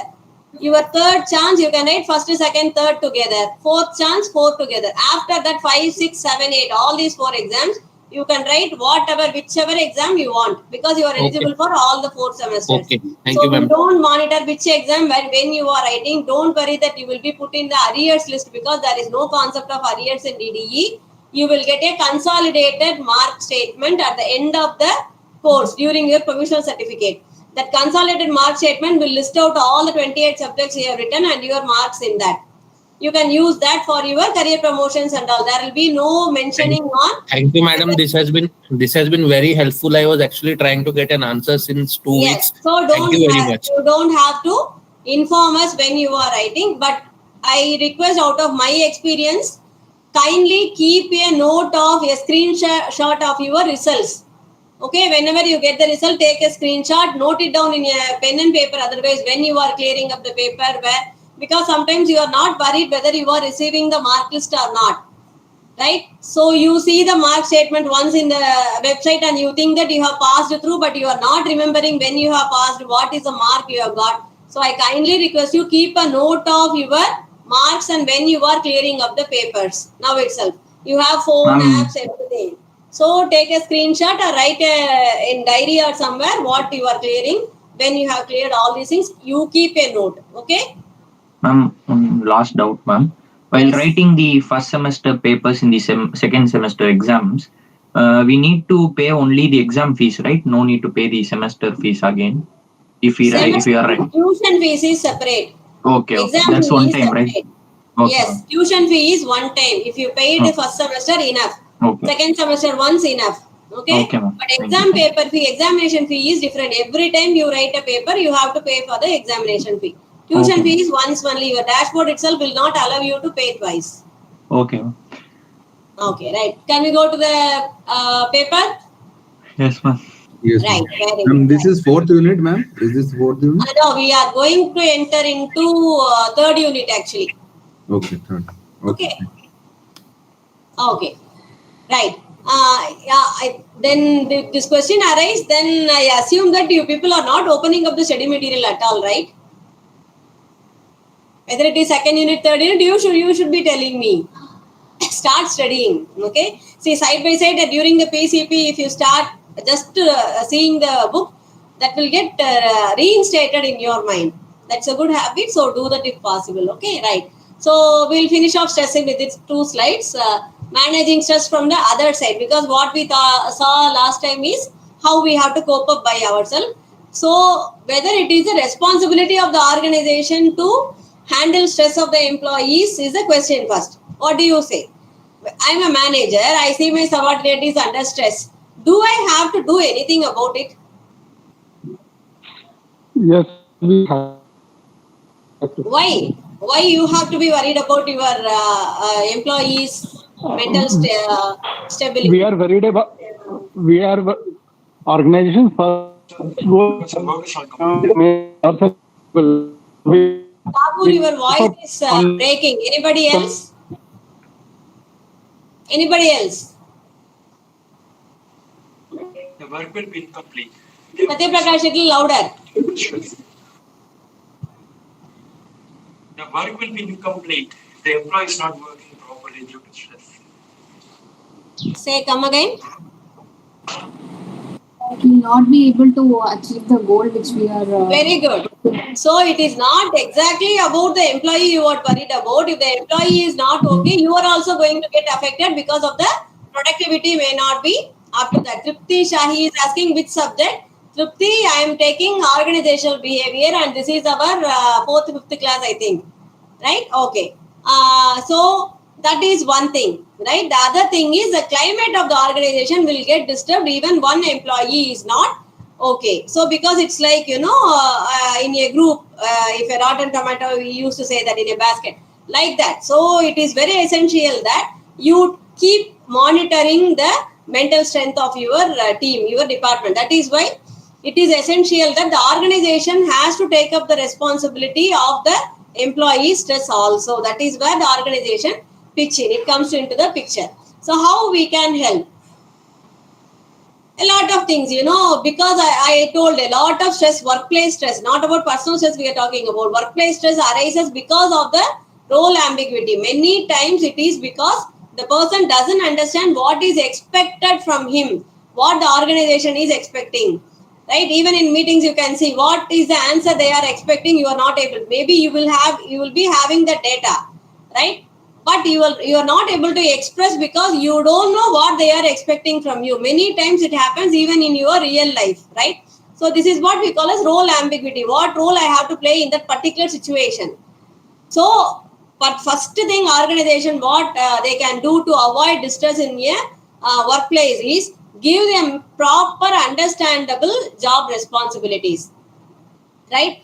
Then all the things arises. Give them manageable shifts.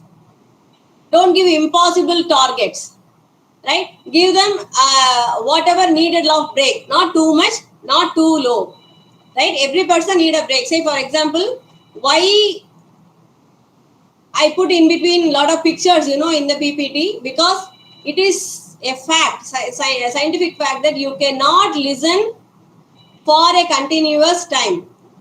It may be up to a short span of 10 to 15 minutes, right? Because if you have studied communication, you will know, because a communication two-way is a bigger process. See, when I am thinking, I am telling to you, and you have to once again decode it.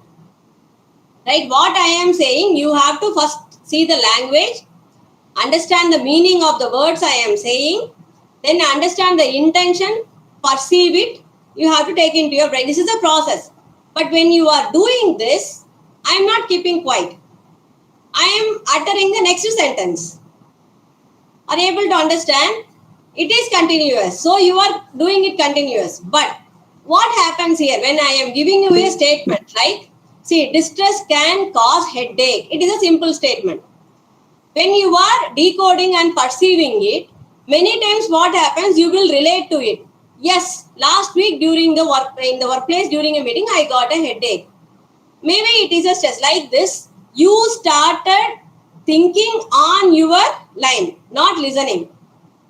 Are you able to understand? So the chain gets cut, right? How long you will be thinking on your thinking process? It is up to you. Maybe sometime when I am raising my voice or there is a pause, your thought process get cut and you are coming back. That jerk is needed. Otherwise, you will be thinking continuously.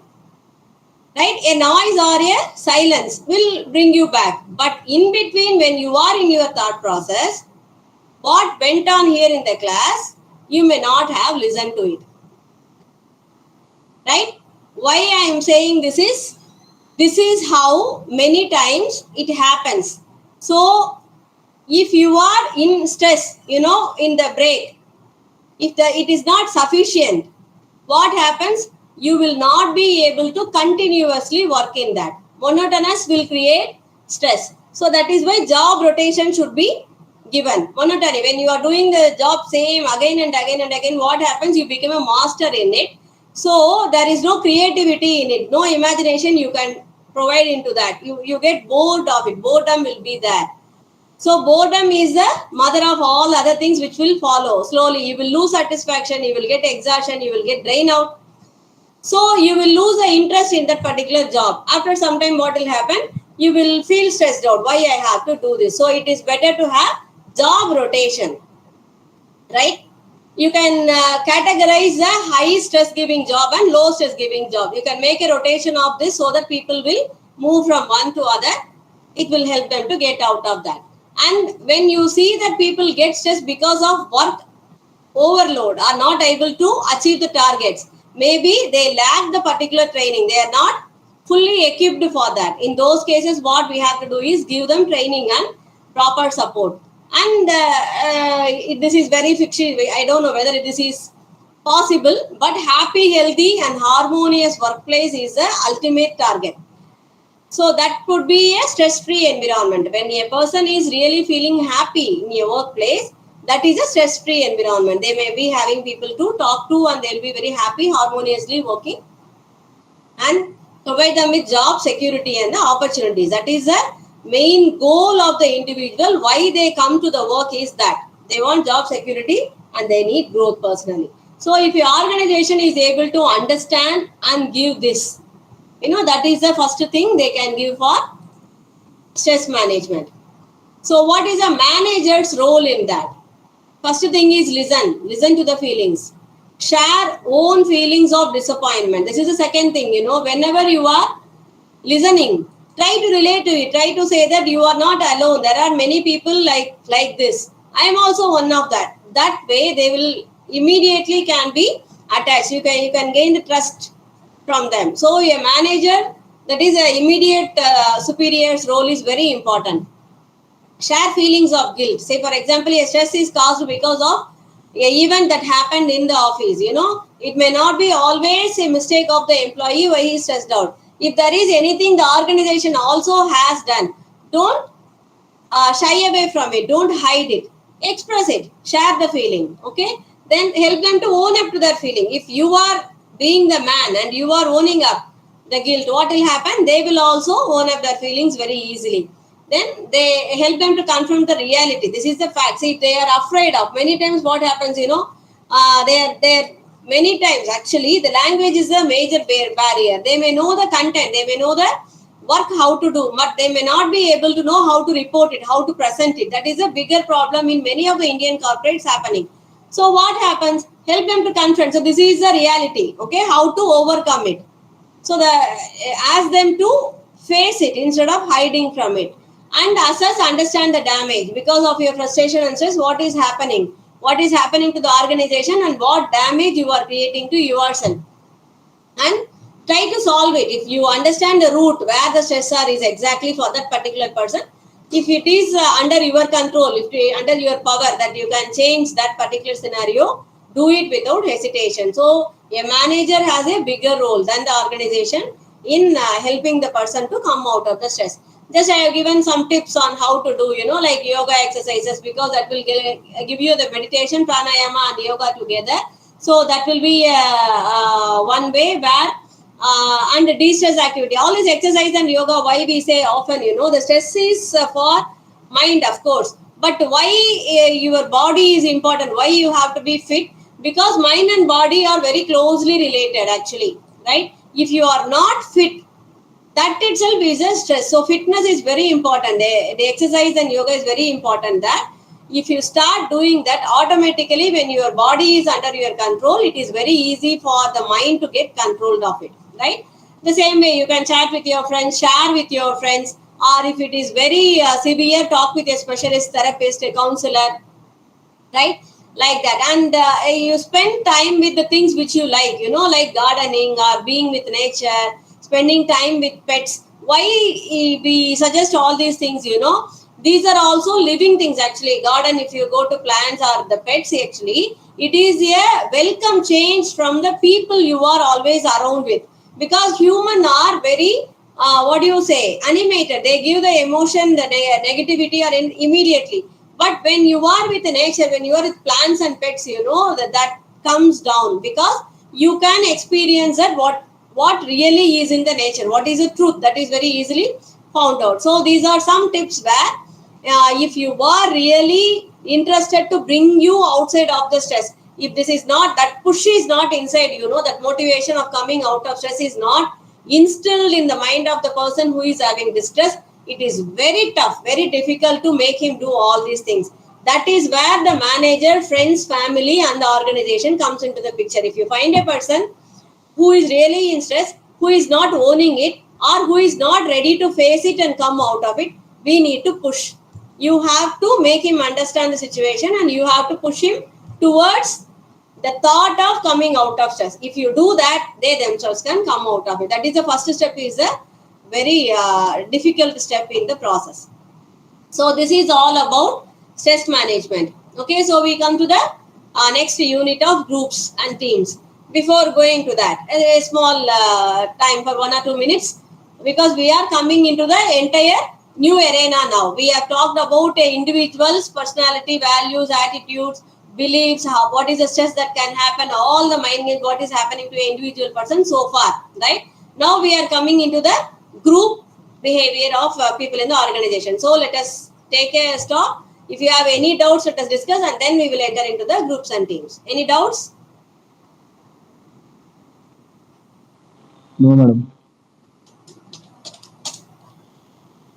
Okay, very good. No doubts, it seems. No doubt. So we move on to the groups and teams. Okay, this is group dynamics we call. How? Because in the organization, what happens? People work together. You are always around people, and any output or input has to be decided, discussed, and convinced, and then only you can do. So group is a major component of any organization, and group behavior becomes a challenge for any manager to tackle with how to handle people when they are in a group, because mass behavior is totally different from the individual behavior, right? When you are an individual, you may not have the courage to do something, but when you are collective, you will have that courage. You will be amazed to see, is it me who did that? Yes, right? It is not the two person. It is about the collective behavior. You are the same person. Imagine like this: during a riyad, a bus is burnt, right?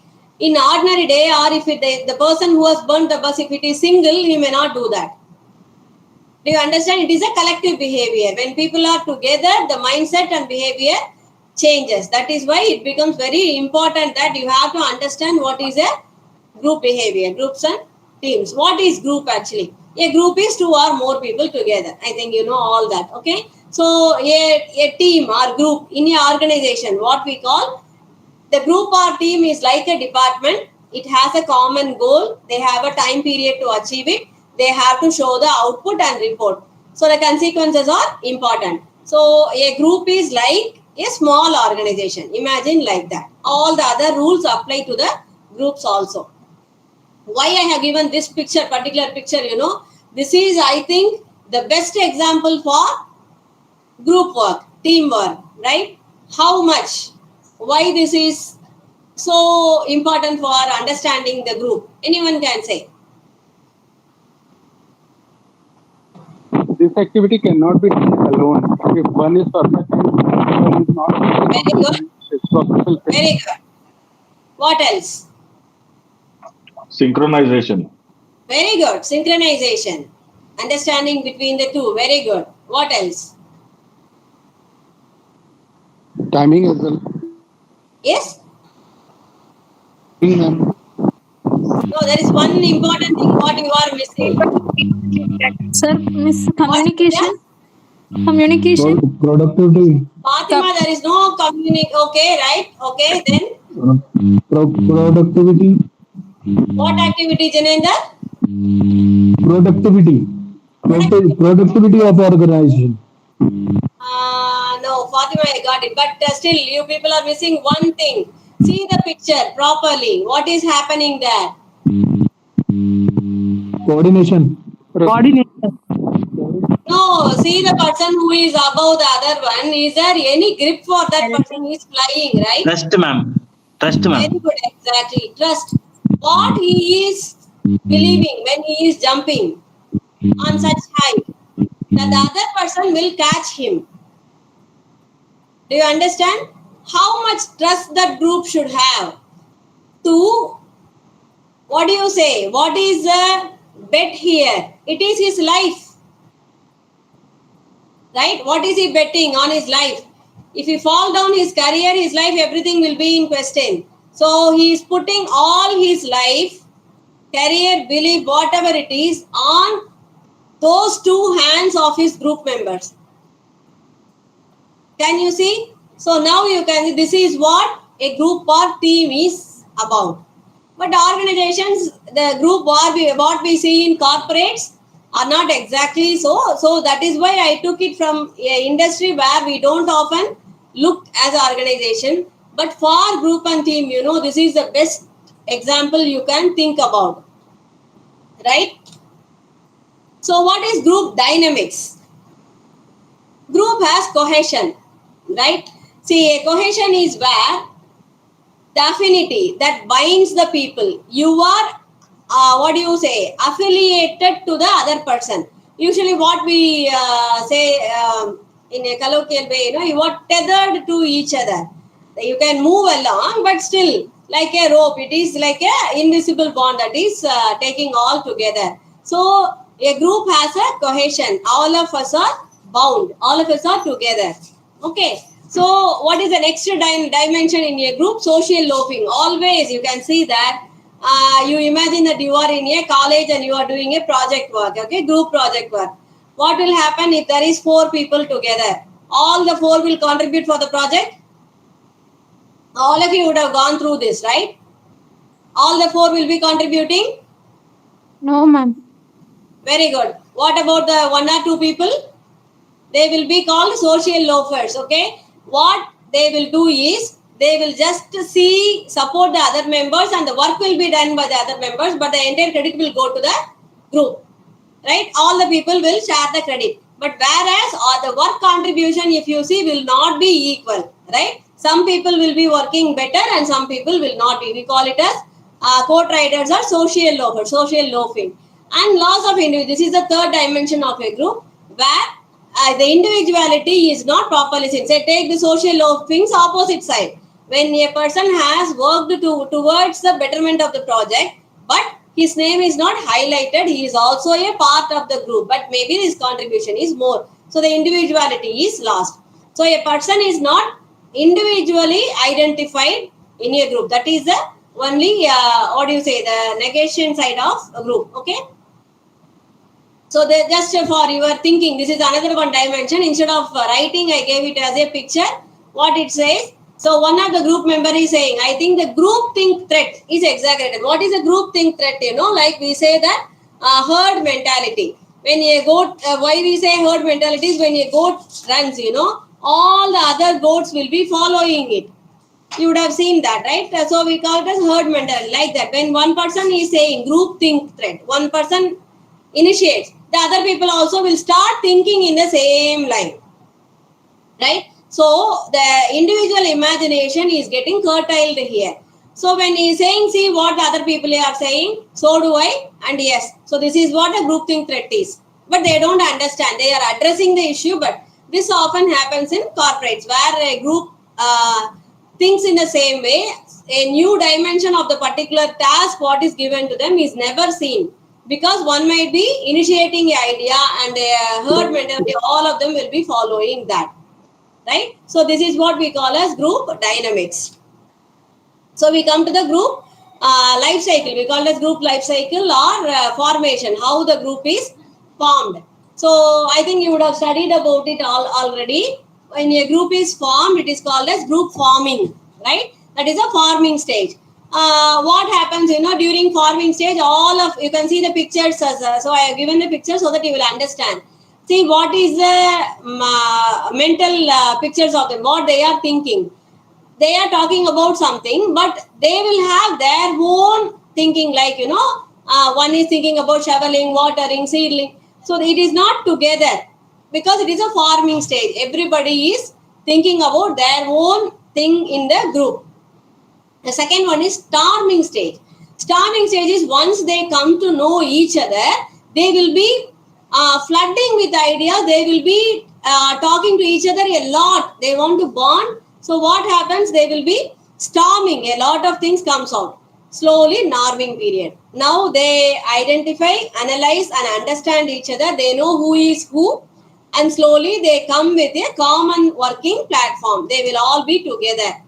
Then the performing starts. When the norming period comes, the performing would be very good if it is a good group. So what happens? Once the performing is over, adjourning. Adjourning is what? Dismantling the group. It is advisable always that you have to dismantle the group once the performance is over. Can anyone say why is it necessary? When they are performing better, why you have to dismantle the group? To make another task. I have given you the clue with the picture.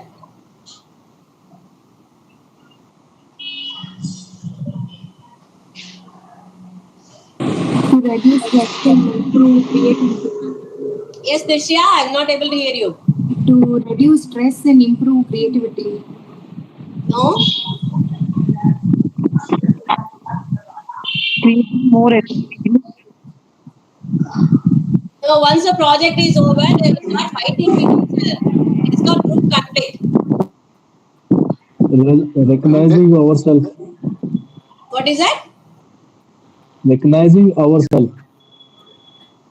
No, not recognizing. You see, that is Ma'am, why. every problem has different aspects. So to think in a new way, it will be required to. No, but that is why I often tell you, whenever I ask a question, you put in that shoes, all of you may be working, you think in that line and you will come to an answer easily. And why in between I ask questions is the thought process, to break the thought process so that you will come back. Right now, I think you would understand that. That way, it would be easy for the listening communication. So that is another one important part of OB. So you should understand that. Whenever you are applying, you try applying afterwards, right?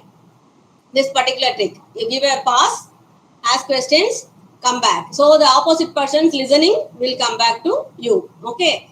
Otherwise, as I told you, continuous listening is very hard. This is the last ever I understand. It would be very tough for you to continuously listen to it. That is why I open my video also always, as I told you. Because when you see a person with actions, moving or instead of listening just to the voice, it would be very easier for you to keep on continuing the listening. That is why. Okay, come back here. That is why I showed the picture. It is a clue. Think there, see there. It is arid. Once the cultivation is over, that's why I give you the example of that. Once the cultivation is over, the land will be arid, it will be dry, right? So now, see, all the people in your group. Your performance is over. Now output time. And as we have seen in the previous slide, what it is, the recognition is not going to be for individuals. It is for everyone. So what will happen? Conflict will start arising. Right? So if you are giving them incentive or giving them reward or in a meeting, immediately finish the group and send them to their departments immediately. Otherwise, there itself the conflict starts. So because of that, otherwise people will not stick on to each other once the output comes. So that is why it is always a rule that if you are forming a group for a particular project, a particular thing, it should be dismantled immediately once the group task is over. Okay? Right. Any doubts in these groups and teams? It's a bigger topic, I know. Because of time, we are finishing here. Any doubts? No, ma'am. Very good. So we go to the leadership. Next topic is leadership. I think you would have studied leadership in your UG, so I'm just breezing it out. So, all these things, right? A leadership, who is a leader? Leader is more than a manager, right? Administrators are not leaders. All the leaders are managers, but all the managers are not leaders, right? So what is the difference between a leader and manager? Manager follows the rules and regulations, follows the protocols, whereas leader leads the people. Whenever there is a trouble, he will not look into the rules and regulations, he will try to solve it. So that is instead of application of rules, he will be solving it. That is the difference between leader and manager. So what is leadership? It is a process of guiding and directing the behavior of people in the organization. So effective leaders control the organization and its future, acts as enablers of change. This is one point I should stress upon, because leaders, as I told, leads the way. When there is a change in the organization, you want to implement change in the organization, leaders do that, not the managers. Right? So managers will be witnessing the change and they'll be undergoing the change. But what is the difference? Leaders envision the change. Leaders will be seeing the change in their mind and they would be having a proper vision. And they would have, by this time itself, they would have made a path of how to achieve it. So what happens? A leader is a change manager of himself. He is an enabler. So that is an important point of a leader. And also he motivates people to act partly through empowerment and partly through gratification, right? So he gives a democracy, the power and participation in the organization. That's why people follow them. That is the difference. If there is a manager, you are obeying him. But if he's a leader, you are following him out of your own will. Can you see the difference? Can anyone say that you have a leader instead of manager in your organization?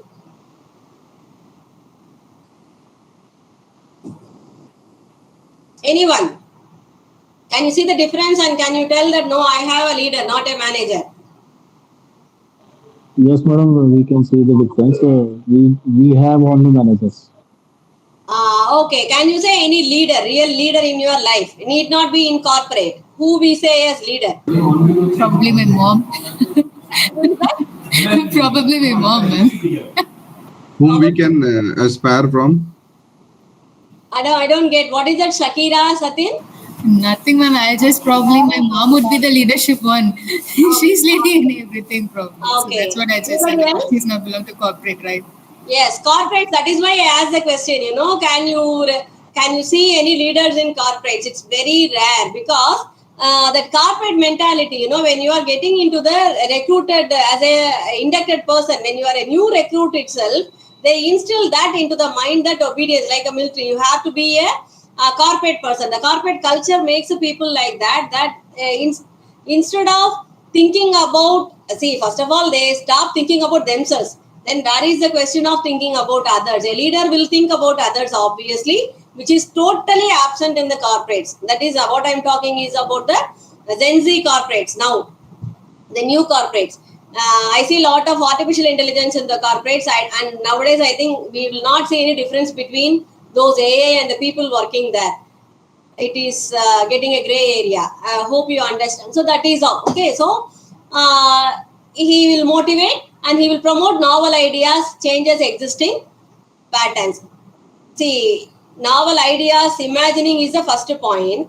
Then having the guts to promote it and having the courage to implement it. So a leader is something Mahanava. So nowadays you cannot. We can call Ratan Tata as a good leader. Yes, that is another generation, sir. That is why I'm saying about the corporates. Ratan Tata are all, actually, there are some born leaders. Some people are like Ratan Tata. There are good, that's why I told you, you need not utter the words, but you can imagine, you think whether you have come across in the real world any good leaders like that who had the courage to think about the goodness of the people and who had the courage to imagine and implement it, promote and implement it. Right? It takes lots of courage. Okay, that is why you would see Gandhi would say that, that is why he wrote Satya Sodaya, that truth, the experiment of truth. Because it takes lots of courage. Do you think it is easy to stick on with truth? To think about goodness? It needs highest courage. That is why I often used to say in change management courses, it doesn't take courage to fight. It takes courage to not fight.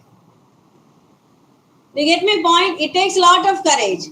When you are really angry and you want to slap a person, if you are slapping, it is not about courage. If controlling yourself, controlling here, that is the real courage, right?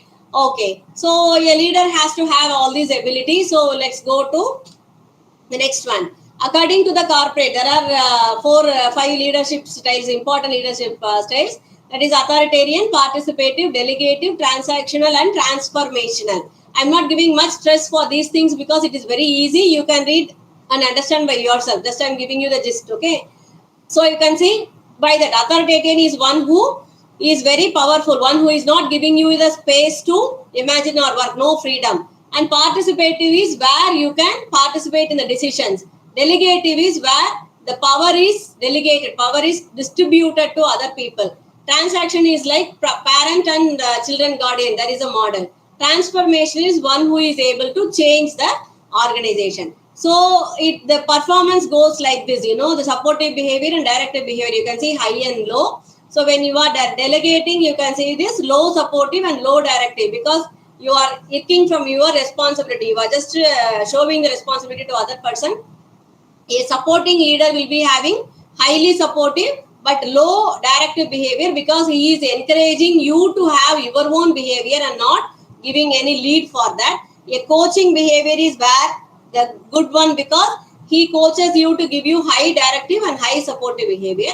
And directing is high directive, low support. This is authoritative. So these are the leadership styles that in a corporate you can see. And this is for the exam point of view, I am giving you this leadership grid is a question often asked in the examinations in the leadership style. So what is a leadership grid? A grid is where we have results and people, performance and people in both axes. One axis says about the concern for people, the other axis concern for result, output. So when the people concern and the result concern is very low, we call it as impoverished management. It's not leadership at all, right? And if the people concern is very high, but the result, consequence, output is very low, then it is like a country club. It is called as country club management. It's like a club. People come, they enjoy and go. When the result is very high, concern of result is high, and they are not concerned about people, then it is called as product, produce, or perish management. Because when you are not concerned about the people, it is a dive down. The organization cannot run for a longer time. That too in this decades, when the people are not respected, the organization cannot survive. So that is why it is called perish management. And what is team management, which is the best thing, is when you have higher concern of people and higher concern for result, it is called team management. Because participating, people are giving their decisions also, right? Why people's input is important, why employees also should be taken into the participative management, why we call it as best leadership, because Japan is a leader in that, in this particular concept.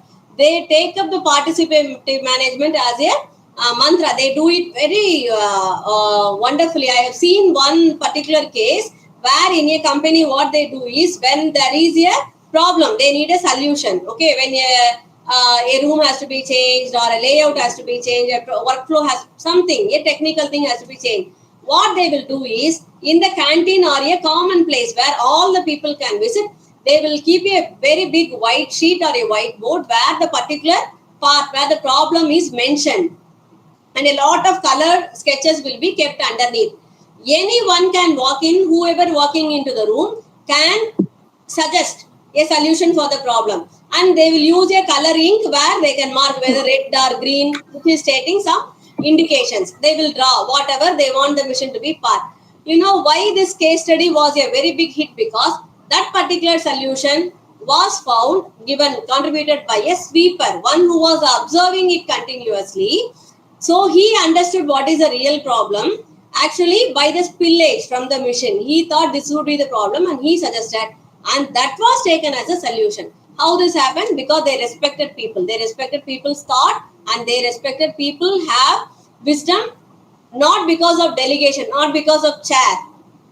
Do you understand? It is about, most of the time you can see the chair, the designation you get sometimes with luck also. Fortunately, you'll be the right person in the right time at the right place, so you might have got. It doesn't mean that the other people are not eligible for that particular place. So in that case, that is why this leadership is the best. When you are able to respect people, that will give you the best thing for your organization, right? Okay, so we come to the next topic. Any doubts in leadership? As usual, no. I don't know whether I am happy or sad when you are not asking doubt, right? Because a good class means there should be some doubts. When there is no doubt, that means there might be some problem in my part where I'm not reaching to you, or I'm that good that you are understanding whatever I say. I don't believe that. Okay, so we come to No, madam, we are understanding everything you are teaching. Thank you for that. Right. So power and politics is the next topic, But remember, I am giving you a gist of all the topics because I want to just introduce you to all the topics. So for the exam point of view, kindly go through the study material in full. If possible, go to Google Books, take away some organizational behavior excerpts from the books and read that. It is a very interesting subject actually, right? If possible, when time permits, I will give you a small case study today. I have planned it. Let us see. Okay. So power and politics is the next topic.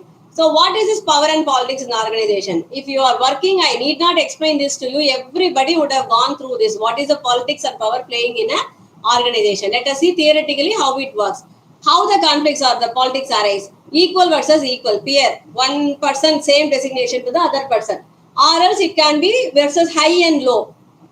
Right? Or it can be high versus middle and low. Anyway, it is because that is why we say people are complex. You cannot see that why this person is fighting with that person. There is no understanding of that. Anybody can have a problem with anybody in an organization. Just a stare, if a person is staring at you, you will get irritated, you will get angry. That is not because of that person staring. You may be having an internal agitation or frustration, stress. You may be having because you would have fight with your parents or spouse in the house morning. The other person doesn't know. He may mock you or he may say some sarcastic comments on you. Other time you will be very calm and happy, but sometimes what happens? You will jump on him. Do you accept it? This happens or not? Yes or no? Yeah, yes, ma'am. Yes, ma'am. Yes, It happens. it happens. So many problem is not really between the two people. The key people might be somebody else, somewhere else. Okay, but unfortunately, you went out your anger or frustration on the person opposite to you. If it is in the workplace, what to do? It becomes a conflict in the workplace, right? So, how to avoid this? So, politics, conflicts, and power you cannot evade in the organization. But how to cope up with that? How you can do the tricks to postpone it? Definition and demarcation. Give a proper. That's why I often stress again and again. If you are a HR manager, think about role ambiguity. Give the role properly. If you demark, you draw the frontiers lines. That is the best thing. Define the job, demark the area where they have to play, so that they will not come to the gray area and fight with the other person. Coordination. If they have to work with other people, give the places properly. How to coordinate with. Integration. See, everybody has to work with other people. That is why in my theory, I will never say a country is independent. There is no independent country in the world. There is no independent person in the world. There is no independent living thing in the world at all. Everything is depending on something else, right? So dependency is the philosophy underneath the existence at all. The existence, the word. What is existence? We all exist. That existence philosophy itself, I think, is depending on the other person. How you depend, how you coordinate. That is very important. So integration is unavoidable in an organization. You have to work with people. You have to talk to them, communicate. You cannot isolate yourself. You cannot live like an island, right? So that is why integration, you make it properly. Training, give training. Many times a person without a proper equipment, imagine a person going to war without a sword or gun. How he will feel? The moment he enter into the war field itself, he will be feeling failure, because he know that he cannot fight with the opposite person. He is having a machine gun. So equip them. That is the important thing in organization. If you want to build the confidence of the people, if you want them to behave properly in the organizational behavior depends on the training you give to the people, how you equip them to work.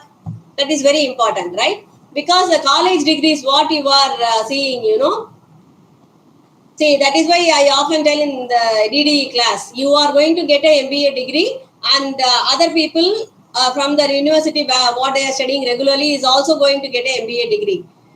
Right? The employability will be a question. How much you learn, how much you experience. I am saying in ulta way, what you will be imagining now is the regular people will be more employable, right? That's what you imagine, right? Yes, ma'am. Yes, ma'am. It's totally opposite. Trust me, I have conducted job fairs. I'm taking for the regular also, so I see both the population. I am talking about you people. Your employability level is unmatchable with those, because they are new entrants. They have not seen organizations. You people are working in organizations already. You have seen the world, and see the level of self motivation. You yourself are putting into the course. Nobody is forcing you to study MBA. Right? You want to join, you want to make yourself empowered. That is why you are joining, you are paying for the fee, and you are studying. See, you are attending a class on Saturday 3 to 4. What else you need? You all are self-motivated. Self-motivated people is what the organizations want. So the employability level is unmatched. Right? So this is what the training why I started, I forgot that topic. Okay, training maybe. Right. So training is a must. So next one, creating common interest. Right. So if you don't want the people to get fight with each other, then give a common interest. Like, you say that if the company is achieving this much of profitability, then we will give an incentive of this. So everybody run towards it. If you keep the destination common, everybody will be running towards. There will be no time for them to come across and fight with each other, not facing each other.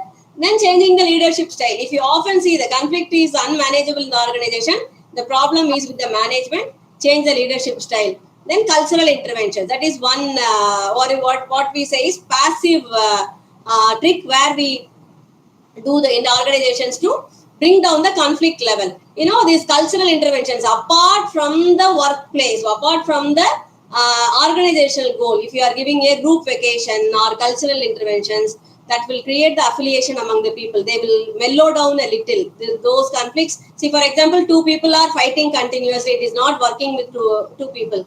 But if you put both the families together in one vacation, if both the children, if the both family children are playing together, these two men will easily mellow down.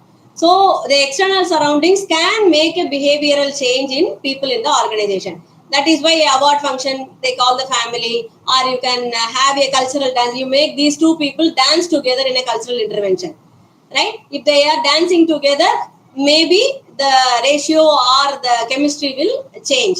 So these are the things which can help in evading the power and politics and improving communication. There is no match for this. Communication is the base for almost all the behavioral tensions. Okay, so you also apply that, as I tell again and again. If you are an MBA, you understand the communication properly, understand the importance of it, try to apply it. You will see a very big difference in your life at all if you do that. Then power strategies.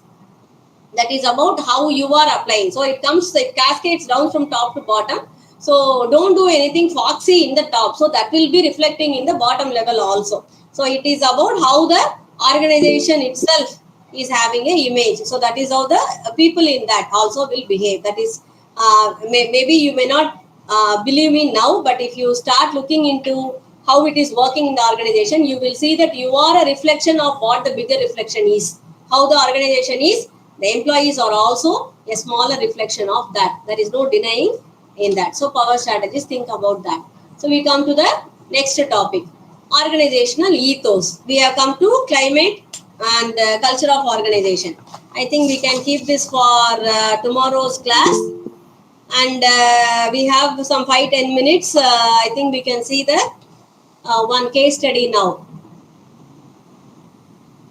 Yes. Okay, otherwise I will finish this climate and then we can go to the case study. Okay? Can I take afterwards some 5 minutes at least? After 4 o'clock? Okay, ma'am. Yes, ma'am. Yes, ma'am. Yes, ma'am. Yes, ma'am. 3:56. I have 4 minutes. So 4 minutes I'll take for this and then we will take up for 5 minutes a case study. Okay? That is my plan actually. So we'll go according to the plan. So what is organizational ethos? Organizational ethos is what the organization believes in. See, I have given you some of the adjectives where an organization may believe or may not. There are anything else also can be added. Like an organization may be believing in openness, confrontation, trust, authenticity, proactivity, autonomy, collaboration, experiment. Still, you can say integrity, honesty, truthfulness, lot of things. So, what the organization believes in, that is what we call as organizational ethos. What is this organization actually? How you say that this organization believes in? The founder, whoever has found the organization, that is how it comes. The ethos, what the people owning the organization believes in. You understand? Because organization is not a person, right? But it is found by a person. So the basic things, basic values given by the founder of the company, organization, is what we call as organizational ethos. Of course, it is flexible, it is changeable. When the other person succeeds, the next person comes in, he may change a little bit. But these are like written in stone. It will take a long time to change these things, right? It sets in slowly, changes slowly. Remember that, like a culture. Okay. So what is organizational climate? It is a short form of that. The organizational climate is exactly like what we face in real today climate. Today morning it was raining here. After 10 o'clock it was sunny. Right? So that is how the organizational climate is also very frequently it can change. It can be sad, it can be happy, it can be very high morale, like everybody will be with enthusiasm, they'll be working. So the climate can change depending on the environmental factors of the organization. Okay, say for example, Deepavali bonus is announced. How the climate will be? Jubilant. Everybody will be happy. Everybody thinking that what I should do with the bonus. Next year, the Deepavali bonus is not given. Think about the climate, everybody will be buss. They will not be having that happiness because they were expecting, not got. Can you see that? That is what we call as organizational climate. So what are the factors that is affecting this climate? Motivation, achievement, influence, control, dependency, affiliation, morale, interpersonal relationships, control, lot of factors, right? You cannot pinpoint, but if you are able to identify that the climate is not good, it is bad, then it is the organization's responsibility to change the climate, right? And you cannot maintain the climate. Remember that no one can maintain a consistent climate in the organization. It is tend to change. It will have like seasons in a year.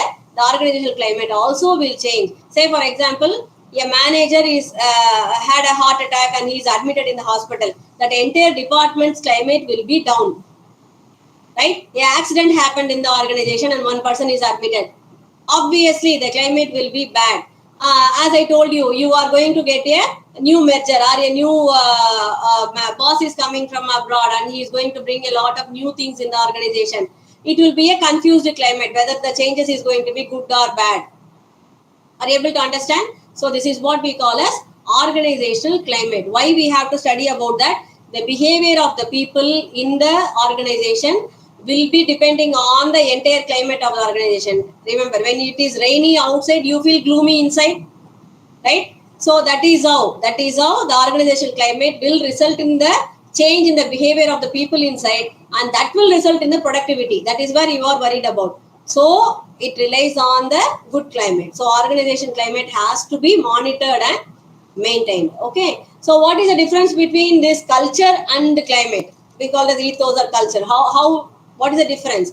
See, the climate is current atmosphere. It changes often, as I told you. But culture is like set in stone. It will slowly change. It cannot be changed. It is a long process, lengthy process.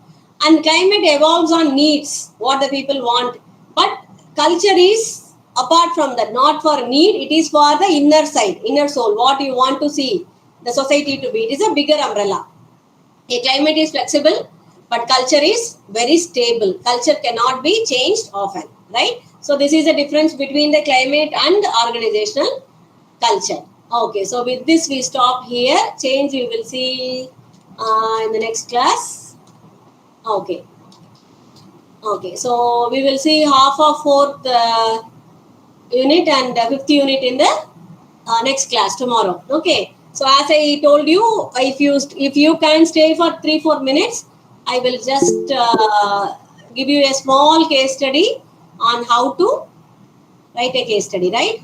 Hold on, I'll upload the case study.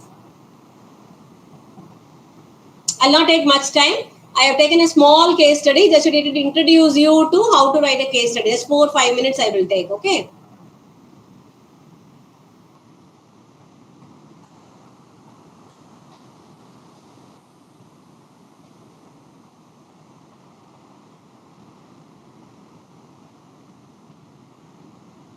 Are you able to see the presentation? Yes, ma'am. Yes, ma'am. Yes, ma'am. Okay, I took a case study based on stress because just now we have seen that and interesting. So that is why I took a case like on stress. Okay. So let us see what it says. Okay. See, a case study is essentially a event, a incident. Okay. Or a problem. You can say a case study is like a story. It happened. Okay, so what we expect from the case study? Why we are giving a mandatory case study? First, let us see that.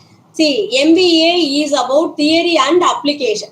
Okay, whatever you are studying, it has to be applied, managing. That is why you are studying MBA at all. So this is the testing part where we see that whether you are able to apply the theory into real-time application. That is why case studies are given, right, in the examination. That is why it is mandatory. What we are expecting, see, any person can analyze a story and give a solution. Remember that. Listen carefully what I am saying. Because this is what we are saying. When a case study is given, people are writing stories. We don't want that. You are an MBA. See, if the case is given in organizational behavior, what I am expecting in the paper, I want to know whether you are eligible or you are able to apply the theory you have studied in OB into the real-time case study. Am I right? If you are not telling me any theory from the OB and you are just writing some answer, this is how it is, so you can do like this as a common layman. Is it okay? Can I give you marks for that? No. I want OB in the paper. I am giving a case study in OB. I want some OB in the answer. Otherwise, I cannot give you marks. First point, remember that. Second point, there is a way of writing a case study. Right? So follow that. You don't take your own method. There is a way. Do that. Third, read the case. Case reading is an art. You have to once, twice, thrice you have to read. First time you read the case. Second time you take a pencil and underline. If it is not possible for this exam, I am telling you in the life, when there is a case, when there is a problem, this is how you have to analyze. Second time you with a pencil underline what are the key points. Third time you think about joining these key points. So case study, case reading itself is a important thing. So remember these 3 points. Okay, we want some theory application in the case study. Second 1 point, follow the proper method. Third, read the case properly and then come to a conclusion and write. Clear? Let us get into the case study and I'll tell you how to write. See, I have named this. This is the story I have myself has written. So nothing related to any of the things in the world. So don't imagine anything.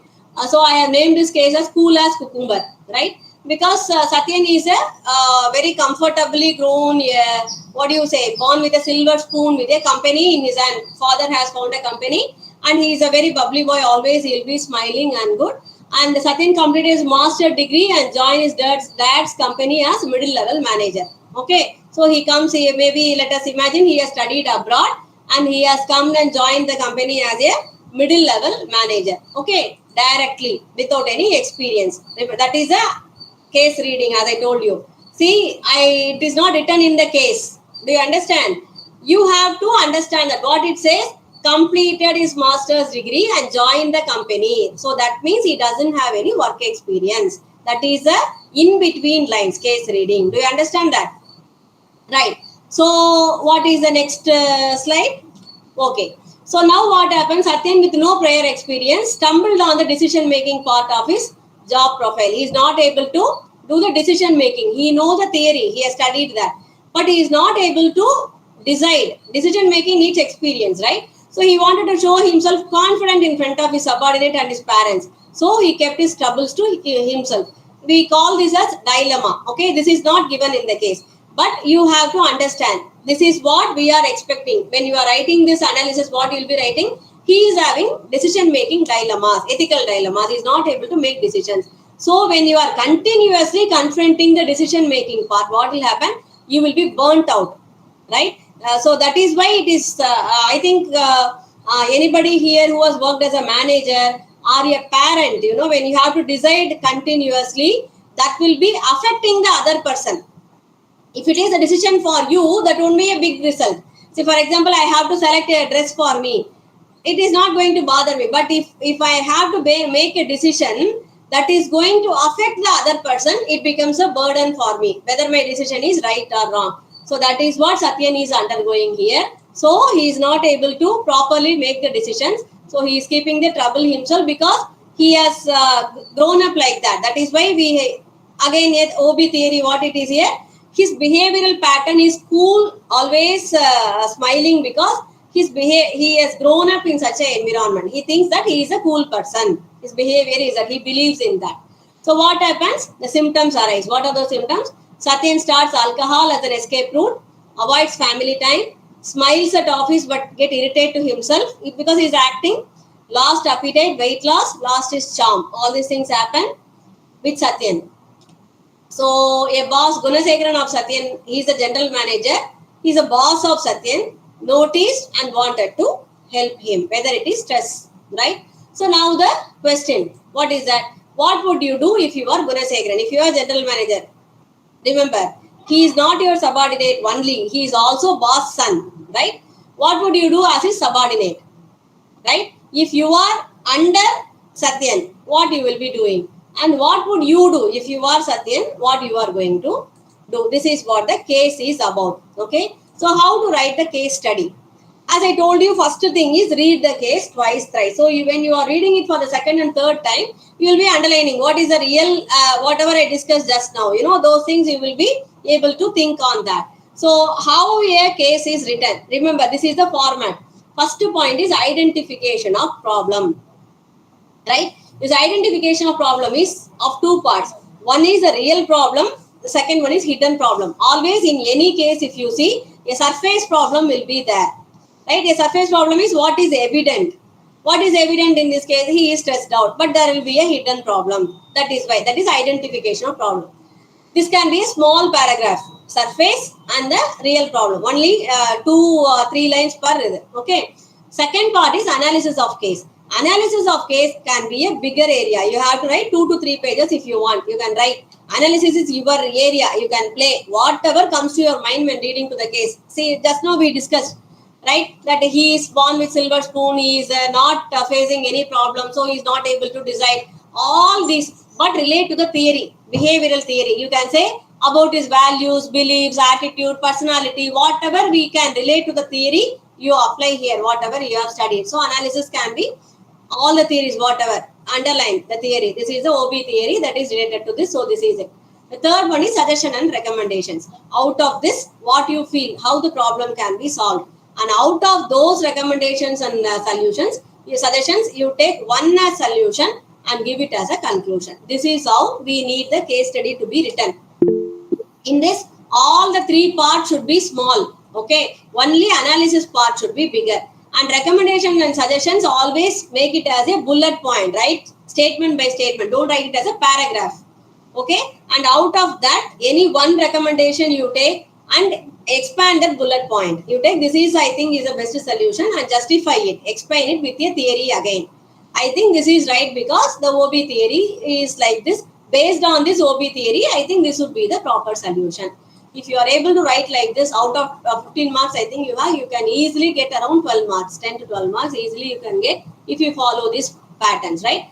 For you, I have just analyzed. I'll give you small hints on how to write this case, particular case. Ma'am, sorry to interrupt you, ma'am. Yes. There are 2 types of problems. The problems faced by Satyan in the organization. Yes. And another one is the problems of Satyans. That is personal problems. Yes. Because his inefficiency to face the problem and to sort out the solutions or whatever it is.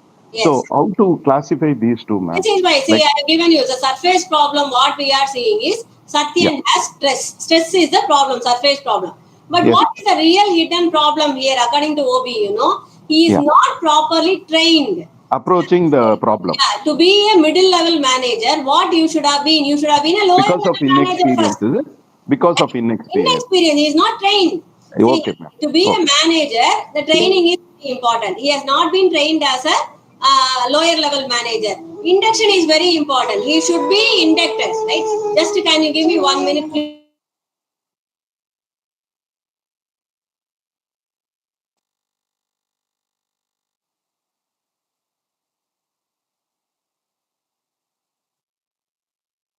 Sorry for that.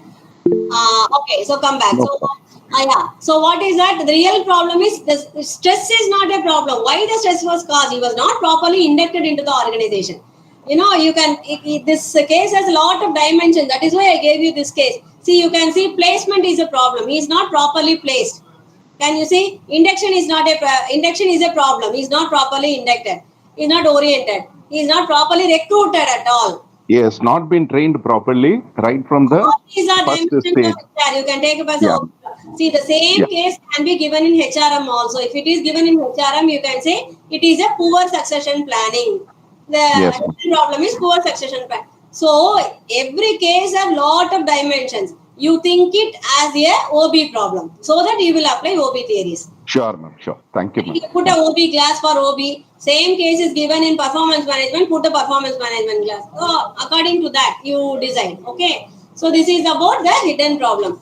Then, the analysis. Why I have given the blank page is analysis is, as I told you, your area. Whatever Dr. Satyanarayana just told, you can analyze according to your wish. Whatever you want, you can write. You are the master of that particular area. Right? Then, suggestion and recommendations for this case. So, he can observe, evaluate. You can find the stressors. Healing time, give him time to come out of the stress, time to change. Stress management techniques can be then mentoring. The Gunasekharan can be the mentor and mentoring can be done. So these are suggestions and recommendations. So the conclusion is up to you. Why I have not again given any conclusion is there is no right answer for any case. So be confident about that. A case is how you are going to approach to that case study. Remember. Are you getting my point? You are the manager. Your opinion matters. As an evaluator, I have no right to say that you are wrong in your opinion. If you are a manager, you are entitled to take any decision. So as an evaluator, I will never say your case is wrong. I am only worried about how you are thinking as a OB student. Do you get my point? So don't get panic when you are in the case study that I don't know the answer. There is no correct answer for any case study unless until it is a mathematical problem or accounting problem involved. Apart from that, any subject, any case study, you are the boss for that. Remember that. But thank you, ma'am. Yes, you have to tell us that, justify that, why you want that marks, how you have to earn the marks. Just because you are writing some story, we cannot give. Remember that. You have to earn the marks. When you will earn the marks? When you know the subject. Tell me that you know the subject, you will get the marks. Right? Understood. I understood, ma'am. Thank you. Yeah. So this is about the case. This is common for all the theory subjects. You can apply this for any common, all the common subjects. Even people say you can use the threat and other things. Okay, SWOT methods you can use. Analysis can be of any type. It is not that always you have to use a SWOT analysis method. You can write any analysis method, whichever is comfortable to you. Okay? Right. This is about sorry to interrupt you, ma'am. Yeah. Ma'am, first we can write a summary of the case, ma'am. Yeah, that is not necessary. If you want, you can write as a first, but don't write a bigger paragraph. Yeah, just a small paragraph you can write about executive summary of the case, but not necessarily optional. Okay, if you want, you can write because again you are going to write whatever is given in the case. Okay, right. So one thing, ma'am, we have to write. If you have any doubts, you can ask for 2-3 minutes. Then we'll wind up. Okay. Yes. One thing I want to ask is that for every question we have to evaluate in this four method. Jinendra, I'm not able to hear your question properly. Can you come again? I am asking for every question we have to evaluate the answer in this four method. Yes. For most of the theory papers, you can write this as a side headings. Identification of problem, analysis, recommendation, conclusion. Minimum. No, I am asking you in this case study. You asked the 3 questions. Yes. And exactly. Very good. Every question we have to evaluate in this 4 method. Yes. If the questions are asked after all these things, in the conclusion, after analysis, in the recommendation section itself, you can write, instead of recommendation, you can write the answer for A, B, 3. But identification analysis you write. That is how you will arrive at the proper answer for these 3 questions. If the questions are asked in the case, answer those questions without fail. A, B, C. Right? If the questions are not asked, if some cases will be open, just the case will be given, nothing else, no question will be asked. In those cases, you have to write recommendation, solution and conclusion. In this case, to channelize you, to introduce you, I have given you like 3 questions. These 3 questions, if it is not present, you have to ask yourself and write. That is how we expect. Ma'am, maximum how many pages you want to write, ma'am? Yes, Abhinaya? Maximum how many pages you want to write, ma'am? As I told you, see, other 3 subheadings, identification, recommendation and conclusion should be very small, crisp. Don't write excessively. Analysis can be of 1 to 2 pages. That is enough. Don't write more than that. Well, one more question. You told the 3 ways of case study. Can you explain again? 3 ways of case study, starting the theory applications and after that you elaborate 2 things of. Yes. See, first thing is theory application. You have to at least minimum of 1 theory. You say that based on this theory, I think this conclusion would be better. Right? The second part is always follow the format. Okay, you say that I'm following this format, analysis format like that. The third one is make it crisp, don't write too much, and the evaluator should get convinced that you have studied the subject. You do that, justify the conclusion. Enough. Right? Okay. Okay, ma'am. Thank you. Any other doubt? Ma'am, there is Ma'am, can you share the PPT now? Yeah, I'll share the PPT. But I am telling you, this is a teaching tool, not learning tool. This is for me to reach out to you, not for the exam point of view. Okay, remember that. That is why I give only bullet points and pictures, so that you will also study the book, not the PPTs. Okay? Ma'am. Okay. Ma'am, Yes, I have a doubt. Ma'am, there is one YouTube channel called Akshaya Publication. It's providing our important questions, ma'am. Can we follow that or not, ma'am? It is up to you. It has nothing to do with DDE. Okay, we don't own that. I Similar cannot question comment papers on are there, ma'am. private channel actually. Okay, It ma'am. is a private YouTube channel. We don't have anything to do with it. Okay. Okay, ma'am. Anything else?